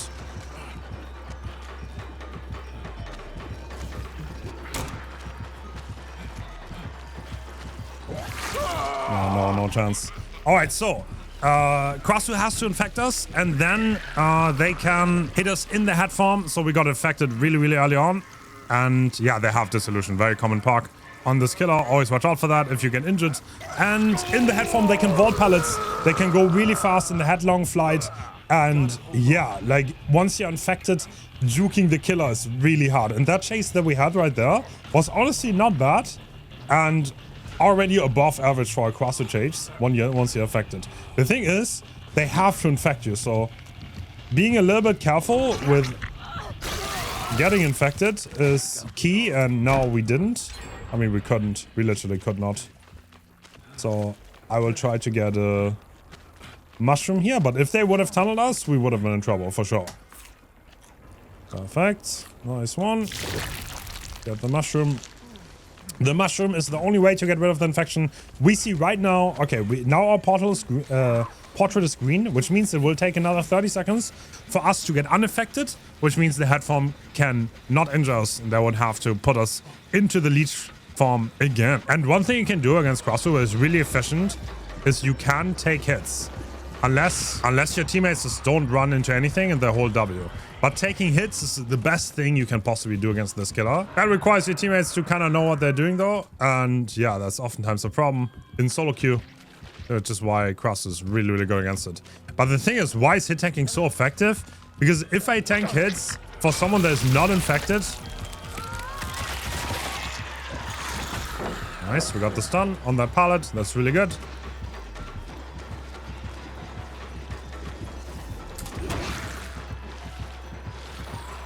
Vault. Now I can go to the pallet.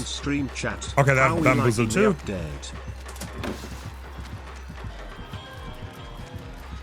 I make the pallet here, but this is once again a really, really bad situation to be in, unless they swing from that early. Bro. Yeah, I will transition to this gold pallet right here. This is the new update. Okay, I guess we got hit. Can't quite make it there.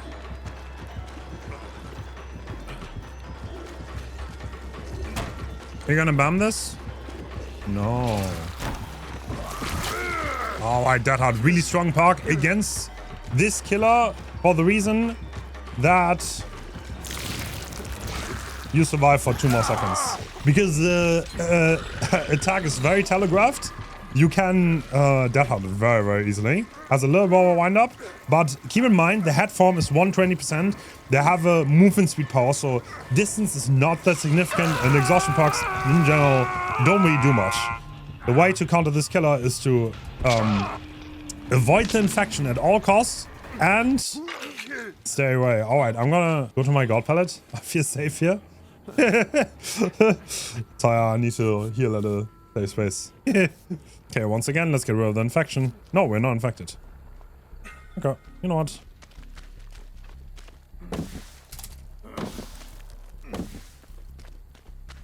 Damn. Well, okay, let's move on. So we have one gen left. One thing you can do, by the way, is I can... Okay, do I want to? No, I don't want to. We are both Deathhawk. This is a terrible idea. But because they're in head form, they have to transform before they can damage us. Which means... What I could do there is I could unhook him for free. Like, we would not get injured. Because the Krasue still has to transform into the head form before they can hurt us. Because none of us are infected. You get rid of the infection once you come off hook.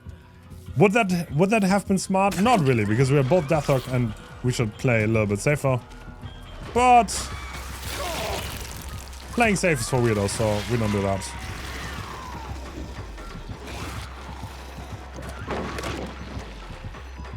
Alright, so...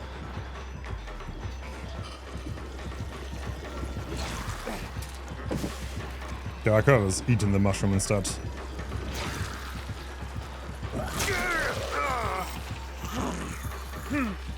No.